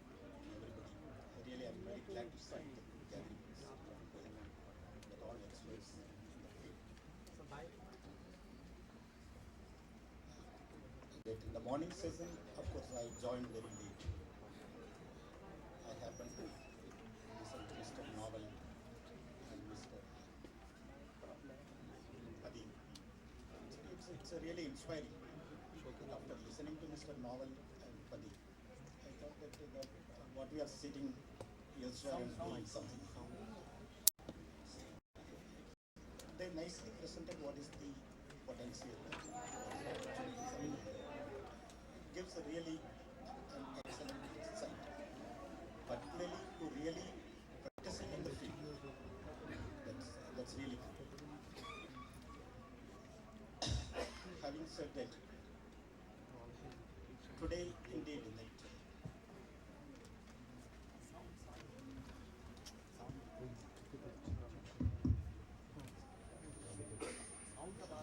I joined this ministry somewhere in the end of 2014.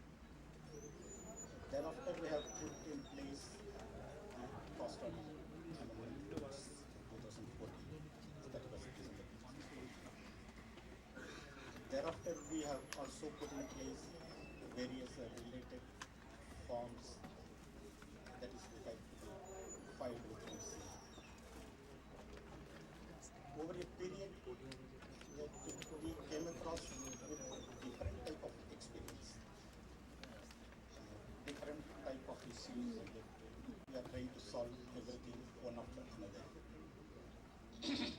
Now, almost a phase is over. The phase is done.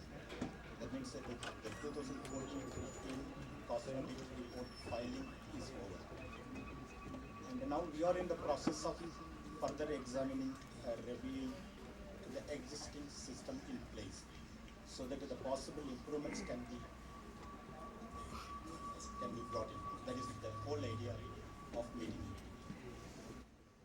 When we completed this, the 14-15 filing is done. Your president happened to be in Delhi. Indeed, I requested him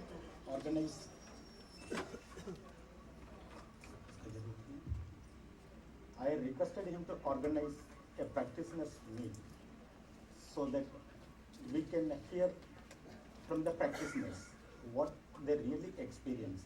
As one side, we have our own experience. First, we notified the rules, amendment rules. Thereafter, we have put the e-filing forms. That CRA 2, CRA 4, which interlayer includes that CRA 3. That is the major part. That it is only CRA 4 is only the front office. The real back office is CRA 3. We come across a lot of difficulties even at the filing stage of CRA 2. We used to receive so many calls, the requests. So since it's not the mere form, even CRA 2 backend, there is a lot of exercise has to be carried out. Ultimately, what we are aiming at is whatever the filing takes place, we have to capture the data so that it can be fruitfully utilized. That is that idea. We, of course, we come across that CRA 2. Again, when it comes to the current year, again, we have modified the CRA 2 forms to suit the amended rules. There also we had a lot of practical difficulties that also we have overcome for a period. Now that CRA 4 filing took place, that we have come across that various queries, the difficulties faced by the companies or the practitioners in filing the CRA 4. Once that filing is done, we also gone through the filing done by the companies, in the sense the cost audit reports filed by the companies. We have gone through the hundreds of the reports. We also think that it's, there is still a lot of problem remains to be resolved, particularly in the cost audit reports and annexes to the cost audit report, that is in the form CRA3 format. There are a lot of issues yet to be made, where our side we have to make improvement, or the practitioners has to be educated, or the companies have to be educated. We would like to have an insight into it. That input can be had, we can have only from the review people. The very intention of this meet is to have a feedback of your what you really experienced in the past 1 year. So what are the refinements, improvements can be made? So that is the whole idea that our team is here. Actually, that I took my team, not for interaction, but to have the field experience. Yes, really they should understand that they are the real, for me, they are the warriors, real person, people who handles. See, without seeing that anybody's face, we are working only on on paper, or by seeing the papers, the records. We want to have insight into the practitioners, that experience. So that is the whole idea.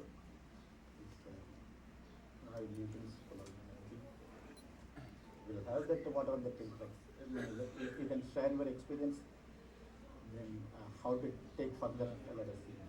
One issue if you could address,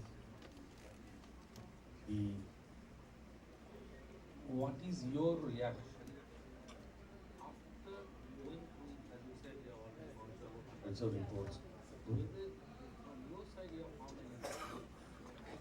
So far as our members are concerned, if you have found that, I think it is better for our members to know that, because it's from the, once they know, they can improve on that.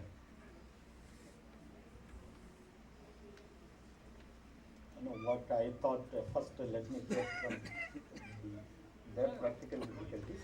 But definitely we will share that what we have physically seen, what is our experience. In that case, we open the floor for interactions and questions. If you have queries, if you have any issues on these, you are free to raise that. Please raise your hand and we will pick up the questions one by one. If you could just introduce yourself, place from where you are coming, and then pose your question, but please be very brief.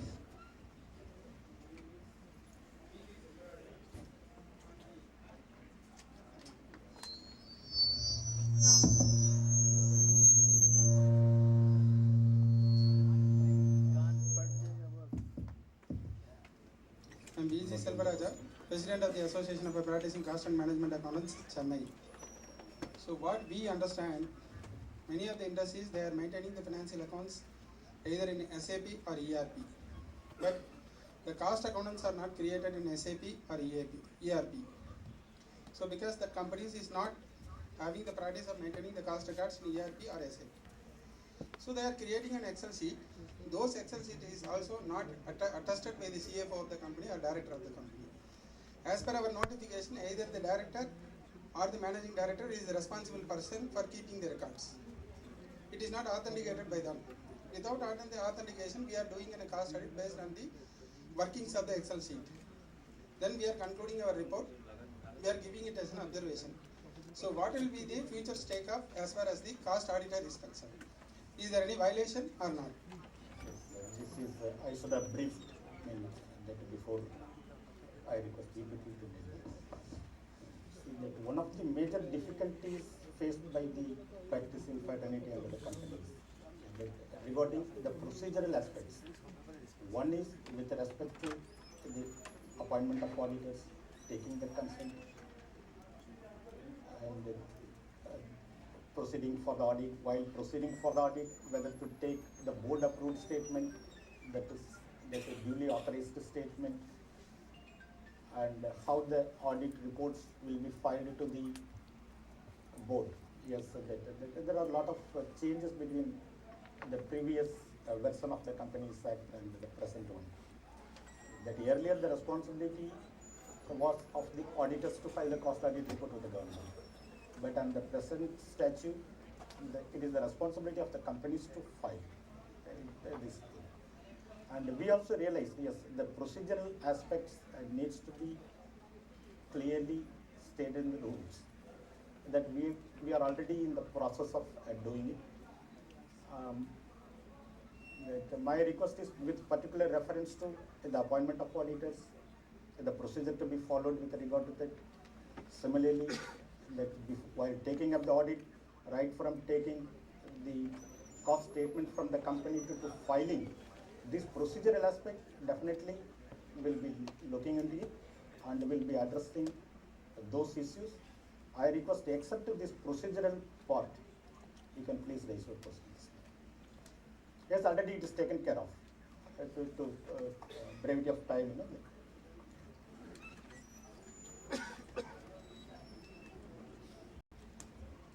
Sir, I am SP Padi. I am from Bhubaneswar. Few days back, in fact, emails from MCA, non-filing of cost audit or non-submission of reports by company and all.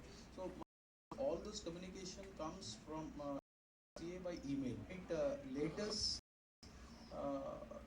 in written, both from companies as well as practitioners. So can't it be an email reply, be an acknowledgement by MCA for a query by email? So one is that when we start this process, it's a legal process.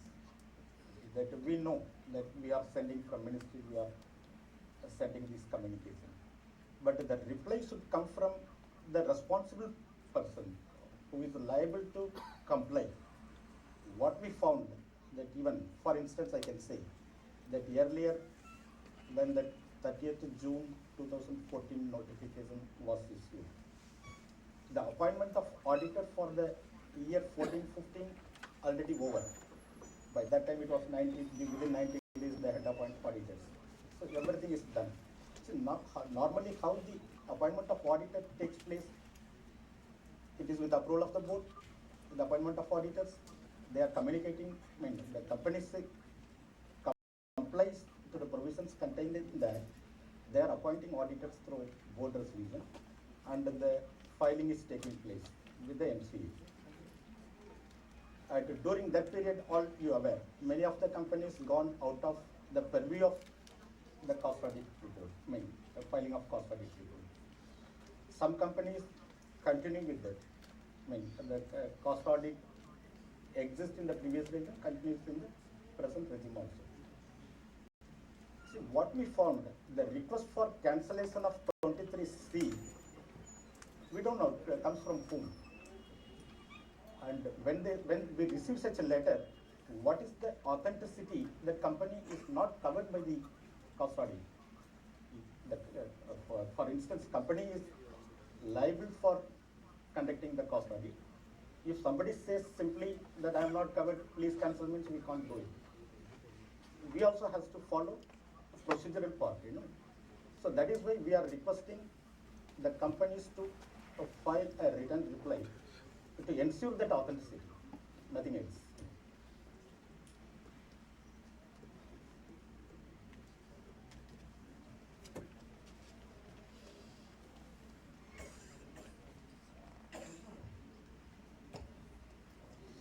I'm Deepashri Chatterjee and I'm Assistant Professor under West Bengal Education Services. Actually, the question is not regarding any procedural aspect or something. Actually, we have a company dealing with voltage control stabilizers. Now, in the manufacturing process, we need something called core. So previously, the core was mostly imported from China, and the cost was around 50 rupees. Now, when it has been recently, the government has banned the import of that core, and now it is being manufactured in our country. But there have been a lot of black marketeers who have come up and selling it at a higher price. But still, because of that, at least the manufacture has started. Similarly, there is another thing called, if we import from China, the cost is around 50 rupees. But the same thing, if we manufacture in India, the cost cannot be less than 120 rupees, only the costing. So what do you think, sir, in this respect, if we are going to buy it from China or import it, then there would not be, the industry in our country would not flourish in that case. So what we should do in this respect?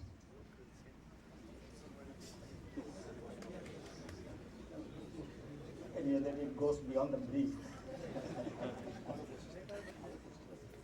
I see that we cannot, I will answer to this question, but not from you.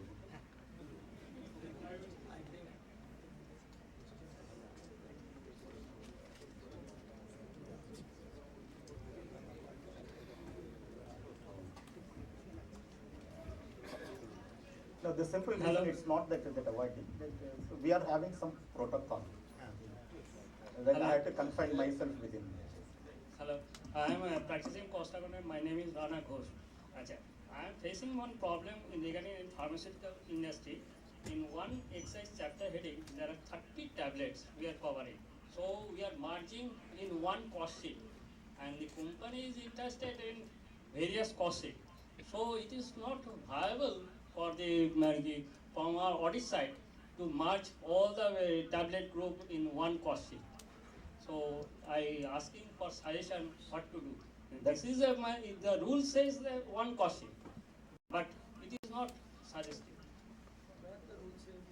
No, one cost sheet in one exercise chapter heading we have to merge it one, all the tablets.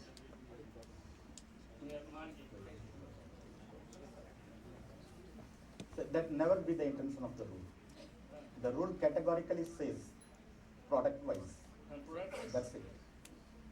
But when we are uploading only one So question. that it is that it's only the perception, not the understanding. No, I will just clarify.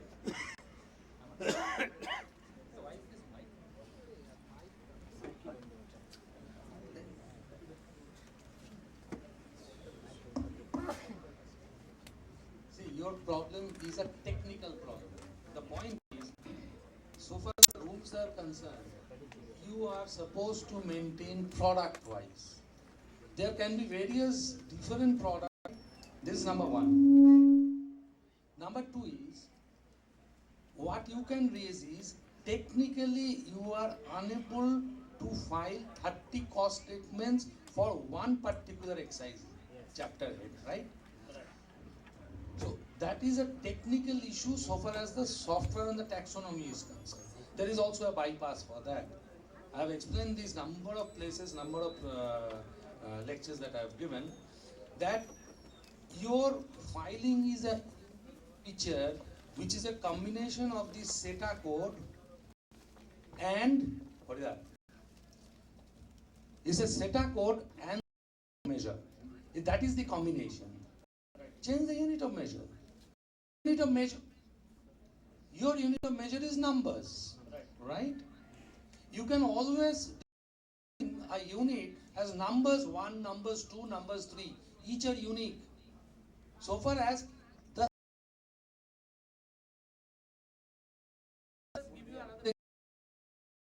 which happens in tea industry. In tea industry, everything is measured in kgs. I can have green. I can have black. Set a code. Define the unit of. Okay, thanks.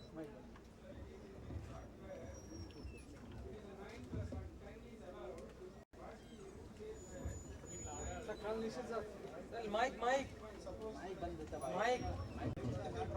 Mr. Selvaraj, the 9+1 you are talking of is in the breakup details of materials, utilities, not on products.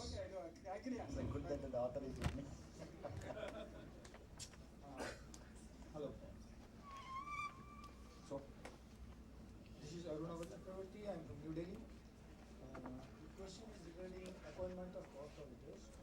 for a company which has been amalgamated in between after appointment of been done. It is specifically question is regarding the new company which is taken over the old company, which is not under cost audit earlier. I just need regarding that. Thank you.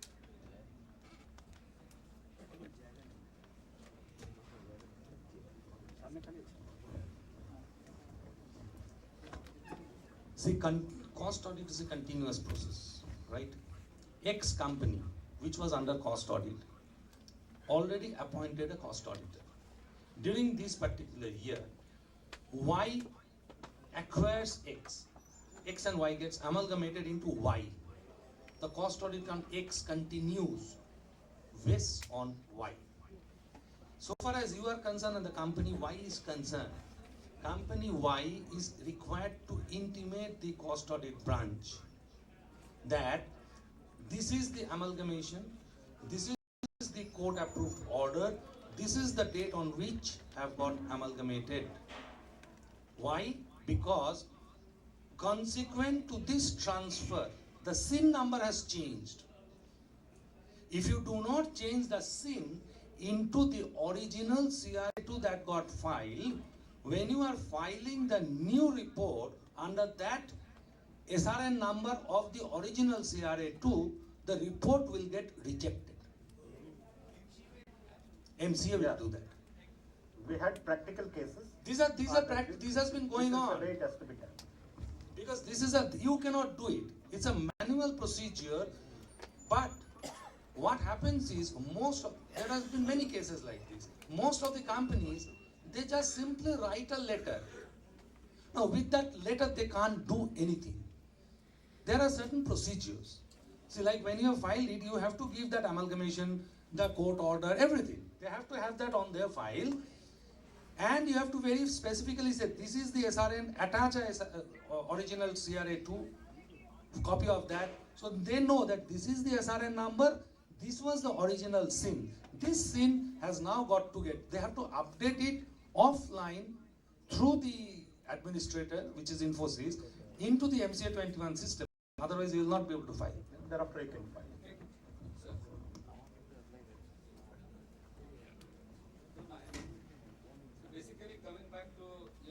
Of products, we would like to have a simple answer. If there are 30 products within one particular SETA code, what you want to be filed? Whether you want cost sheet of one product, means product group, or you want 30 different cost sheets. We have to go the letter and spirit of the rules. No, sir, I want an answer whether it should be one cost sheet or there should be 30 cost sheets. 30 cost sheets. You want 30 cost sheets? I think, has anybody done it? Has anybody done it? No, maybe one. So you want 30 cost sheets under one SETA code, under 8-digit SETA code. Is it something what is wanted? Then when you check this 100 reports, sir, have you found that companies have filed or auditors have filed, whatever it is? See that we are not going into the. Earlier it was product group wise report. Yes, even the 148 says it is product wise. Even the rule says that the cost statement should give the unit price. That is what the rule says. It also says it is that for each product the cost statement has to be made. So that is what made. See that what that understood how it is clubbed, that when we come across that we'll see to it how to handle it. Sir. The only thing what I am requesting is that what the practical difficulties into that, so that you give me your feedback, we can try to correct the mechanism.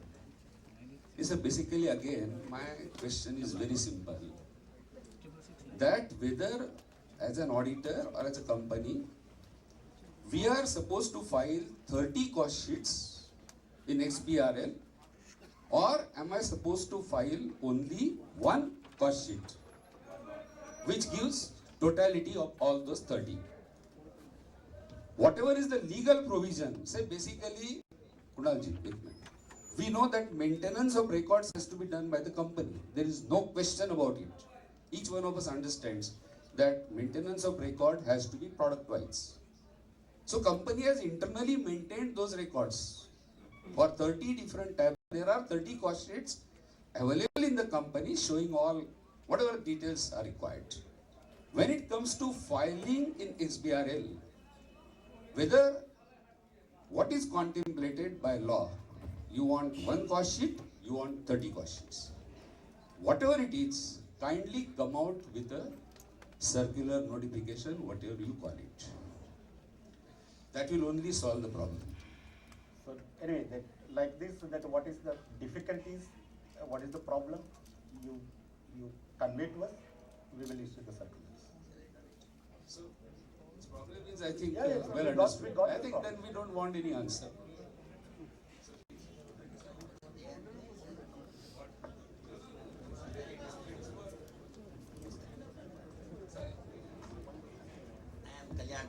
M778. The basic question is still in the process, so it is not a question of about outdated history. It is current affairs. Caro order by the Company Law Department. Company Law has issued Caro order yesterday, day before yesterday. Last date for filing of your objections is on 23rd. I want a guidance from the insured people. Kunal is the insured man, you are not, right? If you deny that in public, it's fine. I thought you are an insured man. I know that, I am also an insured man. I thought by sitting there, you become an insured man. You are not, right? Sir, I want a guidance on one thing. CRA 1 talks about maintenance of records in cost audit. The financial auditor has to certify in para 3.6, 3 within bracket 6. The maintenance of records, wherever cost audit is covered or not covered. Because not covered will come when they don't reach the limit, threshold limit. We are thorough with the subject, so kindly reply me thoroughly. 3.6 requires a certification by the cost auditor, and 3.6 also requires a Caro report by the financial auditor. Will that not entangle a different concept? Why the institute has not thought about it? See that the government also is fully aware of these issues. That is why.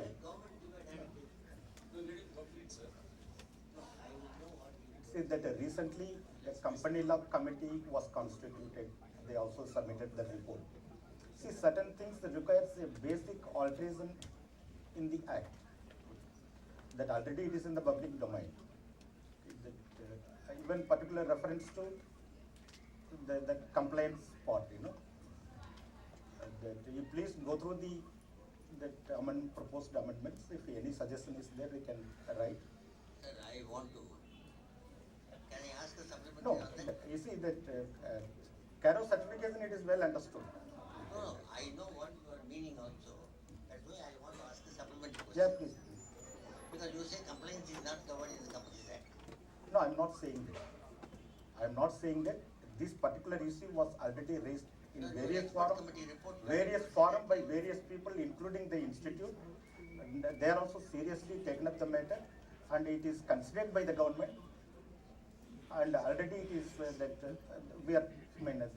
The government is trying to make some improvement in that particular aspect. So why not we tell the government? It is already, it is a public domain. The period is open. That you please send your written comments. Okay, that is the appropriate. No, we are already given and we are also going to give it. Yeah, please. What we are suggesting is, director's report should contain first participant, not by a chartered accountant sitting as a financial auditor. Because he will demand a report from me, and he will disagree or agree. I don't know. So why create all problems? that every time the rules and acts are made only after the detailed consultation. Now that expert committee report, we happen to see also that one. Even though it's a non-official document, you are the secretary for that. Yeah. In the expert committee report itself, you recommended the same item. That government should come with an amendment very shortly to ensure compliance of the cost records is at WIT. We have got it from RTI, sir. No, we cannot get anything. You see, that is, no, that is, anyway, this type of things I also cannot answer. You see, that there are, in any system, when you take the institute or any office or there is an established procedure is to be followed and it is being carried out. Whatever within the available means, yes, we always try to do the best. Next.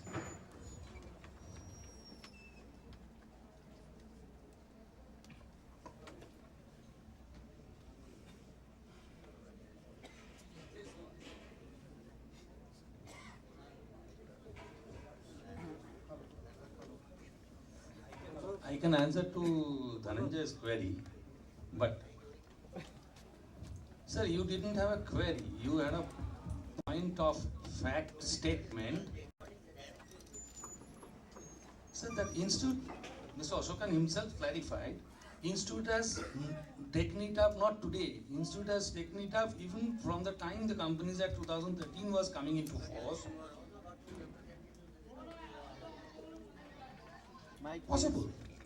Possible, but that does not mean that the institute's representative, whatever they say, will be agreed to by whoever is sitting, the secretary or the minister.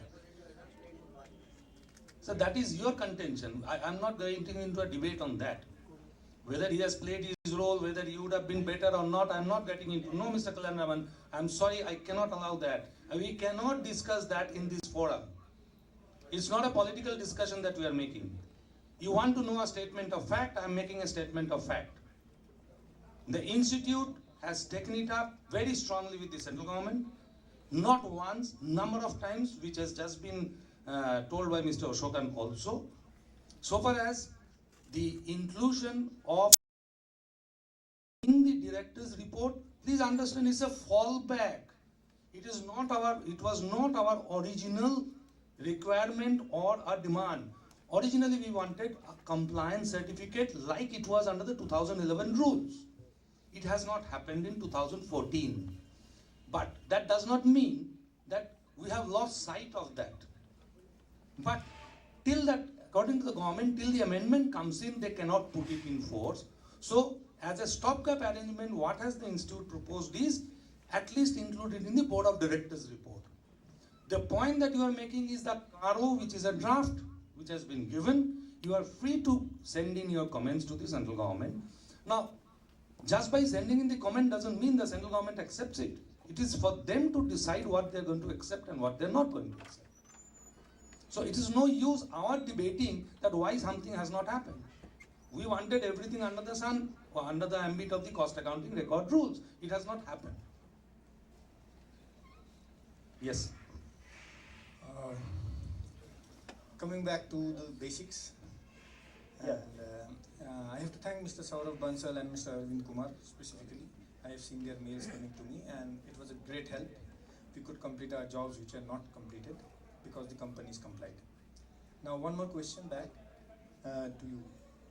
I am coming to a specific case where, in the current scenario, the STPs are supposed to be under cost audit. But a specific maker of STP has denied to get the cost audit done because they say they are in construction industry, which is not under the cost audit. In construction, which is not under the purview of the cost audit. There is something that they had gone to. Now, I have a specific question. They came to me specifically and asked me whether we are under cost audit. I said that you are under cost audit because this is your SETA code which falls under the cost audit, and in the other machineries, so you fall under the cost audit ambit. And when the final annual return was uploaded, they say the auditor also have given a, statutory auditor has given a point saying that they are under cost audit, and the company's director came back said that we are not under cost audit as per the Companies Act. Now, I just wanted to know what is the procedure that the department follows in these cases, and how these types of companies who are denying will get back to the ambit of the cost audit. See, that as far as the Act and the rules provision is concerned, it mandated to the companies to comply with the provisions of the Act and the rules. So indeed, that we also getting sometimes some query whether I am covered or not. That we cannot answer to the question because we don't know whom you are sent and what activity you are involved into that. So simply by saying that, you say that one-line statement whether I am covered or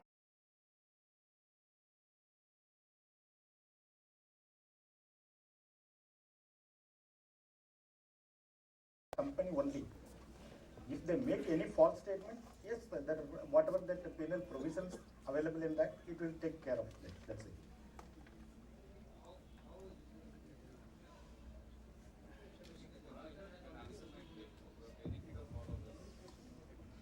Means the complaints is the responsibility of the company. We agree to that one, and that is supposed to be like that on. The question is again coming back. I am coming back. The auditor has already put the report saying that the company is like cost audit done, and the directors have also replied saying that they are not supposed to do. Now, I just asking that what is the internal for your procedure? information, that wherever it is available in our system, the data available in our system, we are taking due course of action on that. See, the MCA can come to know, as in the morning when Mr. Goel was speaking, he said there are 11 lakh companies. Okay? Now everybody files their annual returns, and there are certain details that goes into the MCA 21 system. They also access that, basically. And one of those is the financial auditor's report on whether they have made and maintained whatever is existing as of today. Now, you have to understand their position also, that if the financial auditor has also said it is not applicable, they have no other system in this MCA 21 where they can get access to the SETA code of the products which is being manufactured by the company. Yes, again it is declared by the company. It's declared by the company. Okay. Now, the second alternative is if it comes to their notice. How will it come to the notice? If a member or somebody writes with the SIN number, this is the company, these are the excise codes, and this is what I have given, write to the MCA, then up to them. No, that we crossed that stage. We crossed that stage. You need not write. We are having our internal mechanism to identify. They are identifying. We are taking corrective course of actions. They are identifying. That's That's how no need for somebody to so write many notices have gone. That is only because of that. Because they did a huge amount of exercise. Yeah, we did. You know that. We did it already. We completed that process. So to overcome this, the financial audit, if company is incorporated, even they are doing 1 rupee turnover or not, they are supposed to audit the books of accounts and then it has to be submitted. The tax audit is more than 1 crore, then they have to do it. Why can't the cost audit can be extended? Now we are having a 35 crores and 100 crores. For maintenance of a cost records, it is a 35 crores. For audit, it is 100 crores. Irrespective of the chapter heading, if it crosses 35 crores, they have to maintain the cost records. Irrespective of the chapter heading or whatever it may be, if it is exceeding 100 crores, then they have to audit. Otherwise, we have gone back to the old story. Let's not. No, sir, it is not an old story. No, it's an old story because this is the story from 2011 to 2014. No, this is a suggestion from our side. No, that's fine. This suggestion is. Move forward to this angle, then all these complications will be eradicated. Because whether this product is covered, my company is covered, that company is covered or not, we have to get your Even then, those issues will only manufacturing. There will be many companies which are there. Hello. What is everything they very clearly put it. Similarly, they can release the notification. Good. Then if it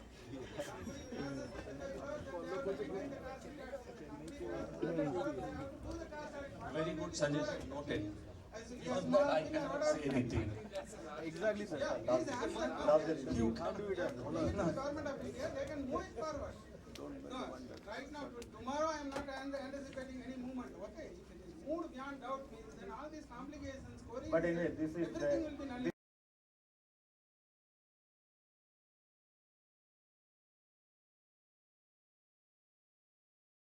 It's not something that the president has to decide.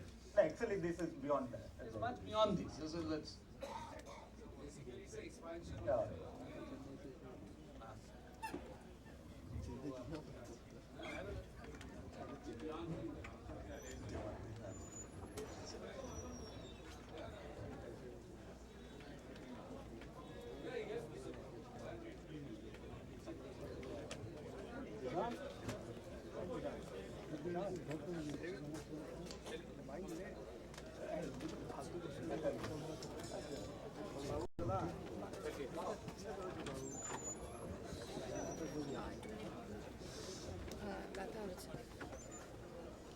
Sir, good afternoon, sir. My name is J.N.Bose, practicing class accountant from Hyderabad, member of All India Regional Council. My focal points are one is the reconciliation of turnover that we report in A4 vis-a-vis the D6. The assessable value versus the turnover that we disclose. You have very clearly mentioned in A4 that the reconciliation has to be addressed from the indirect tax aspect, that is central excise and service tax aspects only. But in these, we are also giving the summary of the VAT collections. As you know, VAT is in the perspective of the state government report. So while I have only one central excise return, one service tax return, I have n number of states sales tax returns to be complied for, and then mention in the D6 return.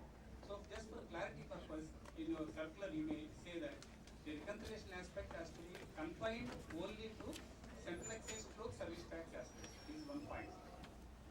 The other point is, if you look at the CRA 3 main report, sir, in the last era, we use a word called certified.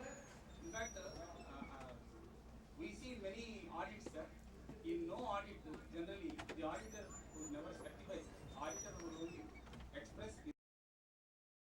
Of course, that is an additional responsibility that we put on the cost audit front.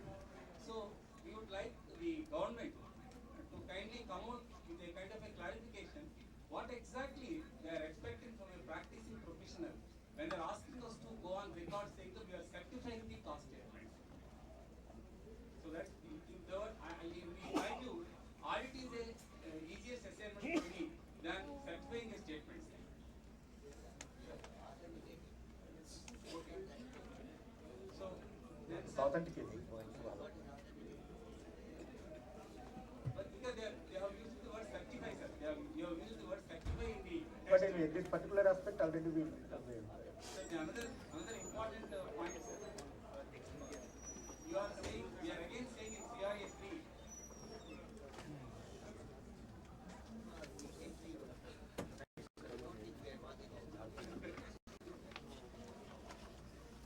Sir, we are also mentioning that in the CRA 3, unit-wise, product-wise cost statements, billing, certified, or kept in the company. Then I raised a query with one of my company means whom? Whom do I give? Do I give to the managing director? Do I give to the company secretary who is the custodian of the record? Do I give to the CFO? Do I give it to the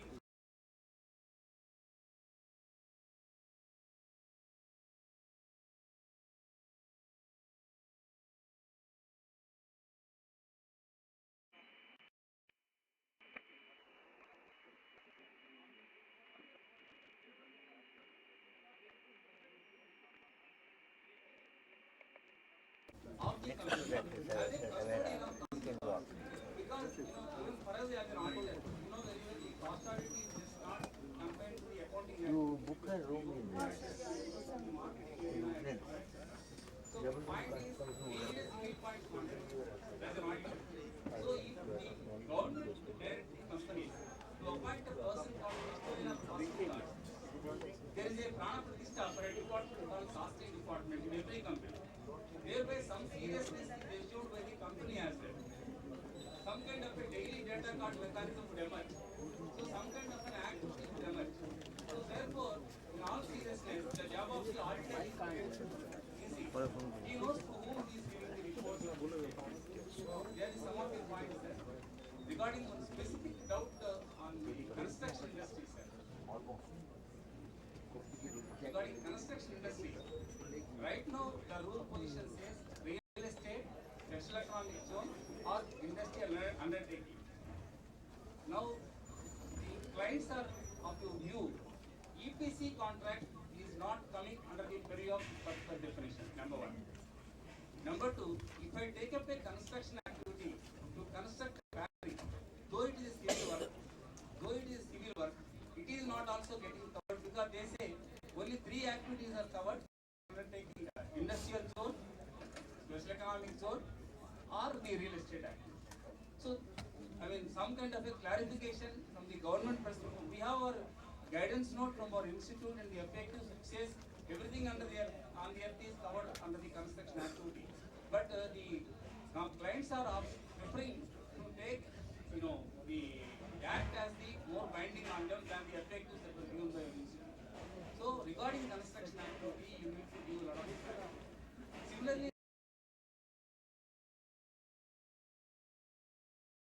if you look at the Companies Act, that particular annex here or a schedule, it talks about the including transporting activity. There was a confusion. If I am owning a fleet of lorries where I am engaging transportation activity, though the intent of the legislation is only to subject the roads and infrastructure activity only to cost audit, it could be a fact that by virtue of inference, I may have a Ramdas Motor Transport Company covered for the purpose of cost audit.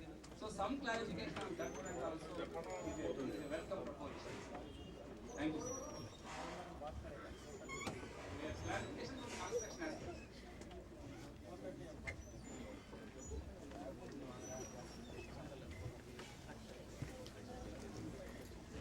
My apologies, sir. The very important point. We keep on hearing everywhere from major complaints against cost audit. The quality is not good. Quality is a very broader term, sir. I mean, are you looking at a very beautiful soft topics, jumbled together, the part 2 of it? Are you looking at a cost statement that benchmarked to the industry standards? Are you looking at a perfect recall between the existing value of the central exchange of the turnover disclosed in the financial statement? When you say quality, what exactly is the mindset of the government? That would really make our life very, user friendly with the client as. Thank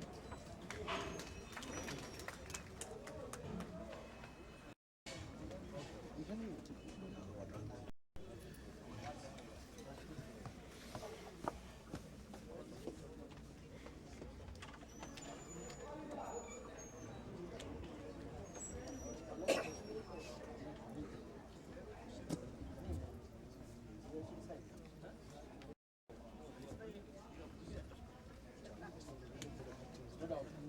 As far as wherever I noted whatever it is, wherever it is written, definitely clarification on that particular reference to the maintenance of cost records and the custodians. That our impressor company maintaining proper cost record within whatever the internal arrangement is there. Where proper record system is being done, even in the National Convention also I told. I understand cost recording is parallelly created and maintained along with financial. In financial statement is report saying that cash is being retained in the company. Ledger is not being released here. We are giving a statement saying that cost estimates are signed and kept in the company. What is that?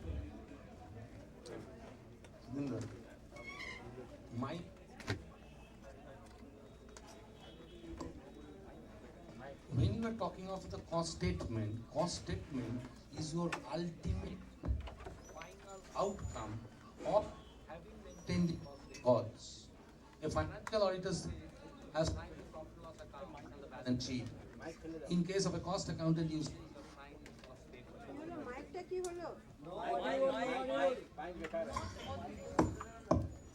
right. So I would say these are the two analogies. The point what you are trying to make is the custodian or the cost records. My cost records, my store records are in my computers. Who is the custodian? You don't designate somebody who is holding or sitting with the laptop or the computer. No. What Mr. Shokan is trying to say is the system that is envisaged is an integrated system. Mic is not working. Mic is working in half. It is an integrated system.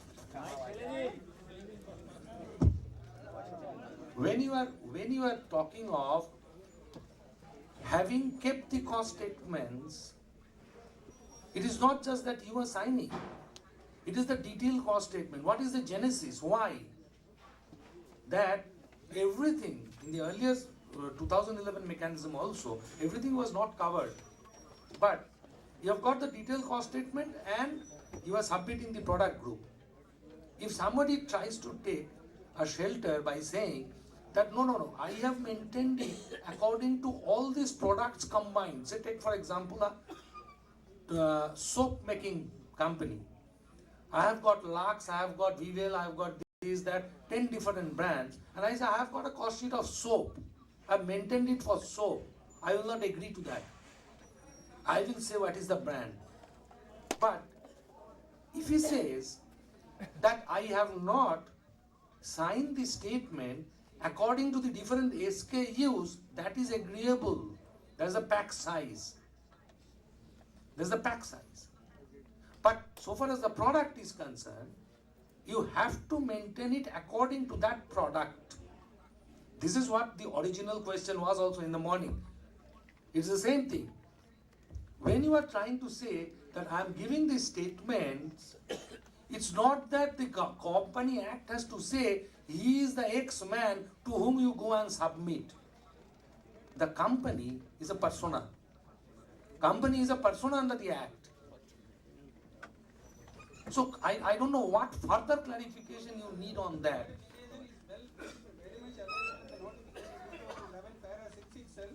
All cost statements records everything duly signed by the director, two directors, and it has to be maintained in the company. It is very much available in the notification 2011. Mr. Silvaraj, let us not please drag 2011. Something which is not relevant today. This is the biggest problem our members make, that they read something which is already repealed and try to drag it in. Please do not confuse yourself with 2011 rules. 2011 rules had many other aspects which are not there.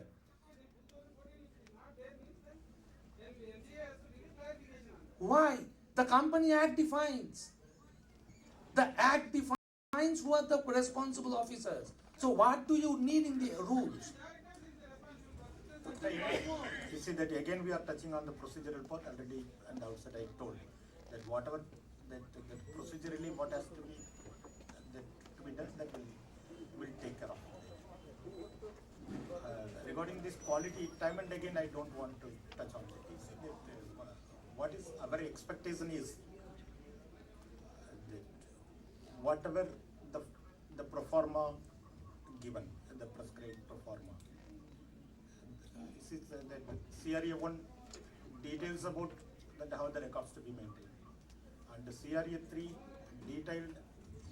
details about that how the report has that has to be prepared. I mean, the cost statements or whatever the annexes to the CRA3, how it has to be prepared, that's already given. And ultimately that you have to give your report in CRA4. That what we observe, the objective is not achieved. So that we also should understand what we are getting. The companies also should understand what they are supposed to submit. That's it. Candidly, if I say that much.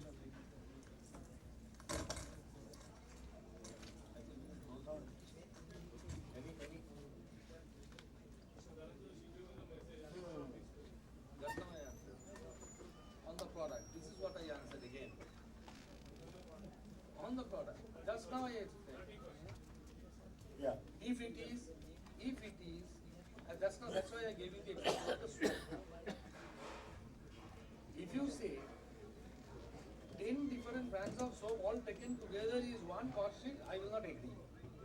But say like the talk started from pharmaceuticals. Pharmaceuticals, if you say Disprin, Crocin, all these different tablets are the all same product, I won't agree. It is not, tablet is not the product. Tablet is not the product. The product is Disprin, the product is Crocin. If you say, I have got Crocin in 50s boxes, 100s boxes, boxes, all those are different products, I will not, may not.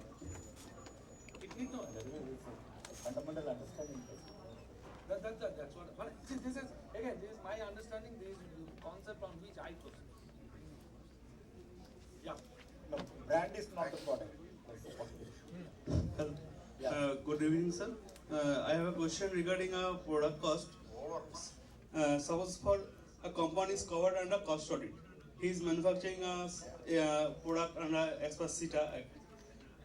For example, we can say that if the company has a capacity of 100 ton to manufacturing a product, but they are unable to utilize the capacity. That is why they are something do the job work of this particular product from on behalf of another company. The company supplies the raw material. So in that case, the job work is concerned. What is the course of action for that, and how will represent in cost sheet or cost record? Do you mean to say that the company is manufacturing one product and the same product it is also getting done by a job worker? Am I right? Huh? In that case, first of all, this company is under cost audit. The job worker may or may not also be under cost audit. Whether covered your company. Now your company is doing what? Your company is supplying materials and getting the material, the finished product back. Okay. So far as I am concerned, to me, my cost is conversion charges paid. Right? So far as the total product line is concerned, I have got my own manufacturer. I have got another, the same product, which is job work outside. In my cost statement, I will represent the conversion charges under direct expenses, and all other things I will put it according to my own manufacturing. The total product cost is inclusive of the job work. Yes. Am I clear?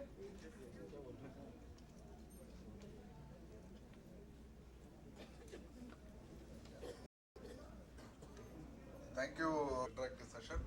And for your kind information, our Ashokan sir has made it very clear in whichever forum that also he has made it very clear to the issue to the president and the council members that he and his team always he use that word, me and my team, our team, like that word he always use in his sentence, and he has given a suggestion to the institute that wherever possible, of course, not becoming a hindrance to their work which they are supposed to be on a particular given situation. They are ready to go anywhere and they actually want feedback, and they are very happy to conduct more interactive sessions like this. And this is just a beginning of or continuance of what you have started from Bangalore and other places, sir. Right, sir? Thank you very much, Ashokan sir, for being so nice to us that he is ready to address our membership in different places, not just one specific place or one national practitioners meet. So on behalf of the Institute of Cost Accountants of India and behalf of the organizers, before we sincerely thank from the heart of heart, I request our Honorable President of the Institute of Cost Accountants of India, CMA Button sir, to come forward and as a token of our love and affection present a memento to our respectable R. Ashokan sir, please. And I request all the August body to join Button sir with a very good clap.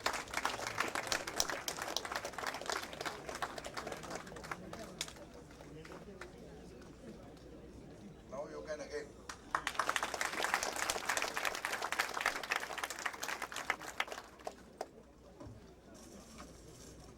Thank you, Button sir.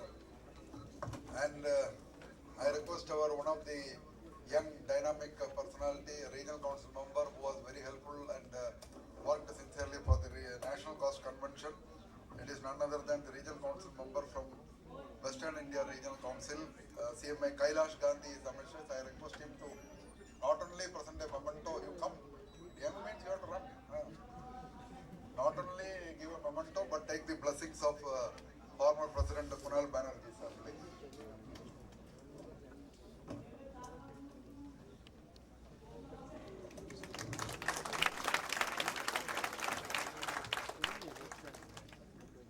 Now I request CMA Surya Narayan and Chairman Professional Development Committee, Regional Council member of Southern India Regional Council to come forward and present a memento to our beloved Sri K.K. Mahavar, sir.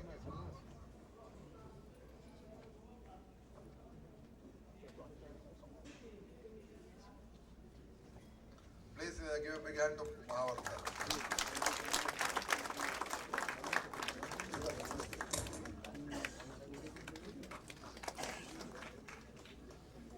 Now I request our friend CMA Arindam of Raipur, Jab is here. Yes, sir. Please come forward. And as a token of our love and affection, present a moment, Sri Saurav Bansal, sir, please. So last measures are also taken care of.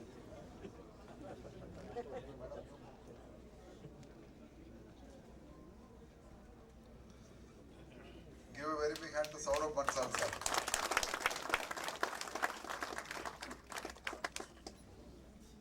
And to our own Arvind Kumar, sir, I request CMA Peer Mohammed, who has started practicing, getting relieved from a very important company from Kolkata. Now he is practicing cost accountant from Trivandrum, Kerala. Peer Mohammed to present a memento to our Arvind Kumar, sir, please.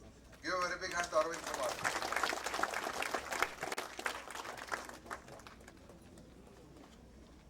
And I hope you will all have very tasty tea, coffee, because I could not take lunch. When I went there, they told lunch is over. So I have taken 3 coffees. Very good. So now it is tea break, but if coffee is available, please take that also. And after 15 minutes, we are coming for another section. Again, a question and answer section led by B.B. Goyal, sir. Please, this person come back. Thank you.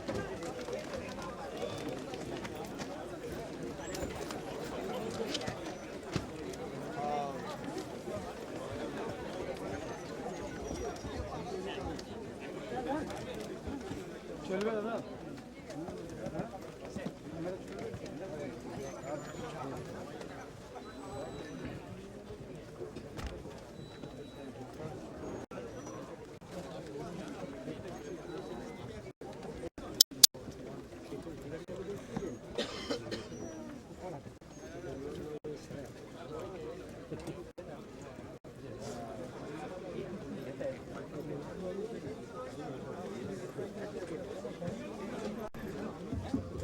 Hello, hello.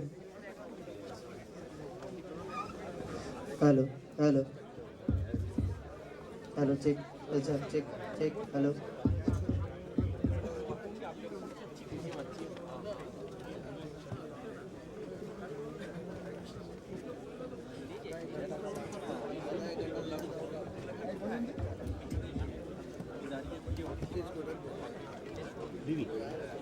Vivi.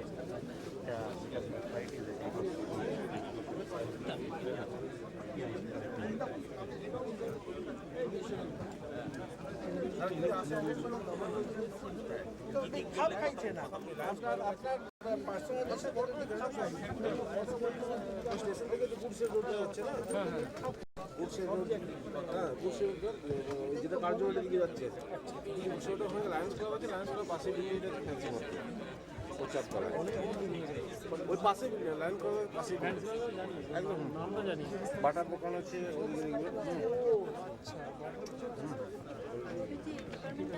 Hotel সিদ্ধান্ত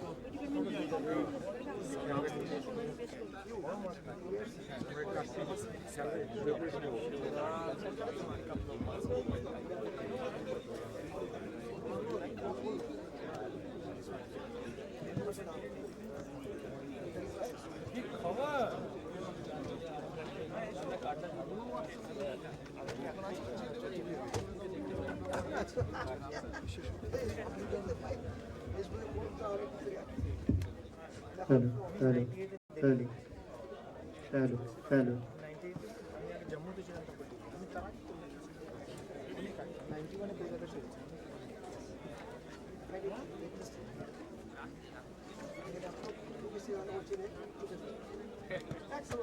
अरिंदम तो अभी आया तू lunch के बाद में morning बोल रहा है मैं इधर मैं सुबह से बैठ फिर मेरे को दिखा कैसे नहीं आप चले गए हाँ इधर अरे देखो ना अभी बहुत अच्छा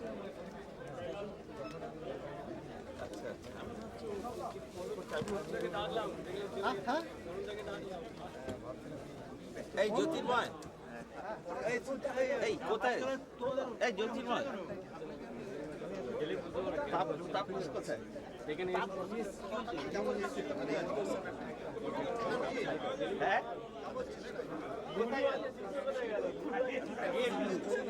আরে আমি স্টেজে বসে আছি মোবাইলে দেখতে পাচ্ছি এখানে স্টেজে বসে রয়েছে এখান থেকে পানো কোথায় গেল কোথায় এখানেই রাঞ্চিও দেখেছি হ্যাঁ ঠিক আছে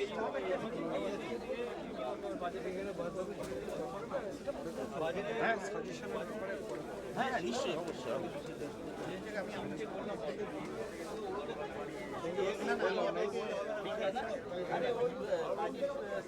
এর আগে যেগুলো জেনে আপনি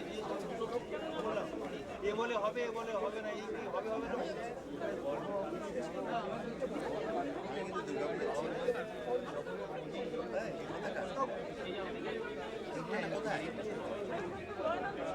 আমি বিবেকানন্দ উঠলে বিবেকানন্দ ঠিক আছে নেক্সট সিজনে আসলে ভালো লাগবে ইনফ্রাস্ট্রাকচার পুরো আলাদা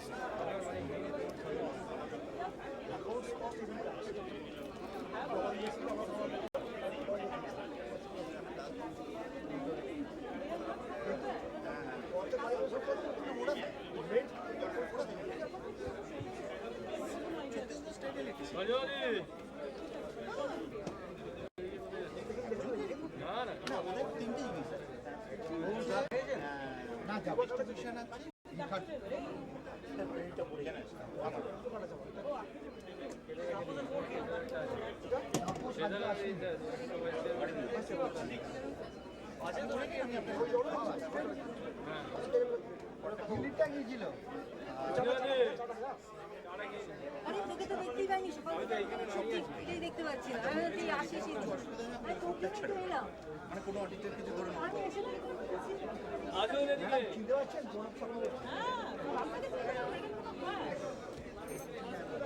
হ্যাঁ আপনি ভুলে যাবেন আমি চিনতে পারছি না আপনি একটা চেয়ার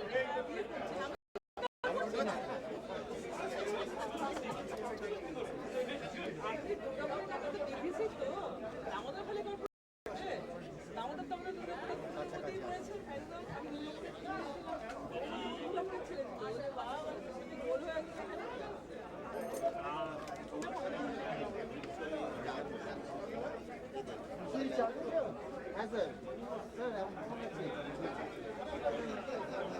হ্যাঁ আমি তো সবসময়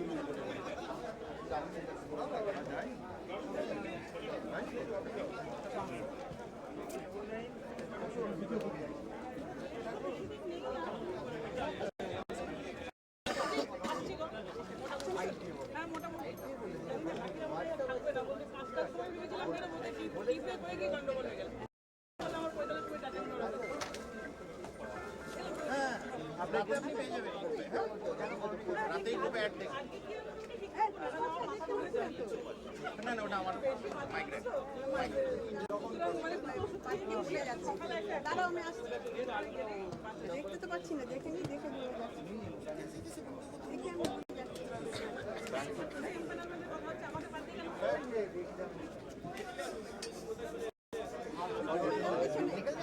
नहीं चाहिए हम चिंता पानी होते ठीक है ठीक है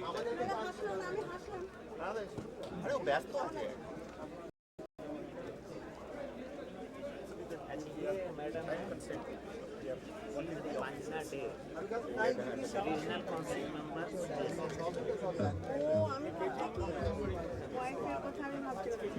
हेलो हेलो जी hello hello hello hello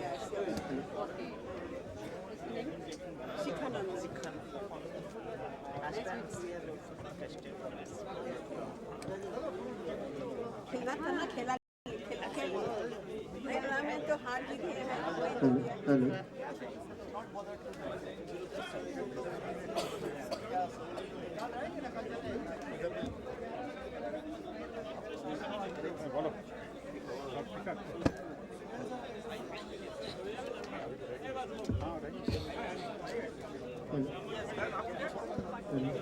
hello president ওইখানে আছে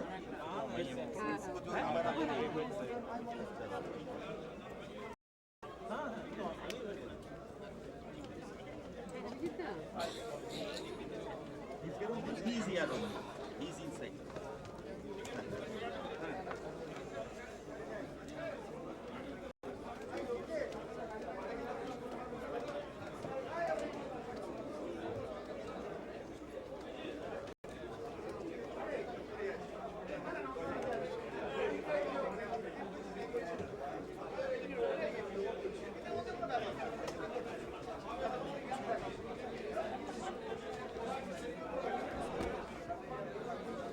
Hello, check. Hello.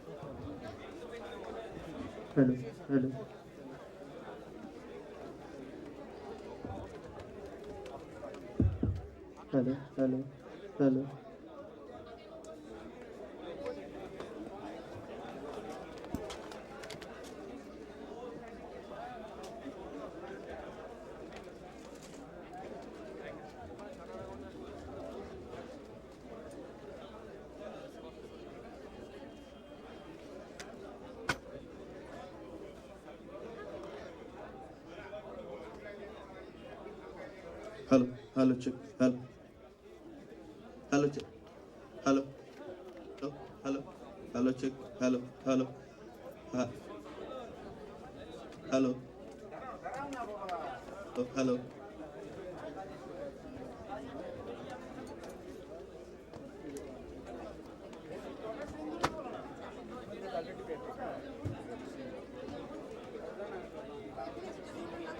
Hello, check.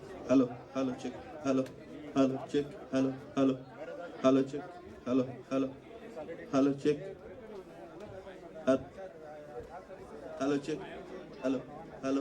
Hello, check. Hello, check.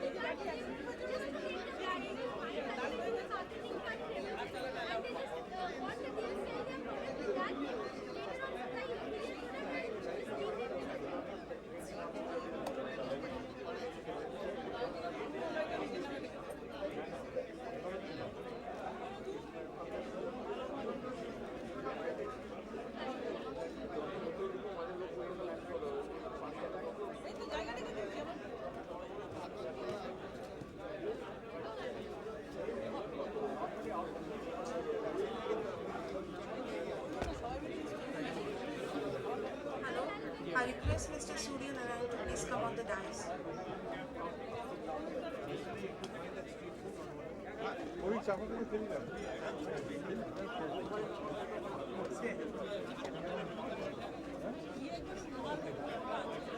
Is Mr. Surya Narayan sir present?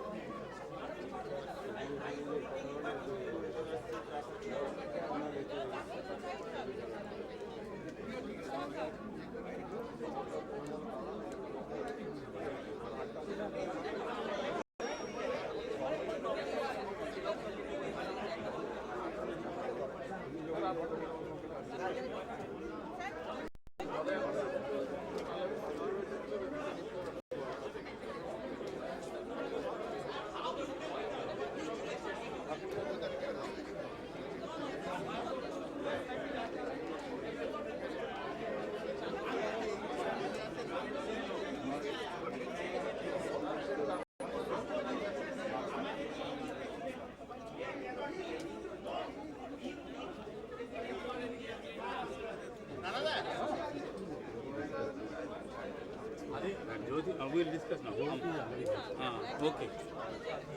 So that's what. Anyway, 24th March. What? We'll sit down. Come. We'll sit 2 minutes to discuss. See what I have been mailing, na. Program sheet, revised program sheet also. I'll mail it. Please understand that they are also very small country. They are Chennai people. So they don't get into controversy. That's more important. Tell me clearly. You can take. No, but they will ask what's happening to bank or blah blah blah. All the We'll have to take a call on that. See, my point is. See, Nazra is coming. Nazra will come. Otherwise, we'll have to note down. Our intention is concerns, opportunities. Who has to attend the protocol issues and all? If you keep talking, then suddenly, okay, I will request Kalanraman sir to talk to this guided subject. That is the correct. Then we will manipulate. Sir. Sir, okay, sir. With the technical on cost accounting standards and cost auditing standards. I'd like to call the dignitaries of the same. First, CMA Niranjan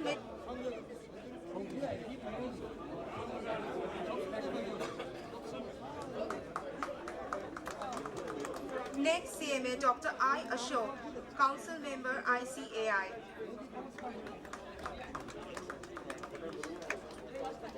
CMA P. Raju Iyer, Council Member ICAI.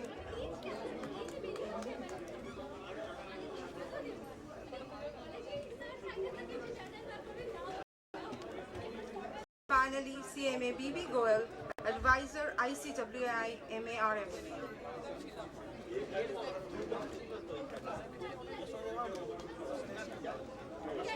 It's an honor and privilege for me to welcome all the dignitaries on behalf of the Institute of Cost Accountants in India and the organizer team.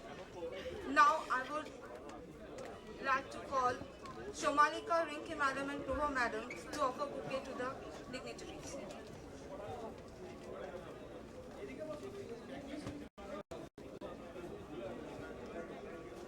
First, to CMA Niranjan Mishra.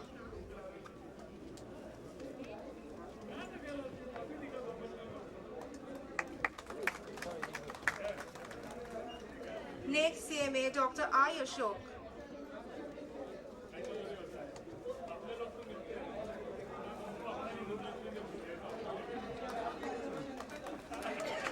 Then CMA P. Raju Iyer.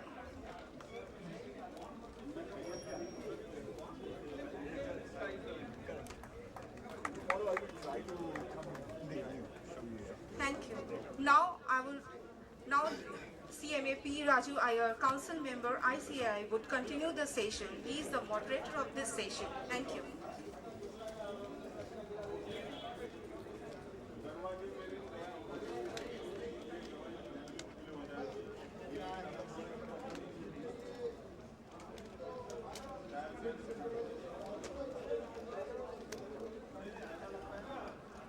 Good afternoon. I request all the members to come and occupy the seats. Respected CMA BB Goyal, advisor who is a think tank of our institute and who is taking our promotion to the new dimension and the new areas. And my colleague in the council, Niranjan Mishra, who is well known for all the chapters and the regions. Dr. I. Ashok, who is doing CAT and getting lot of students in the unreachable areas so that our promotion and our name and image will be moving forward. And all my colleague in the council and Avijit, who is the chairman of this session, and Ashok Nawal, well-known GST and indirect tax, past presidents, and my dear professional colleagues. As we have here in the first two technical sessions and inauguration, lot of opportunities, lot of scope. As a cost accountants, what we have to do and what expectations from the industry and the stakeholders are with us.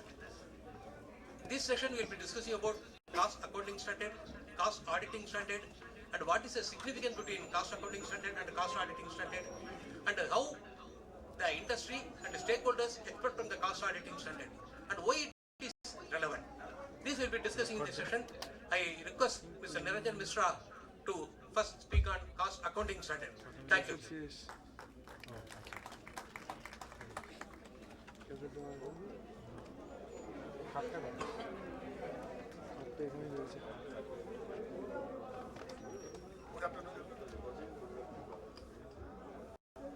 Good afternoon.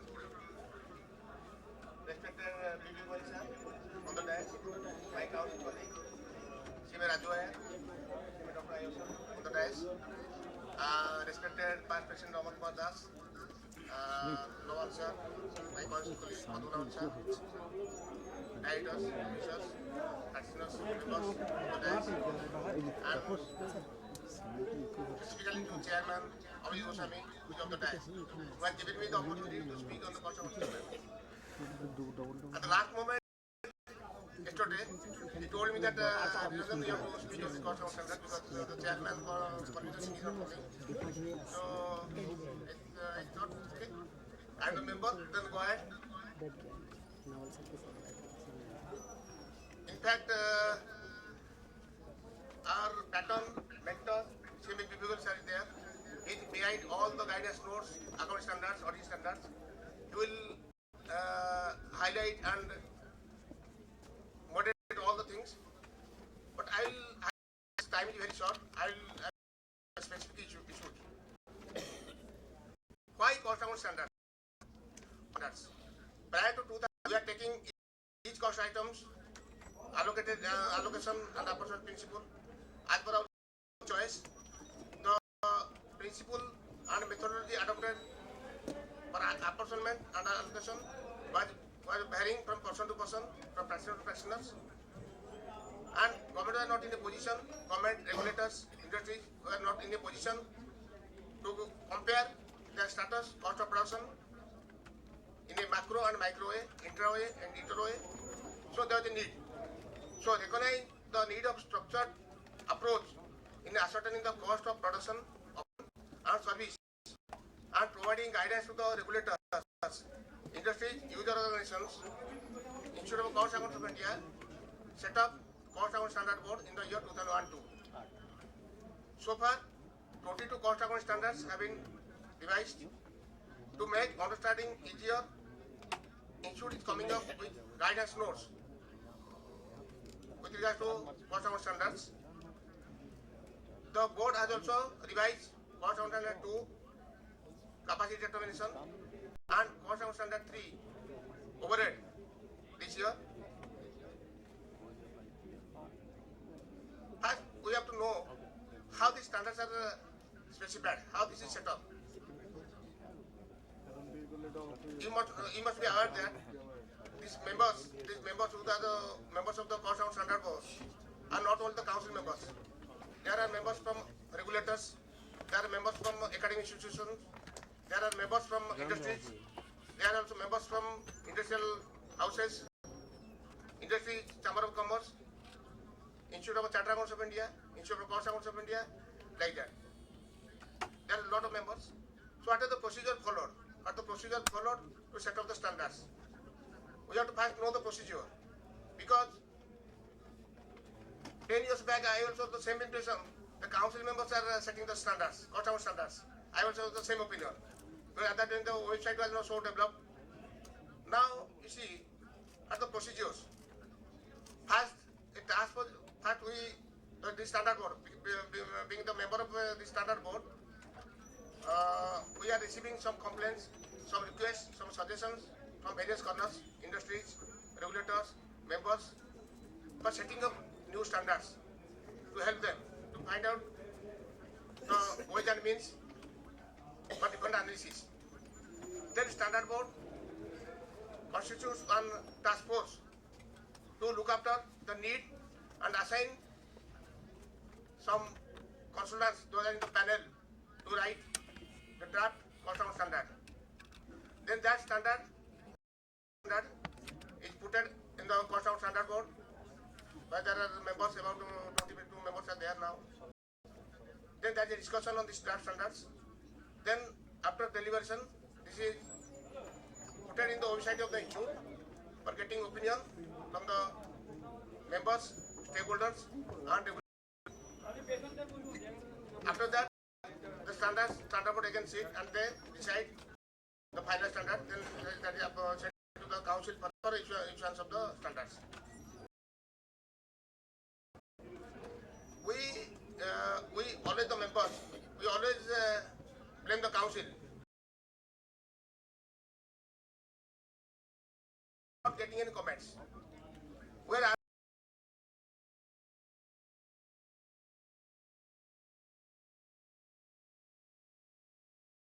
when we are submitting any proposal to the ministry regarding cost auditing standards, any other matters, there we have to put our strength. This is the way we are fixing up the standards. These are the way we are putting up the cost auditing standards. That the way we are finalizing the guidance notes. So, but there is no back office. Back office is zero.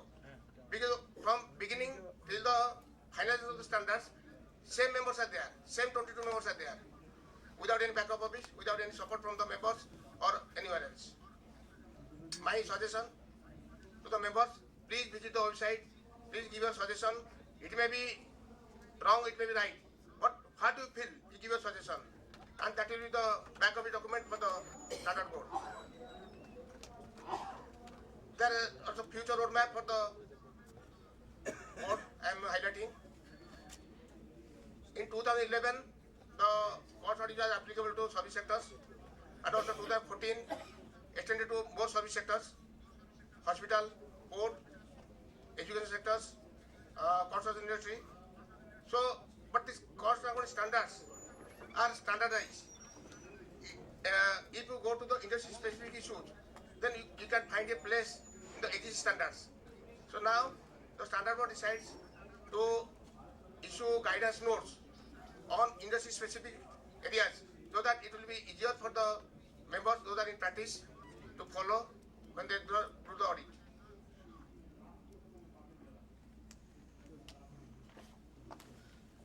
Now I will highlight some issues because I have been practice since last 25 years. I will highlight some issues with regards to cost account standards. Because it's a vast area, you know there are 22 cost account standards, more guidance notes, but if I will cover then the time will not permit. Can you tell me how many members are following the standards while doing the cost audit? How many members are following the cost account standards? Okay, madam. Thank you. I also follow. Because the cost account, if we follow the cost account standards while doing the audit, our fees is not so remunerative. Because the industry is paying 25,000, 30,000 like that in the private sector. If you go one by one standards, it will be difficult, number one. And companies are also not maintaining the cost records. They are insisting the cost accountants, the cost auditors to maintain the cost records. Because they know that this is an extra burden for the company. So, but there are some practical issues. If you will not go by the standards, as the people told in the first session, will be penalized. I am highlighting some issues on standards. I am first going from CS5.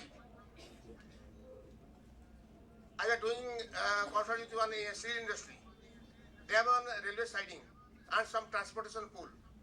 So that transportation pool and railway siding was engaged for transporting raw materials, transporting stores and spares, transporting capital equipments, and transporting also finished products. And they were putting all the transportation expenses to a common pool, then transport the manufacturing overheads. The practice was still going on since last 10 to 15 years. There are lots of cost auditors that have done the audit. So when I started the audit, I saw a lot of deviation. They are putting all the expenses related to transportation to the manufacturing overhead. Otherwise, it could have gone to your stores expenses, store transportation, CWIP, raw material, then selling and distribution overhead. Secondly, your security expenses. In some companies, in the plants, they are engaging security. They are taking security agency. They are engaging about 200, 300 securities, starting from your entry point, your manufacturing site, your distribution site, your plant area, guest house, colony, like that. But they are putting all the security charges in administrative expenses, administrative overheads. which is totally wrong. If you go by the logic as per the CS, then some person has to go to your manufacturing overhead, some administrative overhead, then some has to go to your selling and distribution overhead. Similarly, CS7, as CS7 is a broad area. Most of the companies are treating all the indirect expenses pertaining to the employees in the administrative expenses head.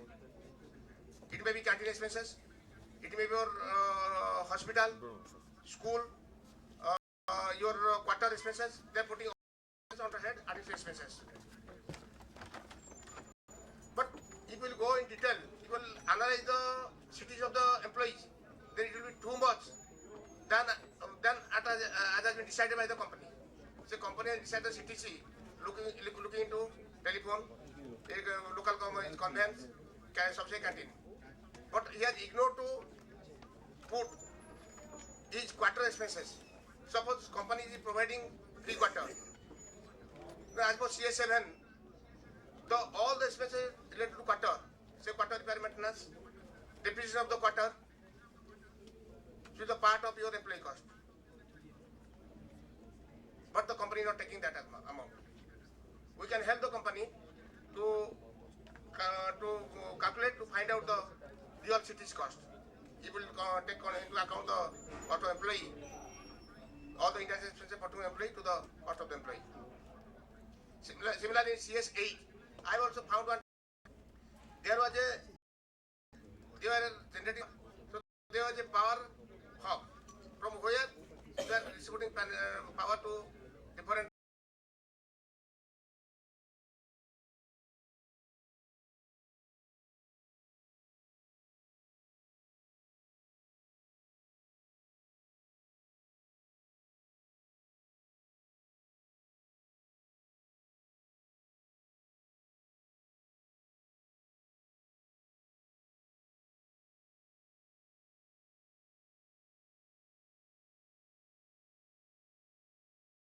If you go to the CRA 1,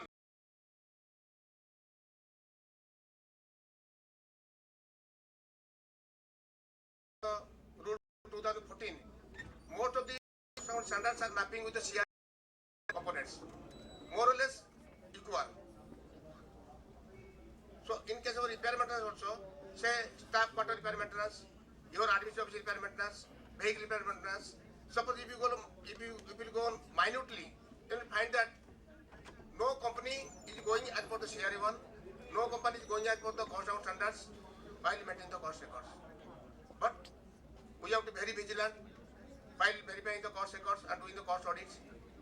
Otherwise, we will penalize, as Mr. B.B. Goel told today morning, and the company has got lots of inspection from us. There may be peer review from the institute side, there may be other special drive from the MC side. So we have to be very cautious, because we have to go by the standards, go by the principles laid down in the CRA1 while doing the audit.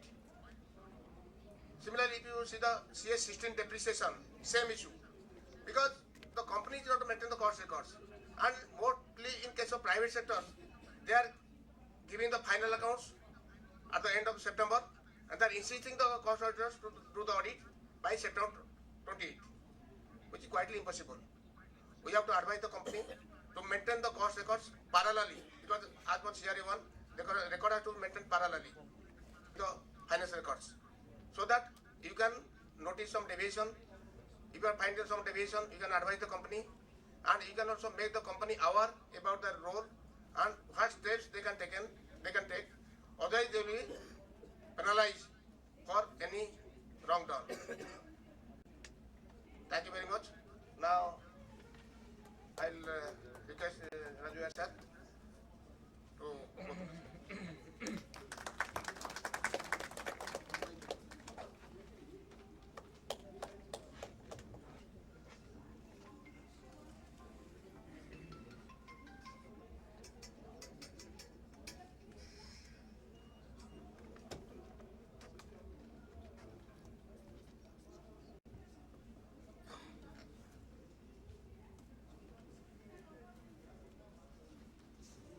Thank you, Mr. Niranjan, for highlighting the significance of cost accounting standard and what all the issues issues faced by the members and how we have to proceed with.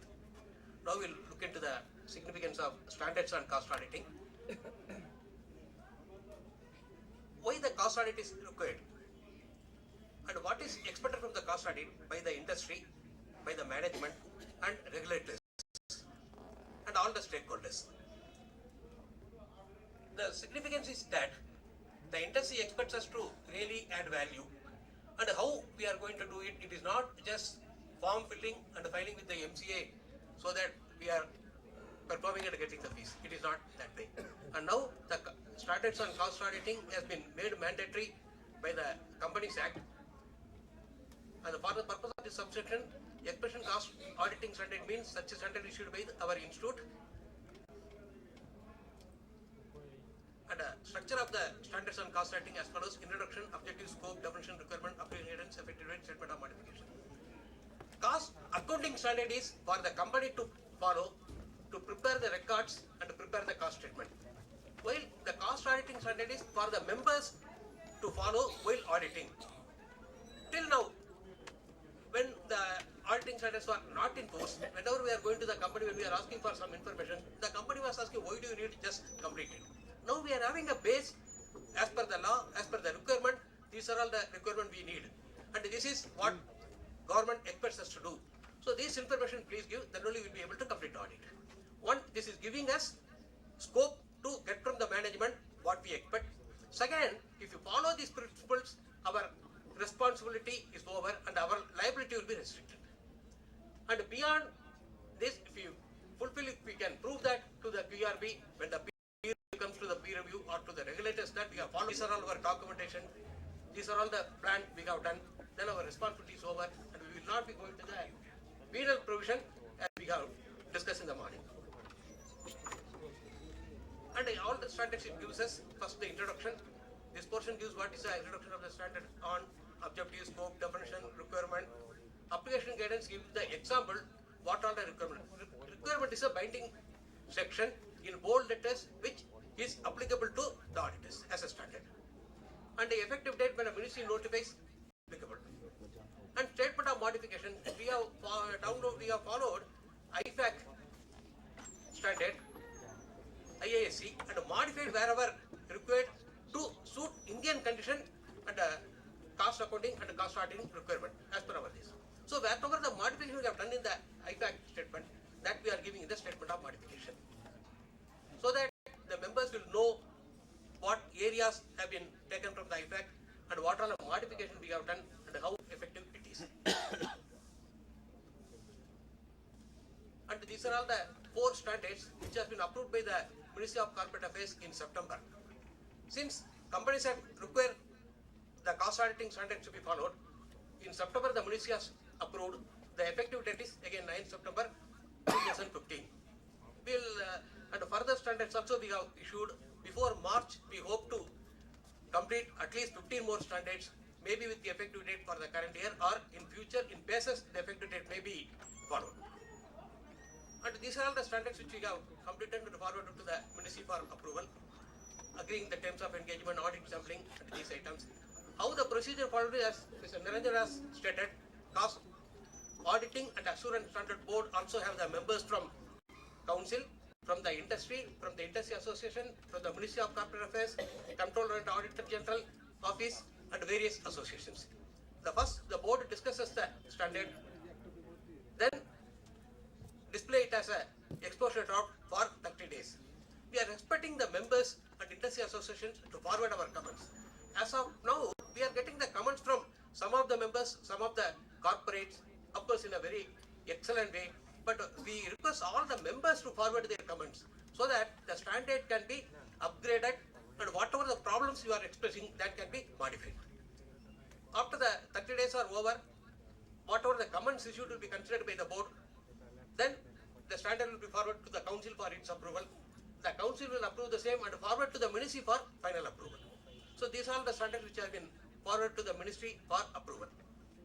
And these are all the standards which have been already uploaded in our website and forwarded to various authorities for their comments. Especially these items, communicating deficiencies in internal control, those charged with the governance and management, cost as a response to assess risks and analytical procedure. I request all of you to forward your comments. Still, the time is there so that we will be able to modify your requirements. And again, some of the statements, for example, external confirmation. As far as the financial auditor is concerned, over the period, they know what all the confirmation they have to receive from the bank, from debtors, creditors, and all those things. As far as the cost audit is concerned, what type of external confirmation we have to receive? Some of the when the work goes for job work, from the job workers, from the labor contractors, from the material suppliers, and who are all holding the stock outside. These are the confirmation what we are expecting. But whatever your experience and the exposure in the audit, please forward what are the requirements so that the standard can become in a required way. We'll discuss about the 4 standards in basis, what is the requirement, so that in the given time we can discuss that, because Mr. B.B. Goyal will be taking the overall one and giving us a lot of input. And all these things we are uploading in our website. You can download and send us your query so that we'll be able to continue the discussion. Why the cost audit is required? It is emphasis on evaluation of efficiency and data analytics. For example, especially the material or whatever the product cost which comes more than 50 to 60%. If it is a manufacturing industry, the product cost comes to more than 50 to 60%, and where we are having a huge data, especially from SAP we are able to get most of the information, and with the bill of material we are getting, and with the bill of material and SAP, the total when we are tallying, we may be having some differences. By analyzing that, by using the statistical tool, we will be able to identify and analyze what is the requirement for operations, property of management actions, and what decisions they have to take, how programs are having this effective use of their resources. And our report should help the management to take the right business decision to reduce the cost. Of course, that is our major objective, to improve efficiency, provide cost-effective products and services, increase productivity, profitability, and sustainability, and higher returns to all the stakeholders, including the government and corporate and shareholders. Why I am having the knowledge about the business, we will not be able to plan. Even though one is first standard is planning, we should know first the knowledge about the business, then only we will be able to plan. So I have taken 104 in first. In performing an audit of cost statement, what records, what knowledge we should be able to have, and how it will be enabling us to understand the business processes, to express our opinion on cost statement. One basic understanding what we should have is the cost records are maintained by the company and the cost statements are prepared by the company. And we are only expressing our opinion on the cost statement. Most of us, till now, we are preparing the cost statement, also are helping the management to prepare the cost statement.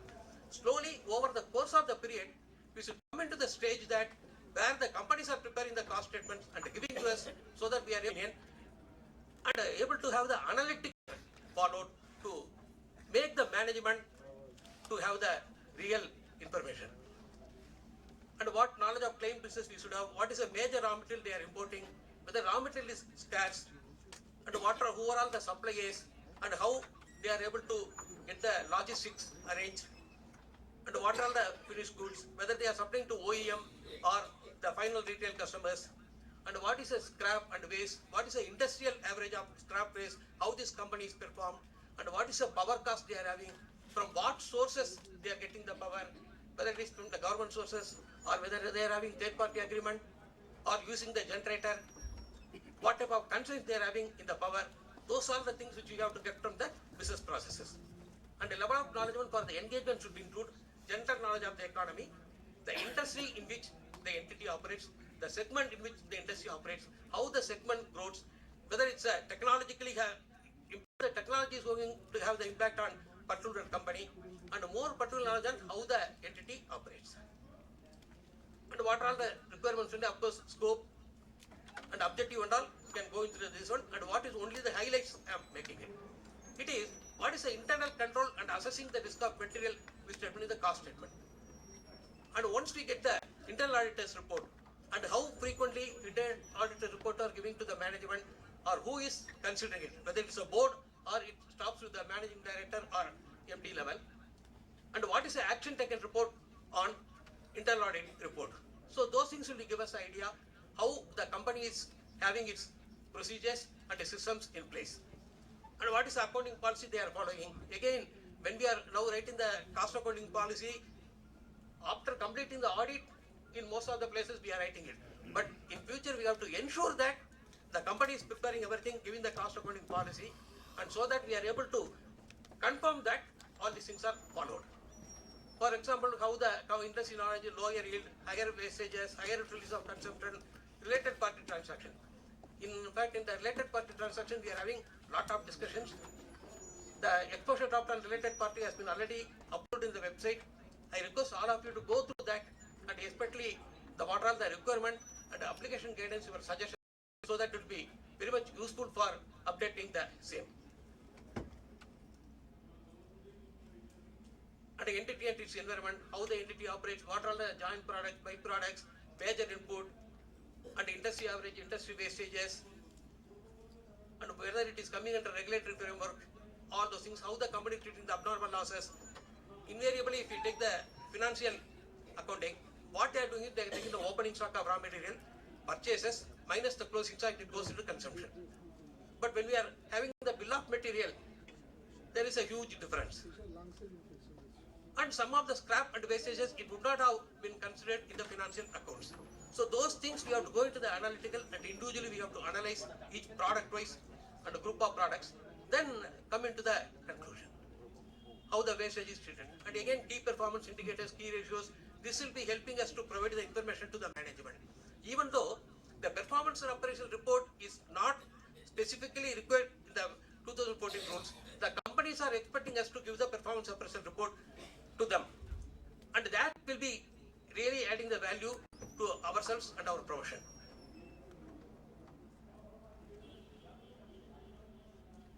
And the entity's risk assessment.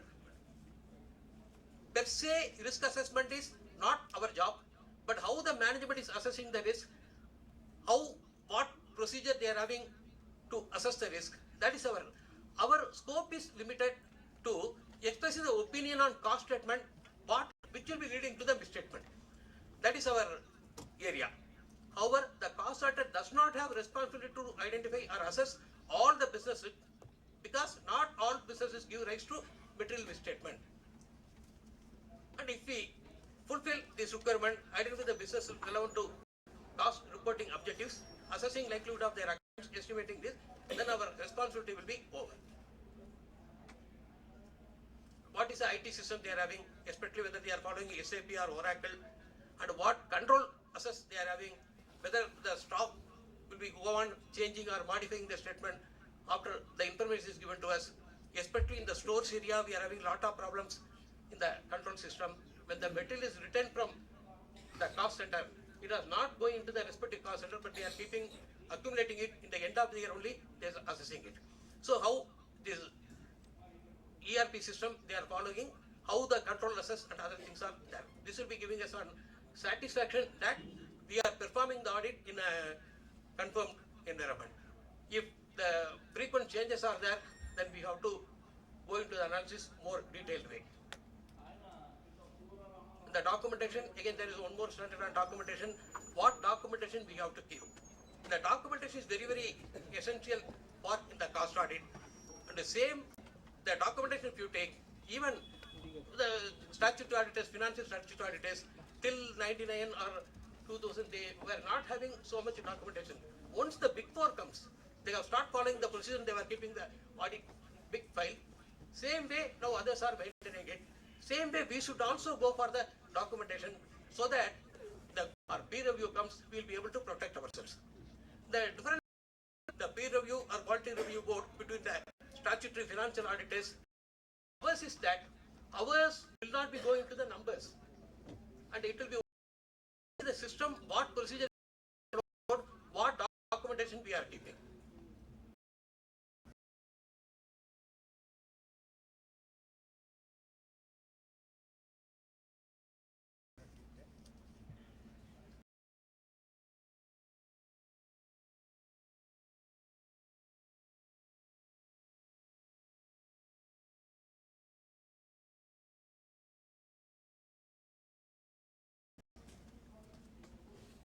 So based on that, we'll be able to plan our resources, how much is required. So once we enter into the terms of engagement with the company, whether arm's length and all those things, of course, we are following till now also. An understanding of the terms reference, including the units to be covered, product services to be covered, scope of coverage where the regulation leave it to be agreed between the auditor and the auditee. Especially 4-digit code only, we are going to submit a report. So under 8-digit, how many products are there? To what extent we are going to have the group of products? Those things will be decided by the auditor and the company. Informative overall audit strategy shall include knowledge from the previous audit and other engagement with the auditee, if anything is there. If it is going to be the first year of the audit, the previous documents will not be there. We have to spend more time in the first year. Once the first year is done, we have fairly a good idea about the company. From the second year, we will be able to have the documents referred. Shall develop an audit plan based upon our information from the company and what is the requirement, what informations are available in the company. The financial reporting framework and what is the regulatory requirement, what is the unique features of industry. For example, in case of fishing industry, the purchase will be mainly on cash basis. Normally in the morning, the purchase department will be going to the seashore or this and they will be buying the fish by paying the cash. There we will not be able to have the checks payment or anything. So industry to industry, the procedure varies. What is the unique feature of industry? Based on that, we have to decide to what extent we have to go in depth in auditing. Reliance that can be placed on the work of financial or internal auditor or expert and ERP. This. Then what resources required as per of manpower, that our team's knowledge, our team's number of days, what is required, those things we have to decide in the plan and we will be providing the audit strategy. Considering with the previous auditor, if required, if the previous auditor is there, or else we will be starting in the first time. Considering management or those charged with the governance. The management is the one first we will be discussing.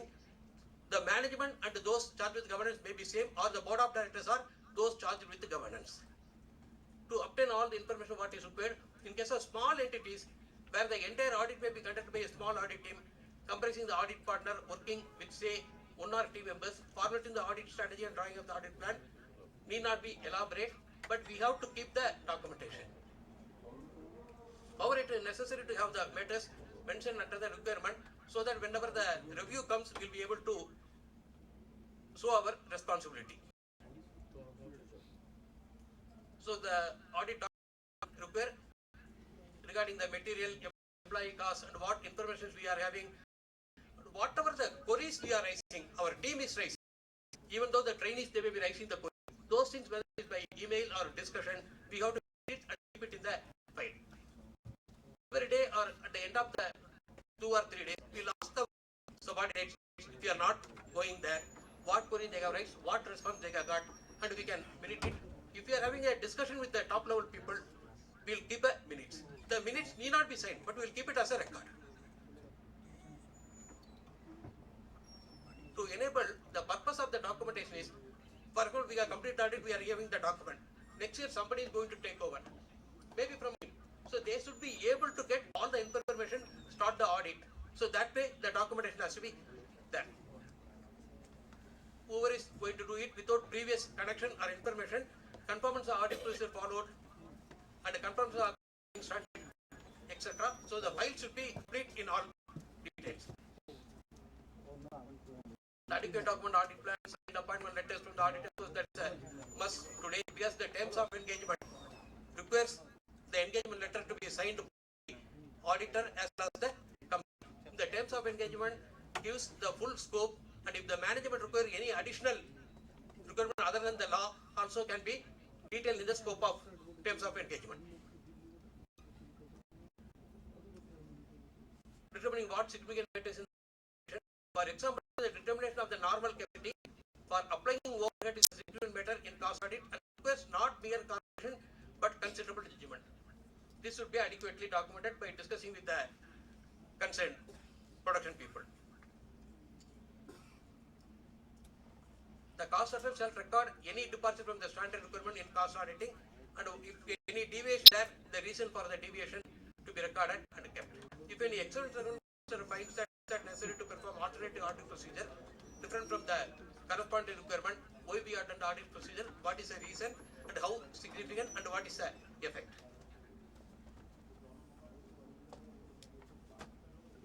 In connection with the cost audit, this may include purchase orders for supply of key raw material, GRN, issue notes and other documentation, so that it will be containing the full details, what is the specific with reference to company and industry. On timely basis, preparing the document is essential, because after some time we may also forget our trainees, they may be going for the examination and our leave, we will not be able to complete the documentation, so immediately it is better to complete the documentation and keep it in file. It's a property of the cost auditor, unless otherwise specified by law or regulation, he may at his discretion make portions of or extra from the audit documentation available to clients. The documentation should be retained for at least, though we suggest 10 years, as per the Companies Act, the requirement is 8 years.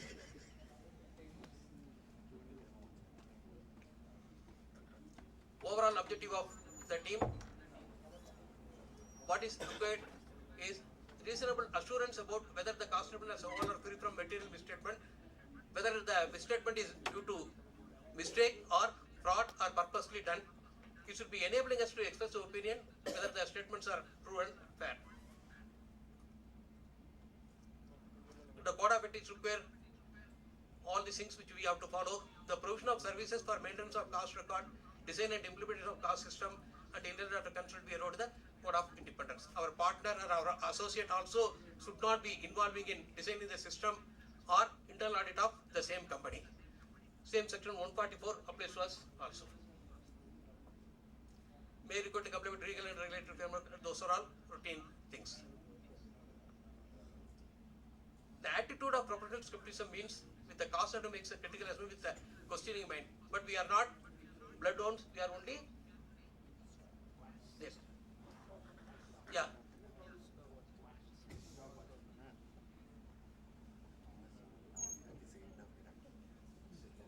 Management is responsible for individual such risk, and not all risks are related to preparation of cost statement. So audit process involves the exercise of professional judgment in designing the audit process. What are the potential misstatements that may arise? What are the things? And the is not a guarantee that we have followed all those things, but we have to follow all the procedures. So we are only responsible for explaining the opinion on cost statement, designing, implementing and maintaining internal control and what are required, selecting the applying appropriate costing policies, making cost statement that are reasonable to circumstances and all that. Thank you. I request Mr. B.B. Goel to take over so that we'll have a real value addition. Thank you. Good day.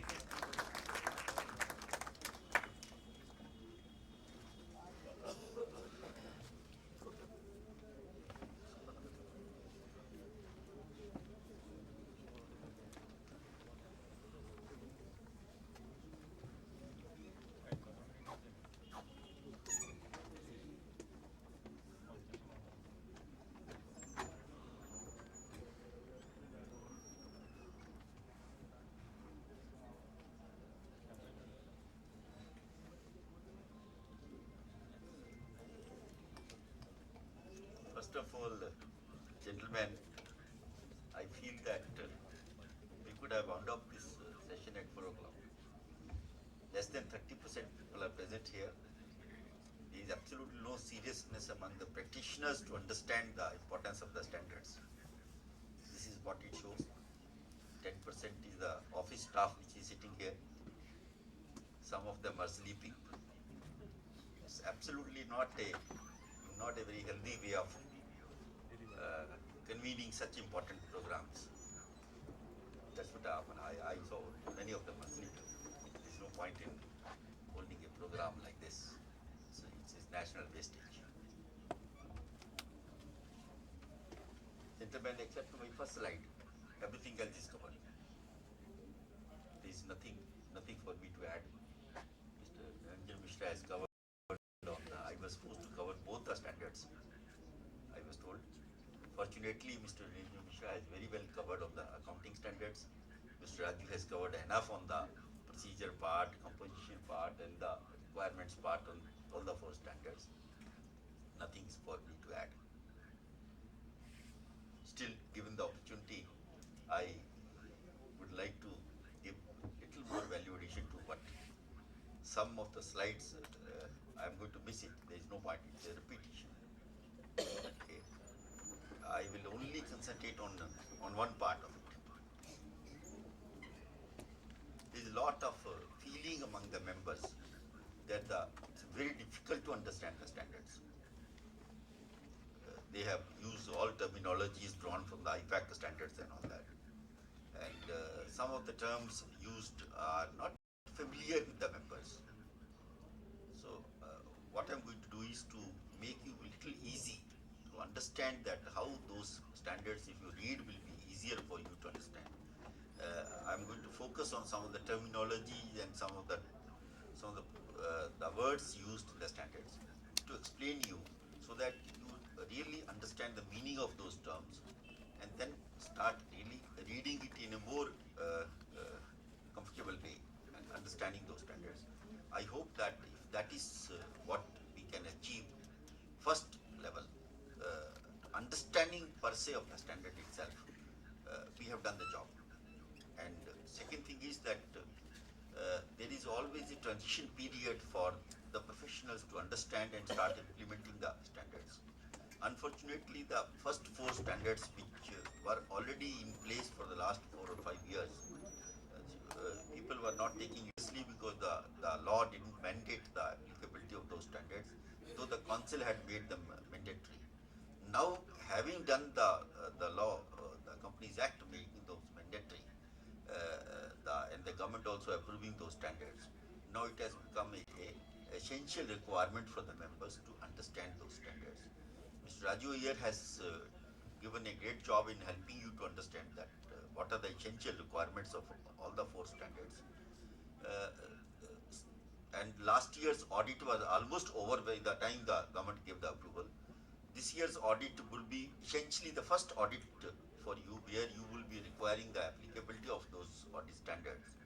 The new standards, which is telling that by March, 15 new standards are developed and handed over to the government for the members to start understanding so many audit standards and start implementing also. It should be in a little phased manner. We are already having a discussion at the board level and then maybe perhaps at the council level and in turn with the government that in phases these standards can be approved by the government so that the members can feel it is little easier to start implementing it. In any case, the government is going to constitute a separate committee to examine all those standards in detail before they are going to release it. They will take their time. So don't have that kind of sense in your mind that it's going to be a very, very difficult job tomorrow to practice as auditors. Don't do that. Feel comfortable. First 4 standards are much easier now. Comparatively, lot of advocacy has been done. Many programs already have been held. Chairman of the Standard Board is already planning a fortnight all over the country to hold the programs in various chapters and regions wherever possible, focusing only on the cost accounting and auditing standards. So I hope that by this process, it should be possible to make the members comfortable as per the standard applicability is concerned. Any queries you have on the standards, you can raise it today. Be short because we have to go back and catch our flights. Then you are free to raise those queries to the board. Board will necessarily look into all those. This is a standard procedure followed. The board does receive even today also many of the queries, and they are answered to the respective member, honorable member. So that's the procedure is followed. So for want of time, you don't feel uncomfortable that I had a lot of queries in my mind. I couldn't raise it today. Please feel comfortable. You can continue, have an interaction with the board. There is a regular website of the board available within the portal of the institute itself. So please do that. There is nothing to worry about. This first 2 slides were again the difference between the cost accounting standards and auditing standards. Mr. has already been explained to you. I'm not going to repeat that. Maybe each author has a different way of expressing the same thing. That much little difference you may find in the wordings and all that. But primarily that has already been covered. The only line which is the last line to be read is the cost accountant who draws the statements. I'm talking the cost accountant who is in the company, who is preparing the statements. He makes mistakes and the auditor job is to find them. That's the difference between the accounting and the audit. Okay. Now we cover the standard part. I'm not going to cover how standards are formulated, what the composition of the board, types of documents issued by the board, structure of each standard. Already it has been covered very clearly. Procedure for issue for both the standards is the same procedure to be issued and all that. It's very well explained. Ranjan Mishra also has explained and all that. Standards already approved. You are aware of these 4 standards have already been approved. They are applicable from the 11th September 2015. Okay. These are the new standards which the Council of the Institute has already approved through the board, and later it has been sent to the government for their approval. That's now under the government domain area. Okay. Some of them are very, very important. The first one, agreeing the terms of cost audit engagement, is very, very important for you to accept that. What are the duties of which you raised the question that what's the duty of the company meaning the management. So the law is very clear, but there is a need to have a clarity in your terms of engagement that this is the job of the management, this is the job of the auditor. So in this standard, that has been very clearly specified. There is a term called preconditions. If you read the standard, it's available as a draft in the institute website also, as an exposure draft when it was issued, it is available. Okay. So that is that's what it called these are the preconditions. That the management will prepare all this, management will do this, then management will also allow you the free access of whatever documents, whatever free access to the concerned officers to have a discussion with them and all that. All those preconditions are listed there. And what's the job of the auditor? That also is very clearly listed. Of course, the auditor is not auditor only under Companies Act. You may be doing audit under many other statutes. So when you are doing the audit, please keep that in mind, that the standards are applicable not only for your cost audit under 148 and the Companies Act. The standards are applicable whenever you are doing in practice undertaking any audit assignments. Even if there is a voluntary audit getting done by the management, then applicable. Number of companies who are getting the voluntary audit done, there also you have to follow the same standards. So these are standards of professional ethics, or that you have to follow these procedures, planning, documentation, all that is very much essential. Okay. So this first one is very, very important. Then of course, what are the sampling, how much sampling you do, the evidence part and all that, which in any case he has covered the documentation now. Materiality in planning, cost auditor's responsibility to the fraud, evaluation of misstatements, written representations like that. I mean, written representation also I am going to explain in detail. Now these are the standards which are approved by the board. In the last meeting only they have been approved and has been sent to the council. Council is yet to take a view on this and yet to approve these Now these are the standards which are in different stages. For example, the first 4, the exposure drafts have already been issued on different dates in the past few days, in the past 1 month. As Mr. Ranjan Mishra was mentioning, and everybody was repeatedly explaining that the members, the regions, the chapters do not play any role in understanding the exposure draft and giving their comments. That's very bad. That's not a very encouraging thing. It doesn't help encourage the board to take a decision, correct decision. We feel that we may be doing something wrong. So 10 people, 15 people, 20 people sitting there may not be thinking correct always. So therefore, it is left to all stakeholders to come forward and give the comments. We do get comments, but they are not sufficient. We never feel comfortable in approving a standard in the board and all that. So more and more you study and give your comments on the exposure drafts, it's very, very necessary, and not only with respect to standards, with respect to guidance notes, with respect to technical documents, with respect to so many other things, the institute follows the exposure draft route everywhere. There is no such document issued without an exposure draft route. So therefore, it is a earnest request to all of you that you must follow that process, else it is going to be a problem for you itself. So it's better that at the exposure draft level you study the draft given and comment on it. Then there are few other external confirmation. Raju has already said that we need your help and give some whatever best examples of external confirmation. You all are in practice, so practicing members, they can understand very well that which are the areas where the cost auditor or the auditor doing this kind of functions would require the external confirmations. Different standards which are in the pipeline only I have listed out, not much of your requirement. Now look at the terms used. Audit documentation, Raju has explained very well that what do we mean by the audit documentation, why it is important. It's extremely, it's one of the only source of savior for you. Anything happens in the future relating to the audit areas you have done, audit documentation is going to be the only evidence available in your hand. So normally the people don't have a practice of preparing a proper documented file.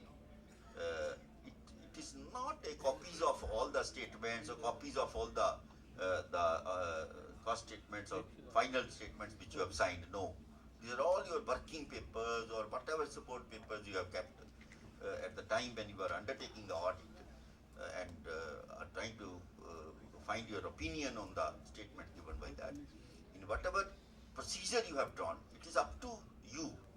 There is no force, there is no set procedure. It cannot be. It's best judged by the auditor himself. So the auditor following that procedure should document it. So this is what I have done. So that becomes an evidence for it. So management, what do we management? There is a confusion that management, is it he is the managing director, the management, or the CFO is the management, or who we call it as the management. So it says that the persons with an executive responsibility for the conduct of the entities or the company's operations. So whosoever name it is called, whether he is called CEO, whether he is called managing director, whether he is called whatever name, CEO, or there are so many CEs these days. So we are not putting a designation here. We are only saying whosoever person or persons who are concerned with the executive actions of the entity's operations are called management. Now there is a second layer available in the company form, that is the board of directors. The board of directors are those which are called those charged with the governance of the company. They are a supervisory board. They are supervising the functions of the management. They are not a management. The board is not a management. Board comprised of so many people from outside also and all that. So they don't play a role any day-to-day decisions of the company. All day-to-day actions, decisions, purchases, sales, distributions, manufacturing, everything is done by the executive management. So they report to the board. The board then takes a supervisory role in policies, in monitoring, in control systems and all that. So that term in this standard is called those charged with governance. Those people who are charged with governance. In India we are talking as board of directors. That's the common phrase we are using here. So for your understanding, you can always convert that word into a board of directors. Those charged with governance. Now there may be companies where board of directors and management are same. In smaller private sector companies and all that, there is no difference between the board and the same the two people. These days 1% company also concept has come, but since earlier 1% was not there, 2 people were required. So normally a person will incorporate a company with his wife as also one of the promoter. It is a normal thing to happen, and both are directors on the company. The person himself is actually running the company. So what does it mean? He is the board, he is the management. So there is no difference in there. So there are a number of such situations you will find there is no difference, which also has been clarified in the standards clearly. That which portion, where this is to be communicated or interacted in such a situation with those people who are combining the functions and all that. Misstatement. Now many people don't understand what do we mean by a misstatement and all that. Any error you find in the cost statements is a misstatement. Any error, any wrong thing, any totaling error, or any presentation error, any classification error, any measurement error, any appropriation error, any basis of absorption level error, any kind of error, capacity measurement, you may find that there is an error. The unit of measurement has been wrongly adopted. There is an error. So there are hundreds types of misstatements can occur. All of them need not be with an intent of fraud. Largely they are errors. Misstatement in any of the cost statements can occur largely due to error, but can also occur due to fraud. That's intentionally the management wants to give a wrong cost statement. The one of the very blended example for this is where the companies have to claim subsidies from the government, any reimbursements from the government. The normal tendency is to book higher costs on the products or activities where the subsidy is to be given. So therefore, they are following a wrong statement. They are drawing a wrong statement. There is a misstatement already inbuilt in that with an intent of fraud. Okay. Risk assessment, very difficult job. First, to understand what do we mean by risk itself is very difficult. Then to assess the risk, all the more, almost an impossible job. The best experts in the world find it difficult to do this risk assessment part and all that. And the poor auditor who goes for 5 days, 10 days in a company for completing the audit assignment is expected to do all this job. But that is what is called the audit specialty. That it is for you to find out that what are the areas where a risk is possible, and due to that risk there is a possibility of a misstatement in the statements and all that. And what should be your response to that risk? There are separate standards already laid down. There is separate clarity given to the audit. As and when the standards become clear, you will understand. Meanwhile, you can start understanding those. I have explained those charges in awareness. Audit evidence already I have made very clear is that any document, any paper, any information based on which you are giving your opinion is an audit evidence for you. Even if it is in the e-form, electronic form or any form, it is an audit evidence for you. Cost reporting framework, it's very repeatedly used in the standards. Cost reporting framework. What do we mean by that? And can it be the same framework as prescribed under companies cost records and audit rules 2014? The CRA 3, CRA 4, is that what we are talking about? Cost reporting framework? Gentlemen, the cost reporting framework is a generic term which is used in the context that in the whatever type of audit you are conducting, whosoever are the stakeholders, based on which whatever framework has to be adopted for reporting the cost data, that itself is called a cost reporting framework. Now it can be possible that a law has prescribed a framework. For example is that under 148 there is a framework prescribed. Similarly, when you do a audit for your CAS 4, there is already a framework prescribed for that. So like this, there is a possibility that the law has prescribed a framework. If the law has not prescribed a framework, the management may have prescribed a framework. But you have to somewhere understand that what is the applicable reporting framework. So within that applicable reporting framework, only you have to start your planning of audit and all that.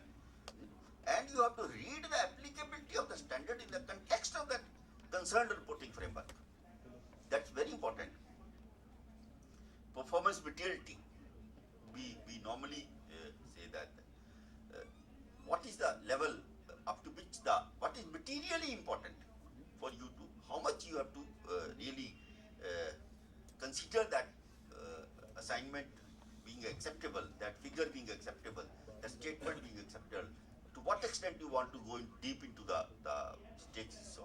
and all that. That is all left to the auditor himself. He has to decide what is the level of performance materiality I want to see and all that. The guidance is available in the standard. Preconditions I have explained you, preconditions of our audit. True and fair view. Many people find very difficult. What is the difference between true and fair? We use it in very common phrase and all that. Obviously, the true meaning, they are factually correct. There is no incorrect statement. But though it is impossible to say that, there can be no scope of error in the any kind of financial cost or whatever type of statement you think of. It's almost impossible. There are because the perceptions may differ. Your method of your stock valuation may differ. Your method of ascertaining the costs may differ. As Mr. Nanjan Mishra has given a lot of examples that how the cost of transportation, cost of repair maintenance, cost of your utilities, cost of materials valuations and all that, employee cost, he has given examples. There are different, and he has given the examples of such companies where the audit is already in practice for the last 15 years. But some auditors' view is this, another auditors say no, this view is not correct.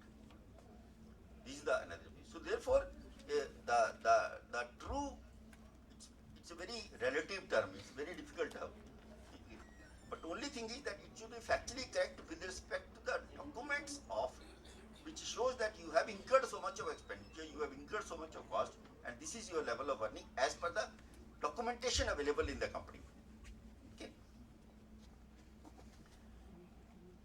And fair information meaning that the management has, who are the preparers of the information, has faithfully tried to incorporate all the information in the statements and all that. There is no element of bias when they have prepared the statements. What is called the concept of fairness. It is important because the preparation of the statements are different from the users of the statements. So therefore, somebody is true and fair, but the primary duty of, please read the act. That's why in the morning I told you the chapter 9 and 10. Many of us don't read, seeming that these are all related to financial things. They are not concerned with me. 80% of that is applicable on you. So please understand that there are all conditions and all those provisions are relevant as well as whether you do the whatever type of audit. Audit risk. There are different types of risk we have defined in the standards. Inherent risk, control risk and detection risk. Inherent risk is the risk of material misstatement in the cost statements, again arising either due to error or due to fraud. Okay. Control risk is that there is a problem, the controls are not missing properly there. In the company they have very loose controls. Like the example he has given that the material is lying on the site, on the shop floor, and they are not bothering to return it physically to the store, and already at the end of the year it is done. So there is a gap in the control system. Okay. Detection risk is the risk that whether the auditor will be able to detect that. So you have already an inbuilt risk into that. Since you cannot do a perfect job, so there is already an inbuilt component of detection risk. So all these risks put together are called the audit risk. Assertions. This term also we have used repeatedly in the standards, and we find it important that you must understand the word meaning assertion. What is assertion? They are the claims and representations made by the management, who is responsible for preparing the statements. They give you that we have prepared, these statements are correct, these statements are accurate, they are complete, all the costs have been incorporated, all the costs belong to this year only, there is no prior period, future period costs have been considered and all that. the classification and measurements of cost has been done properly according to the well laid down cost accounting standards and the cost accounting policy of the company. So these are all the claims made by the company. It is their duty. So they claim that they represent to you that we have done all this according to these systems, procedures and all that. These are called assertions. Different type of assertions I have already listed out. So what is the importance of this is that there is a risk of material misstatement. Why I call it the material misstatement? There can be immaterial misstatement. For example, in a company which is worth 1,000 crore, there is an error of 100 rupees you find in the statement. It's an immaterial misstatement. It doesn't change the character and color and the importance of the cost statement. 100 rupees mistake is not that significant. But if it is 100 lakh rupees, it's materially important for you. So therefore, always in the auditing process, the term continued in respect to risk of misstatement is the material risk. Wherever there is a risk of material misstatement, this ROMM is a very, very commonly used term in the auditing standards and all that. So you are only concerned in the assertions looking into the ROMM. Is there a risk of material misstatement in the assertions made by the company? Okay. You have to perform different type of tests to find out that whether there are kind of mistakes in the. I will give you there is a separate slide on that. Let's forget this. Now, these 4 or 5 standards I found that are more important generic terms and all that. First one, which I said, the cost audit engagement. Second, the knowledge of business. Raju has already said you can't even start the audit until you have the audit of knowledge of the business itself. Then this planning, audit sampling, audit evidence, and audit documentation. These 5, 6 standards are very, very important for you to understand correctly. All other areas slowly can be understood and all made applied. And these are the 5, 6 audit procedures. First procedure to be followed is the management representation. That what management is giving you conditions, these are I have fulfilled all this, and these are the assertions I am making when giving the cost statements and all that. This is how I have complied with the standards, these are how complied with the various laws and regulations and all that. So this is the first stage is that of audit. Second stage is the test of control. How good are the control systems in the company? So you conduct an audit or the test of various control systems in the organization to find out that the control systems are fine. Once you are satisfied that the control systems are perfect, there is a very less chances of errors or mistakes in the cost statements. So the second process before you go into the real figures and all that is the test of control. Always in the audit, largely 90% job is done if you are satisfied with the test of controls. The control systems are very well functioning. Then you come to the test of details.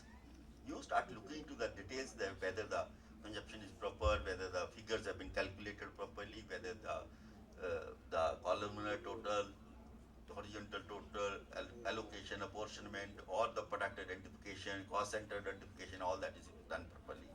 Then you go to the substantive procedures. Now, in some cases you have done the sampling and all that, and you are satisfied by test checks and all that. But still you find that there is a chance, there is an error. You found some error and all that. You found that this error, if I escalate to the level of population, or the total size of the organization, the amount may become very significant.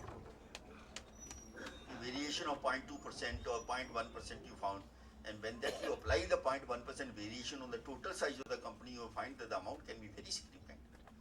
Then you go to the substantive procedures. You draw a complete detailed procedure of that area you want to audit and all that. Then you want to be satisfied with that. The last is analytical procedures. So there are techniques available, there are tools available to understand the analytical procedure. All of you are familiar with that.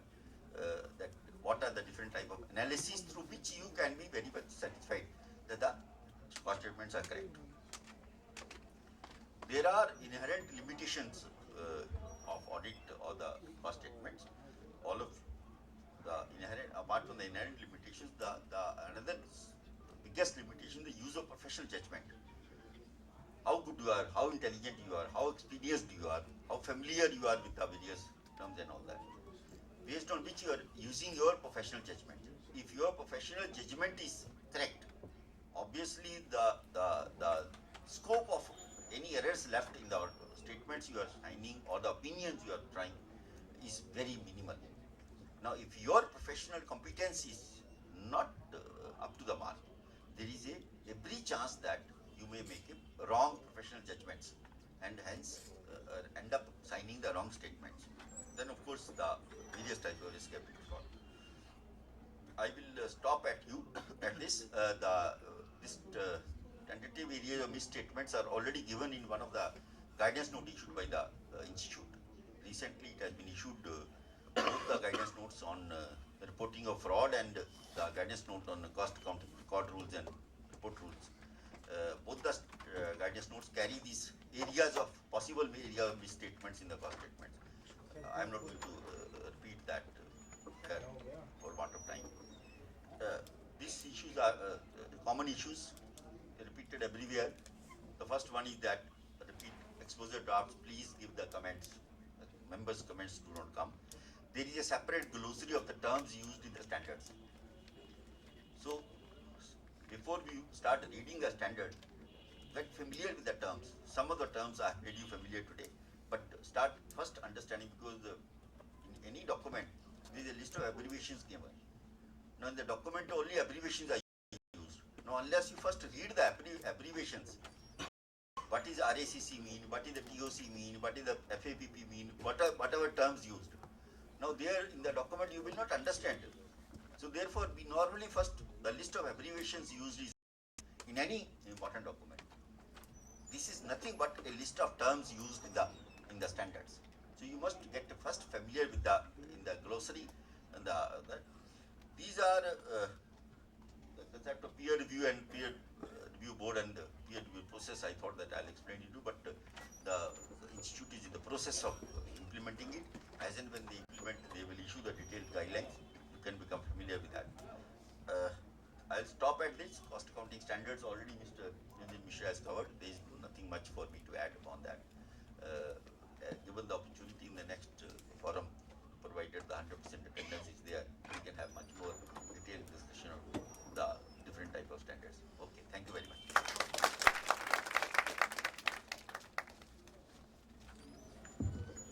Thank you very much, sir, for the detailed and elaborate explanation of the standards and what is required. As our CMA BP Gold have said, we will be planning for the cost accounting standards framework in March 2nd, March 3rd week and up to April 1st week, so that we will all be fully equipped. And I request all the members to again forward the comments. Thank you very much. Over to the MC.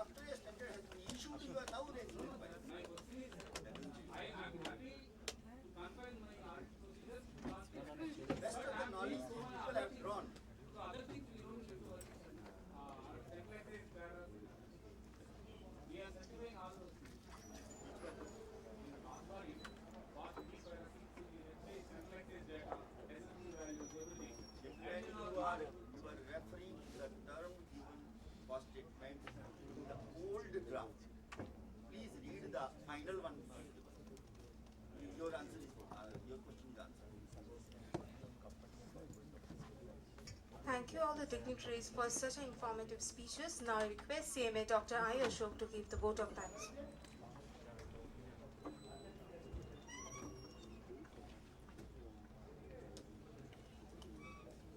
Good evening, everybody.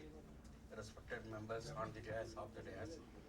During Niranjan Mishra's speech, he has spoken elaborately about cost accounting standard and their guidance notes. He has given some valid inputs in relation with the cost accounting standard. During Raju's speech, he has spoken about the cost auditing standard. 4 standard has already approved in the month of September 2015. But 15 standards will be going to approve within March 2016. Cost accounting standards were properly discussed with everybody's comments, and then we will give approval to the government. And Raju has taken various reasonable steps for framing cost accounting standards with proper discussion with all learned members in the committee. Regarding B.B. Goyal's speech, is very valuable inputs he has given. Definitely he is an asset for our profession. He has given a lot of valuable messages in framing cost accounting standard as well as various inputs towards our profession also. I thank personally and on behalf of the council, I have a great fear of that. I hope really all you are enjoying this particular session. Give them big hand for our big hand. Thank you, one and all.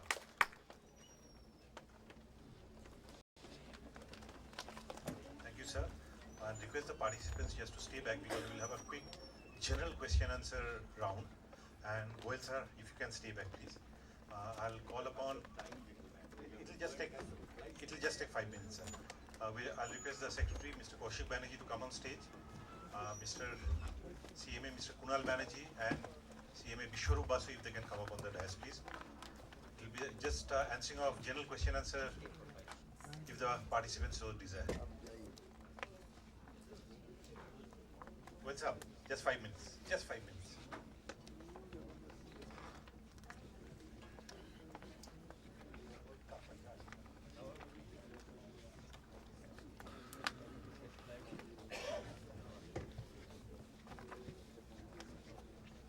Any questions that the audience desires?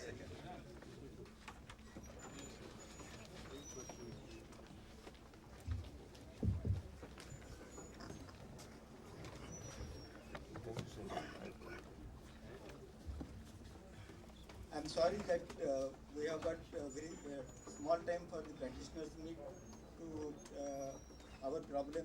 We want to express our problem. There are certain areas. I'm Rajendra Gore. I'm from Pune, and I have a certain problem about the internal audit. I will ask that to Mr. Goyal, sir, that we have there are a lot of tenders and bids which are given to which are released for internal auditor, where we always find that only CAs are invited and CMAs are not invited. When we go and persist and go and ask them, they say that we invite the expert opinion. For them, the expert is either CA or advocate.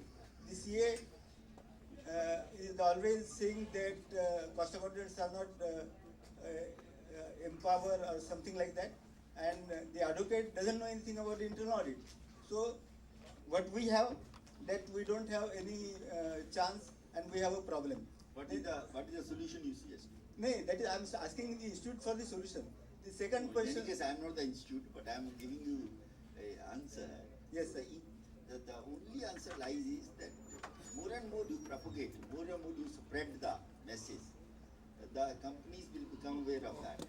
Yesterday, even many of the banks were not aware that you are allowed to do the stock audit and all that.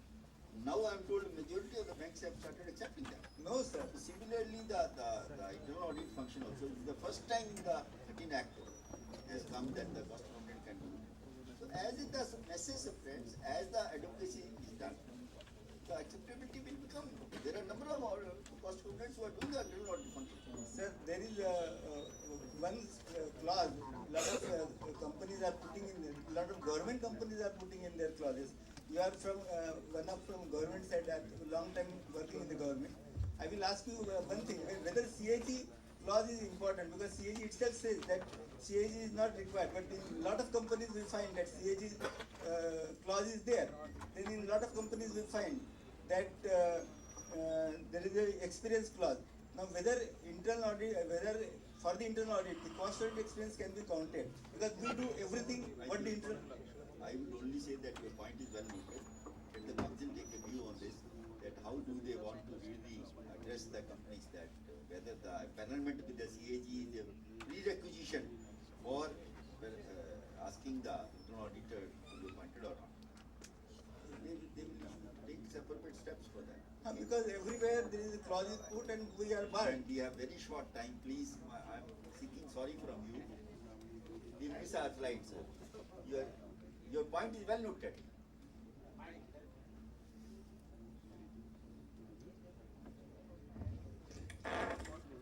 So, I would first like to thank the Institute for coming up with a lot of guidance notes.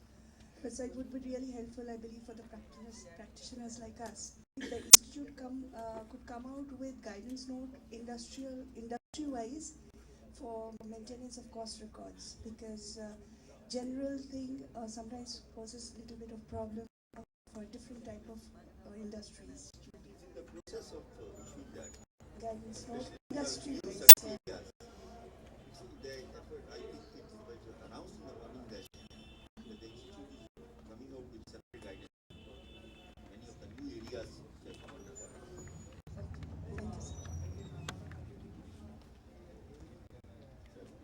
Thank you, sir.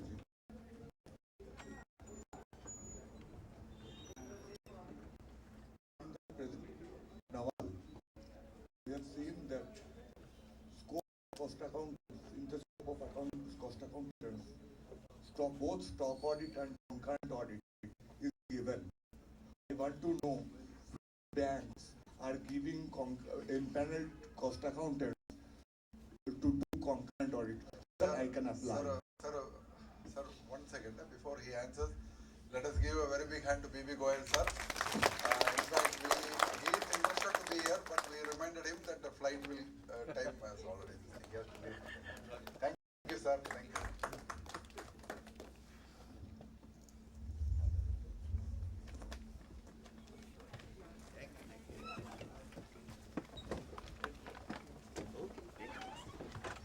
Excellent. Thank you, sir. So, dear friends, don't worry. We have the stalwart with us. Kunal Dada is very much here. You can continue, or if he has understood, you can answer. I think Devashish has raised question to Mr. Nawal. President is comfortable there, or you want here? President is comfortable. I want the answer not only from Mr. Nawal, also from Professional Development Chairman. And number one, and number two, I want to know that this AOC4, where our name has been abolished, our signature has been abolished, what step has been taken from the institute?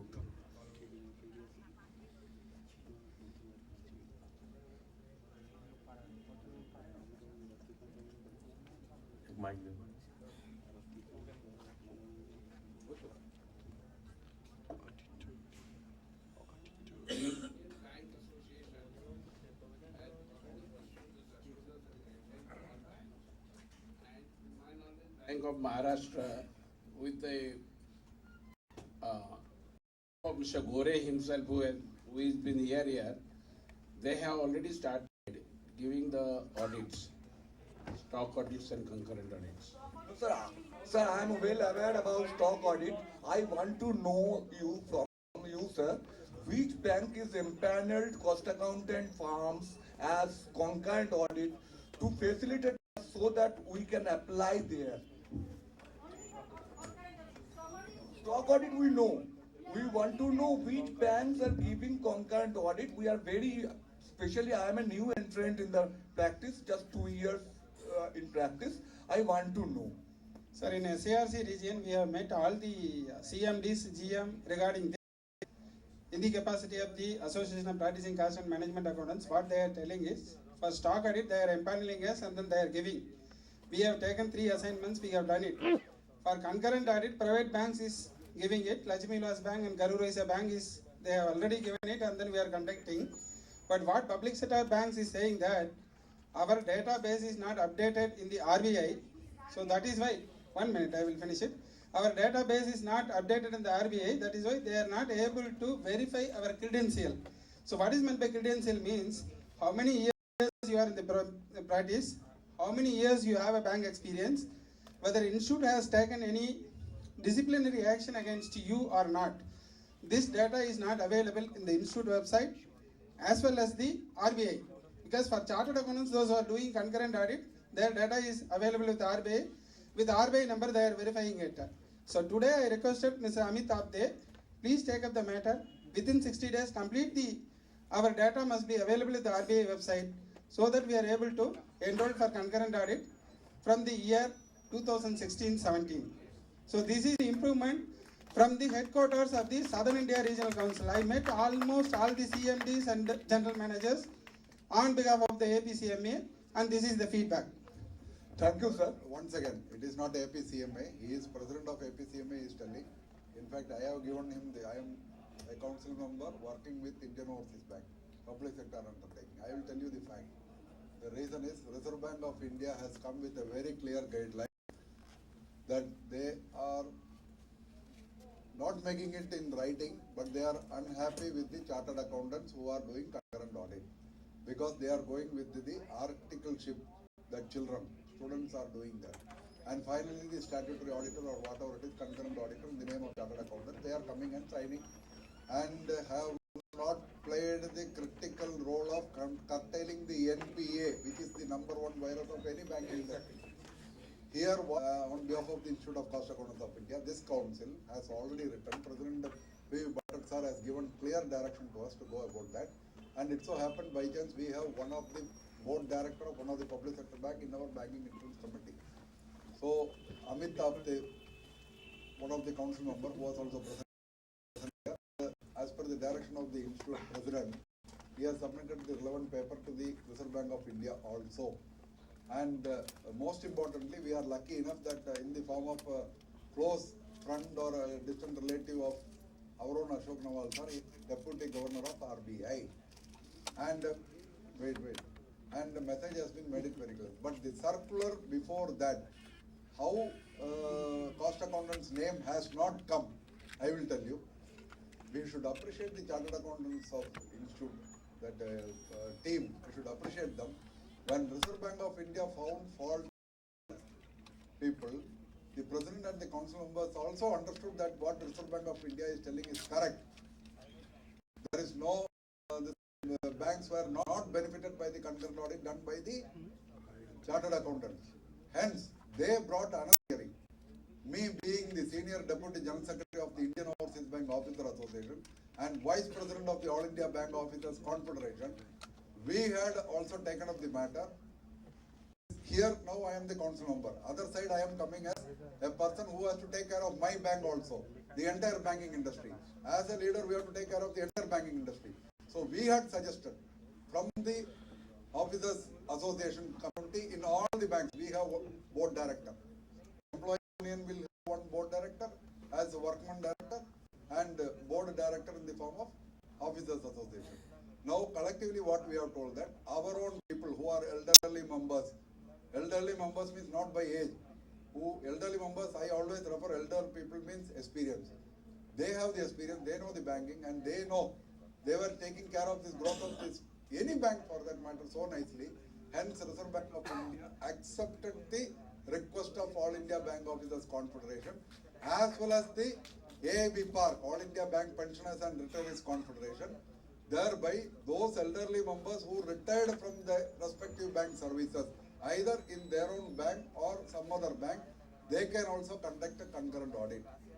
Only for those persons who retired from the bank itself, not for other practitioners. Madam, let me tell you, let me finish.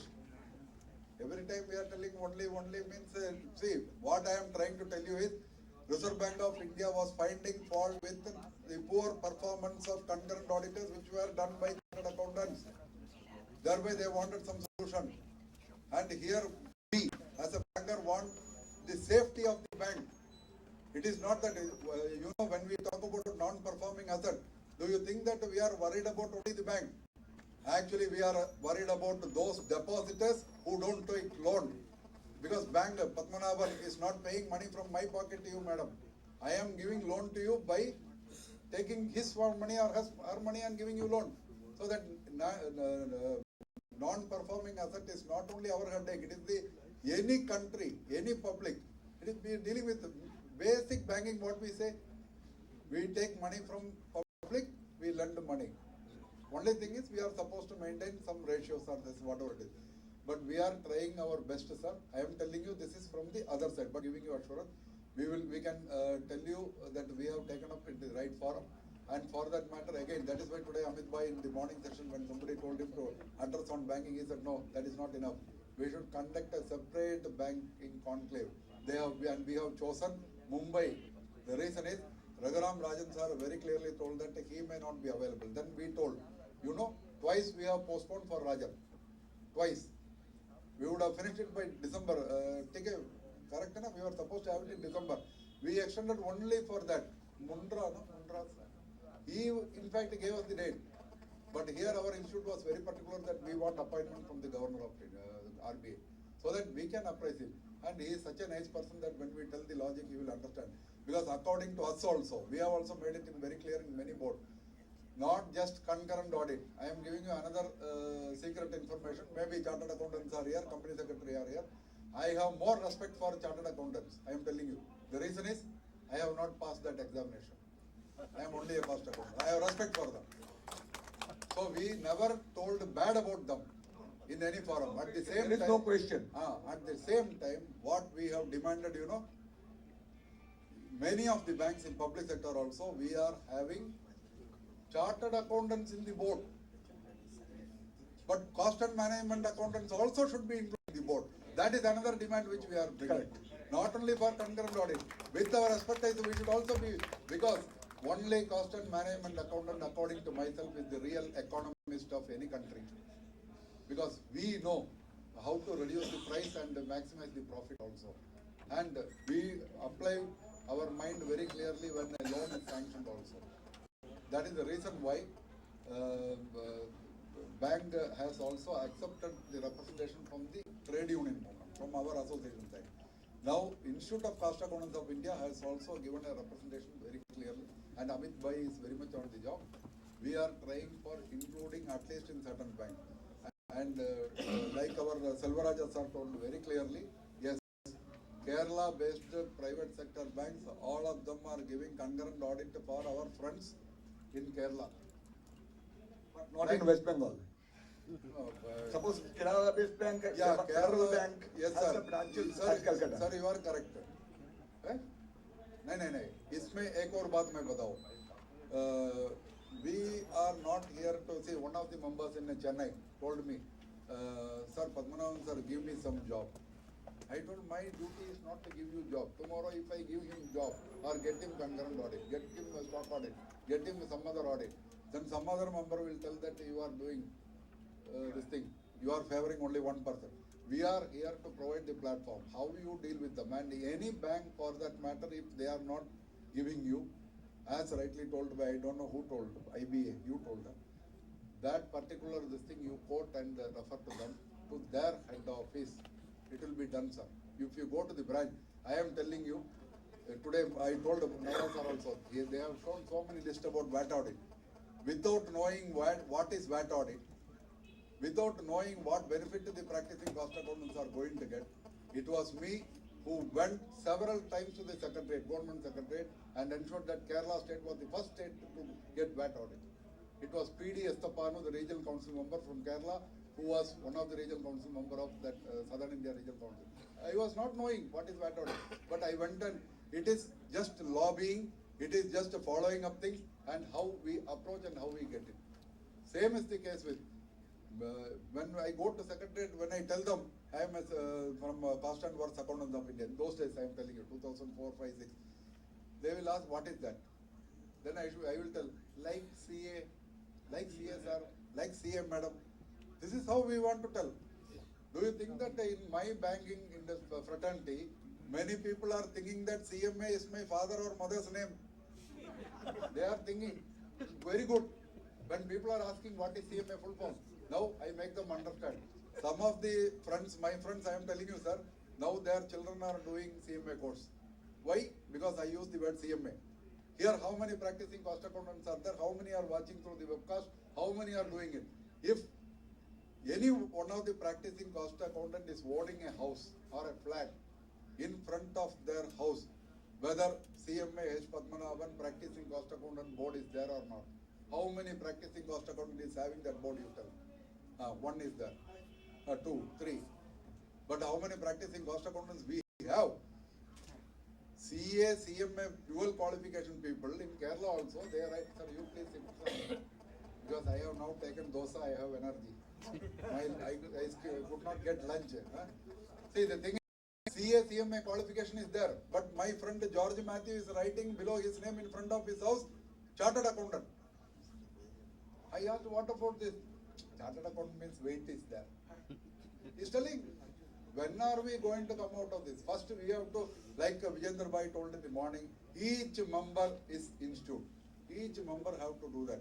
Similarly, by any chance, any manager in any Kerala State Bank is here, if they are not doing, you please write to their head office, sir. It's very simple. Nowadays everything is in net.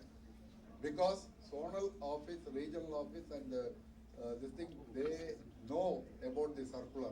But down the layer, the branch level people, like my friends in government of Kerala Secretariat, they don't know. And shall I tell you another thing for your information? Additional skill acquisition program is a project. Skill development, this thing was Government of India scheme.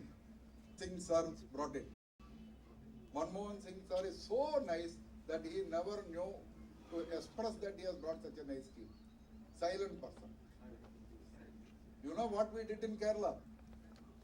What we did was we just went to the government of Kerala with the representation that SC, ST, OBC, minority community below poverty line, you have money in the welfare fund. Why don't you send those kids to our institute? We will groom them and include them in the nation building process. Raju Iyer sir is a witness for that. Ummanjandi sir, the present chief minister, he fired me in Malayalam. Where is APL? He asked. When I told SC, ST, OBC, minority community below poverty line, in front of him he fired me. Where is APL? I told sir, APL I didn't think that I should include. He taught me, in APL also there are family who are below average income group. You should include that papan. He told me. I am not bluffing. Raju Iyer sir is very much here luckily. He was witness. And you know what happened? This additional skill acquisition program, government project, from that fund is available with all the state, not Kerala. Including Indian Overseas Bank, we have huge deposit, which is unutilized by the MPs and MLAs. Now we made it. Now you know what happened? Around 10,500 students are now doing certificate, that accounting technician course. Na? When they complete that, it is equivalent to foundation course. Now they are joined for the intermediate course. How many people have gained? Many faculty members from our own fraternity got job. These children got, you know, in certain places from slum area, children used to walk and they have to cross the river by that small 1G, we call not boat, small this thing, and come and learn. Now they are doing that. Now, yesterday or day before yesterday, Jaipur, Jaipur, they have told Rajasthan, I think, Rajasthan, 3,600 children are going to, they are going to sign a MOU. Day after tomorrow, Guwahati, that this thing. People are telling Kerala project, Kerala. It is not Kerala project. It is actually Government of India project which other states have not utilized. And West Bengal, normally, including myself, we follow Bengal. We have only one theory. My blood is red color and we have the flag also red. And how come Kerala and Bengal for this difference is there, I don't know. What you do, we are following. So what we do, you should follow. Sir, there is no question of difference. I am telling you, yes, I was regional operation manager in HDFC Bank Limited, and in 2013, when our national conference on banking and insurance was held on by Howrah chapter at Park Hotel, that time also I was in DAS and I has taken up with the GM who was presiding that meeting, that why we are not getting concurrent audit. He has specifically told here RBI has no role to play. This is the bank's thing. Not only that, in July, I think Arundhati ma'am was there in Kolkata practice members meet, where I have taken up this thing with Mr. Vijendra, and I have given him one advice that at regional level, let Mr. Padhi be there. All regional managers of banks should be invited to EIRC, and they should be informed that at least 6-7 banks are giving stock audit, and other banks should give. And likely at Western Regional Council, since maximum bank's headquarters is at Bombay, so it should be taken up by the institute through Western India Regional Council to the respective banks for stock audit as well as concurrent audit. But after that, it was not briefed that this development was there. Let us give him a very big hand, please. The reason is, like builders meet which Buttershop is planning in all the region, yes, bankers meet is required. Because that is one of the area, I am telling you honestly, the payment which we give for the auditors, you won't believe, it depends upon that advances of that particular bank. It's a very good pay you people will get. Definitely we should have that bankers meet and Western India Regional Council, we need not put like that, because many banks are having headquarters in different part of the country. Your guidance, in fact, me, including me, I should also note it to do it across the country, not in one. Because if we can see today, for your information, none of the regional managers will be in that region for more than 2 years. Correct. So that regional manager will go to some other region district. Then tomorrow the other regional manager who come from Mumbai to Kolkata, he may give you. Kolkata wala udhar jayega to wo nahi dega. Confusion. Better to do such utility program everywhere. We will do it, sir. And not only just doing it, we give you the assurance that we will try our very best. And ये जो RBI का communication है ना, जो bank के लिए, that is the only constraint which Selvaraja sir very nicely explained, because there are certain things which RBI is also not having to accept our request. We have to now give that database. What he is telling, it is now institute duty to see that that particular this thing also is there, and we convey to them along with our representation, requesting them to include our.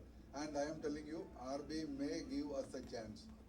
They don't want to remove chartered accountant, but they have now added one category. What is that? Experienced, retired, or VRS taken bank employees can also do that. Similarly, let them not delete chartered accountants or that retired employees, but let them also include our cost. Like that we will do it. Sir, why I am telling you? Because not only the fees of stock audit. And shall I tell you one more thing, sir? A student of Raju here, sir, who is now a practicing cost accountant in Chennai, he is the only person in Chennai who is getting this concurrent audit. Am I right, sir? Sukumar. How? Sitting in Chennai, he is getting Federal Bank, Thrissur wala. I mean, between Cochin and this thing. And we should tell RBI also, because due diligence certificate can be certified by chartered accountant and cost accountant both. So if due diligence can be certified by us, then also concurrent audit can be done by us. And I am not talking about concurrent audit and stock audit. Why I am talking about? Because banking fraternity should know we professionals are there. Because in my practical experience, one of the bank people is telling that no due diligence can be done only by chartered accountant, no cost accountant. I have given them RBI circular, then they have given me the job. This is one. Sir, let us conclude. Cut it down now. Let us conclude this topic on banking. Okay. I am telling you, not only I told you already, I told the August body, not only for concurrent audit we are demanding, we are demanding the CMA has the best role for helping the bank to curtail this NPA. There only the management will give. So we should get risk-based internal audit in particularly credit and advance department. That is correct, but NPA is the all the top people. Let us attack. Can they will come to us. Can you put a stop, Selvaraj? We have already taken a note of it. So we want to thank the president. That is what because we have some 2-3. Give me 3 minutes time. I will start. On 6th September 2015, so we have invited president to our city, and then we have put up some of the points out of which he has completed 6 months training. We have asked for 18 months compulsory training for the students, but he made it 6 months compulsory training for the students, for which we would like to thank you on behalf of CMA. Similarly, we said earlier about 2 to 3 years, the secretary was in charge, and this is not a good for our institute, because the President of India, as well as the Prime Minister of India, is elected 45 days. Why we are not electing our secretary? So immediately he has taken an action, and then within 45 days he has appointed a secretary. So that is also our Kaushik Banerjee was appointed as a secretary. We will give you a big hand for President as well as the Kaushik Banerjee, because he is our member. We know to him for many years. And then website updation. So we have given some website updation as far as the members is concerned. So that is also immediately taken up, and then he has completed within 15 days. So a man of action. So we would like to thank you on behalf of APCMA and on my own behalf also. Then now we are putting forth some of the points to be taken care of. As far as the partnership concern is concerned, now the website is having only the partnership number, for partnership firm number and name is there. That is not sufficient for the stakeholders to see that. So the where is the head office, how many branches it is having, so when it is incorporated, and then how many years it is experienced. So this is required for as far as the partnership firms PDF is concerned. Please update it. That I already discussed with the AS Bakchi, and then he told that he will look into that. So I will also request the secretary to take up the matter at the earliest and then finish it up. And then as far as the student stipend is concerned, it is a 2,000, 3,000, 4,000 is mentioned as far as a PCMA, and some 4,000, 5,000, 6,000 it is mentioned. In today's cost it is not possible. Kindly revisit on that, and then at least 5,000, 6,000, 7,000 for PCMA, and 7,000 or 8,000, 9,000, 10,000 for industry. So for first year, second year, third year, try to revise it at the earliest point of time so that we may able to have some good article with us. Then minimum suggested fees for the professionalist. It is a suggested. No, now I will finish it up, sir. Please, I will finish it up. You will have, no. I will finish it up, sir. Don't interfere. Sir, it is not your point of this thing, sir. I am requesting the secretary as well as the president. So please, I am requesting the president as well as the secretary. Both are available here. So minimum suggested fees, it is in a recommendatory in nature. It was published in 2011, May 2011. So now it is 5 years over, and then it doesn't have any relevancy. Try to increase it at least 200%, and then put it in the website. Whether we are following it up or not, that is entirely different issue. At least let our institute will go up, because Chartered Accountants is issuing this, revising these minimum suggested fees once in 3 years. So why can't we do it at least once in 5 years? This is a practice. I request the president as well as the secretary to do it at the earliest point of time. And then kindly I request the president to kindly get the compliance certificate for us. So that already we have put it in the, that is advisor cost, and then he told that he will look into that. Then appointment of auditors. Some clarification for appointment of auditors and maintenance of records. Yeah, okay, sir. Okay, then, thank you. Thank you very much. All your points are noted. Appan, can you close? Should be sent to parliamentary committee.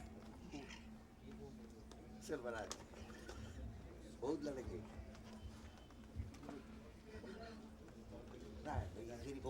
See, we are coming to the conclusion of question and answer session, but please remember, maybe after leaving this hall, you may feel that I should have told that, I should have told this, like that and all. Go by the sentence of Niranjan Mishra sir. In his address, he has told very clearly, whatever may be your idea, whatever may be your suggestion, you yourself don't decide whether it is good or bad or best.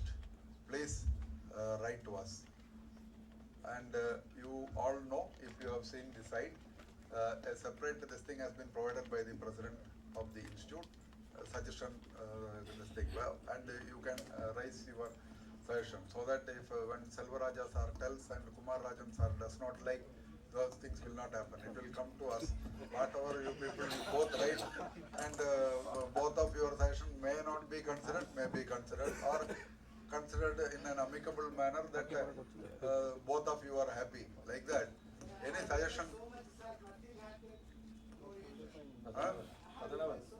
Yeah, you please write some more. Okay, so we are. You are also an elected representative, I think. No, that is what you learn to be a leader first, and you serve your members better. Okay, thank you, and I request Biswarup Dada to propose the vote of thanks, please. नहीं आपका suggestion तो मेरे वो है additional skill acquisition program like what we did in Kerala, Rajasthan. You do it and I will support you. Okay, skill development project. You just give me the time when the minister is free. I will come. We will achieve, sir. Good evening to all of you. Respected President Mr. P.V. Bhattar, respected Council Member Mr. A.V. Ashok Bhagwan Das Nawal,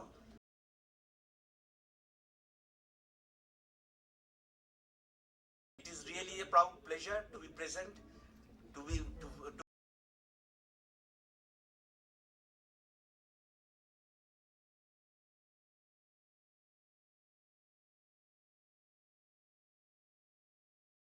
Goswami for our nice program, and I am personally thankful to our past president Mr. Kunal Banerjee for his lively presentation and also helping us the council in different matters. I am also thankful to Mr. Horijivan Banerjee and other council members, and I assure you we will leave no stone unturned